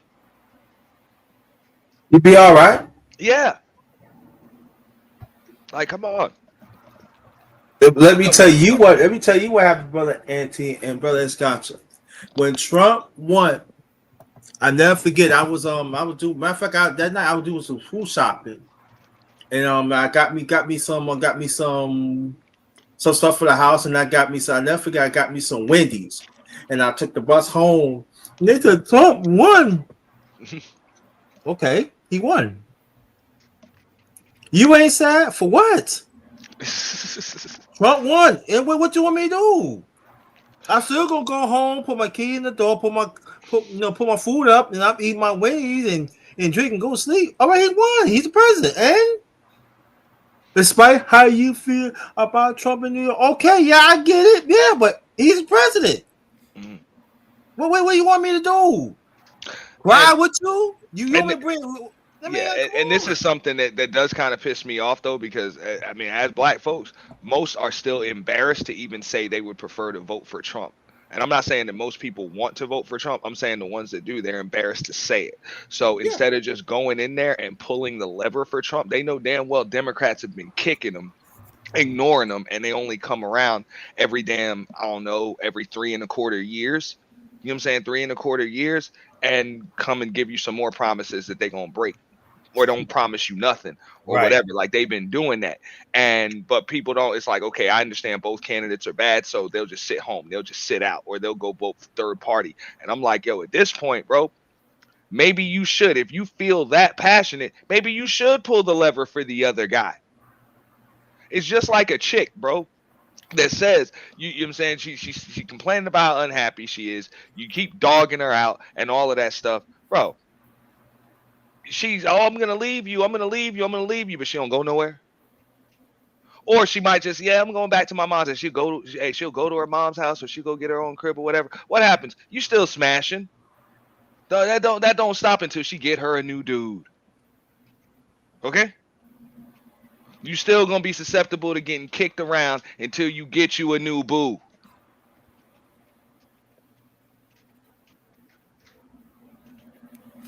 Move on. You're right, brother. You're right. Nah, the reason why I say is because, dude, this is the way they kind of chart everything with the census. Like these campaign managers, they have to look at the previous elections and all of that stuff. Like forget the polls, they have to look at like which demographics sat out, which ones kind of swung, all of that stuff. So if you just go in there and you don't either number one don't pull for anybody or you just go and don't vote at all, so it's not even recorded because they can even track how many folks voted third party, how many people wrote D's nuts in on the little line there. They can track that. Okay, this is how you get change later. It might take 4 more years, it might take 8 more years, but people are eventually, the losers and even the winners are going to realize, look, man, we won or we lost by this thin margin right here. If we'd have got this many more votes in these areas, this is why you have people like Hillary Clinton still blaming Jill Stein and Gary Johnson for losing in 2016, just for being third party candidates on that ballot. Because she knows in a few of those states, had she had gotten the Jill Stein votes, she'd have won.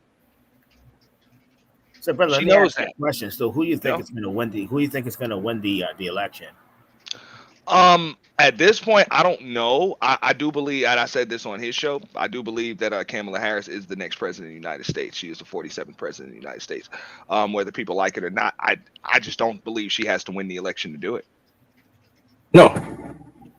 And I'm going to keep saying that. And why do I believe that? Because she didn't have to win a damn election to get this far. So why does everybody believe she's got to win one now? Yeah, you're right, man. Like, bro, this woman has clearly been selected, like not elected. Like she's clearly been selected. Somebody. All you need to see how they moving. The answer is right there now, right there. Bro, people argue with me, and I'm sick of having to argue with people about this. I'm like, dude, I'm 41 years old. I've been watching election nights since I was about 5, 6, something like that. But I really didn't start paying attention heavy until I was in my teens. I've never seen, and I don't care about a global pandemic, I've never seen them count votes for 2 weeks after election night. End up with 10 million of them that just mysteriously coming in the mail in the middle of the night up to 2 weeks afterwards, and 90% of them for one candidate. And y'all gonna tell me that ain't something ain't fishy there. And I ain't no Trump fan, I ain't no Biden fan. But don't, and then on top of that, when they like, yo, I'm gonna look into that, and I believe these polls, whoever the hell was supposed to be working these polls, I believe it was something fishy. We're gonna investigate that. We're gonna process. So he's gonna weaponize the justice system. It's like, no, like you infringing on the democracy of the people. Like this is the corruption on the highest level. I even did a stream about this with Biden. They were investigating him for corruption. And they done came to the point because, of course, his family was dealing with every damn body, and because some of them were Russians, they said, hey, well, this has to do with Russians. So anybody that even further investigates this is an accomplice to Russian intelligence. I'm like, oh, really? Really? Y'all don't see nothing wrong with that? Y'all are telling me that these politicians can just do what they want, be as corrupt as whatever, and if you come after them for it, everybody's gonna come after you. And nobody sees a problem with that. They're like, oh, but the alternative is Trump. I was like, the alternative is whatever y'all choose for it to be. But damn it, why the hell are we normalizing corruption and just letting these people do, like, literally piss on our heads and tell us it's raining? I ain't never said, bro, 2 weeks after election night, y'all just counted them. They just kept counting, dude. They was like, fuck it, bro. We just gonna keep counting these motherfuckers till we win.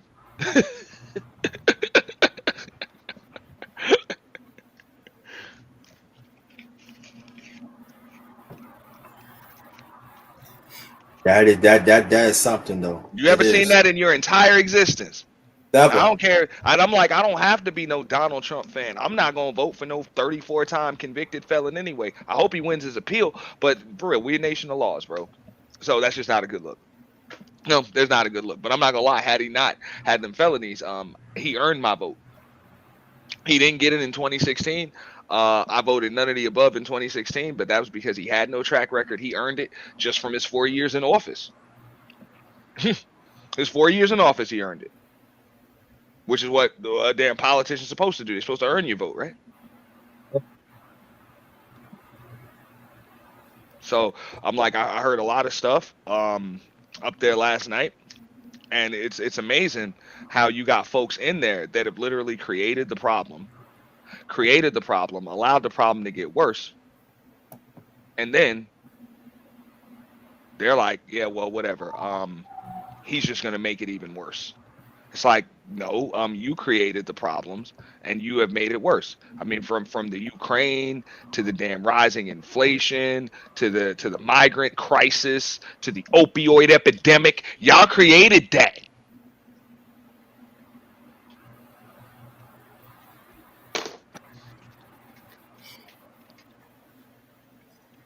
It's crazy. Mm-hmm. It really is. So I'm getting ready to close this out. What I want to, Auntie, I want you to close out. Stay right there. And Scotch, I want you to close out right there. And I'm gonna close it. We're gonna close it out as a family. This has been a great conversation. And this is what I wanted. I want this. I want I want this conversation to broaden out, and I'm happy. I'm happy that I got some accomplished, or a lot, quite a few of y'all, and everything. And I thank y'all. So, brother Auntie, last remarks, please. Nah, man, it's all good. Like I say, just being an informed voter. I don't expect anybody to just agree with my stance on things because they're not going to see things from my perspective. Same way, I'm not always going to see them from your perspective because I don't live the same life as you, and a skin tone doesn't make it like that. But that's the thing. As long as we're informed, yo, that's what democracy's supposed to be about. Ruled by the people, and the majority's supposed to win. It's not about our feelings. You know what I'm saying? There you It's go. supposed to be a democracy. So that's all I say. Everybody just be involved, and please do not vote or support against your own best interest. As a matter of fact, you really shouldn't be supporting any of these damn politicians anyway. They're supposed to be working for you. Okay? You. They're sworn to public service. They are supposed to serve you, not the other way around. My brother, that's gotcha. 23 as always. Appreciate you, JT. And As that, thank XJ you. got you, man. Salute, fam. Salute to you, brother. Thank you. Mm.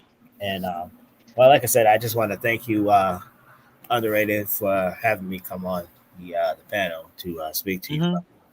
And like I said, um, just go out and vote whoever you want to be president.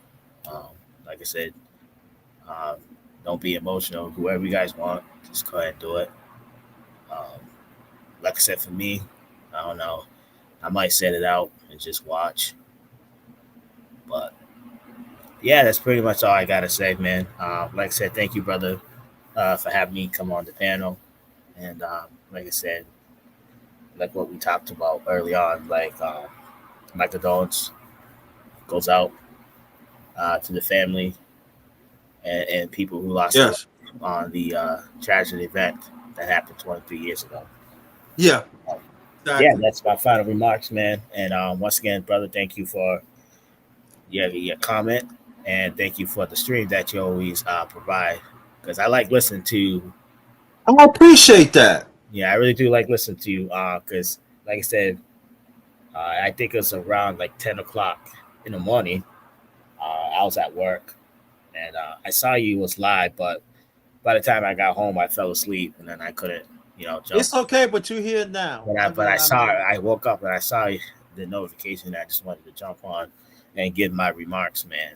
And like I said, man, just you go out and vote what candidate you want to, be, man. You know what I mean? Like I said, Yeah. I'm just gonna sit it out and just watch. You know what I mean? Yeah. And I want you to stay right there because I want us to close out together. I know Auntie, you got to go, but I want the people as human family, but that too, I want you to listen to it too. But especially our people that we have to learn to take the emotions away, some emotions away at times. Because sometimes some of our emotions could destroy us as a people. And I'm saying this from personal experience that it's not good. Okay, yeah, you gotta have emotion in life to react to certain things, but too emotion will cloud your mindset. Emotion, a lot of emotion will cloud your our own how we see things logically, and we better understand that young and old, we don't want to have emotions, too much emotion. Then we make a decision momentarily that could cost us for a long time. So I'm saying, I'm urging, especially us as a people, let's man and black woman, let's work together. We gotta work together. Don't let no outside emotion get in the way. Don't let no outside influence with it get in the way, because they do not have the best of interests. And even they are even some close to us. We better understand that.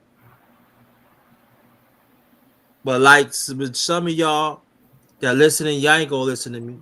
To it happening, yo. Oh, you right, brother underrated. You right, Escott. You right, Auntie. You right. Too late now. Because me, I'm putting God first. God first in my life. And then through my late parents. And then wherever God has assembled me, some good people, Escotcha, Auntie, and a few others. So Escotcha, he called me big brother. So I gotta make sure, hey, what's going on? And a brother just show up. I have an obligation to make sure these brothers are fine. Okay, so I don't have no time to be emotional because they looking for me to help them wherever I can. So like I said, have your little emotion honeymoon, but don't let it get in the way of the bigger picture. The black men and the black woman, we gotta stick together and make it work. And that's all I'm gonna say, brother Andre K. I gotta get off here, but thank you, brother. Gotcha. Always a pleasure, and you keep up the fine work yourself. Thanks for your compliment. I'm just trying to bring the real. That's all. Thank you, brother. Thank you very much. I just want to be me, but I'm just trying to bring. It's not my truth, it's not Escotcha truth. I just want to bring the truth, and I just want to help people. We all have to learn. See, we have to understand too. You is never should be an age that you can't learn. And some of us, we got this certain thing. Oh, I already know what I need. No. Never. Always. I coin this: eternal learning. Be humble and fight for it. Eternal learning. But again, y'all ain't trying to hear me, but it's all right because y'all gotta go. You gonna learn one way or the other. On behalf of my channel, Underrated Darkness, yours truly, the Underrated Darkness, one of the best kept secrets on social media. Believe that I am. I am the one of the best kept secrets. Yes, I am. So I'm saying, let's be good to each other, and let's keep on fighting for our rights, and let's stand up for the truth. Let's stand up for the truth, because the ones had done it in the past, and we stand on them. So let's respect that. Yeah, be humble and fight for it. Eternal learning. It never stops. You heard it first from here. All right. Everybody else that came on the panel before, peace to you and your families. Auntie, peace to you and your family. Escotcha, peace to you and your families. Everybody in the chat from before and after, peace to you and your families. Have a good one. Let's get to work. Let's have fun. Let's have serious fun. Let's get to work. Let's bridge the black man and the black woman back together. This one is goes. Good afternoon.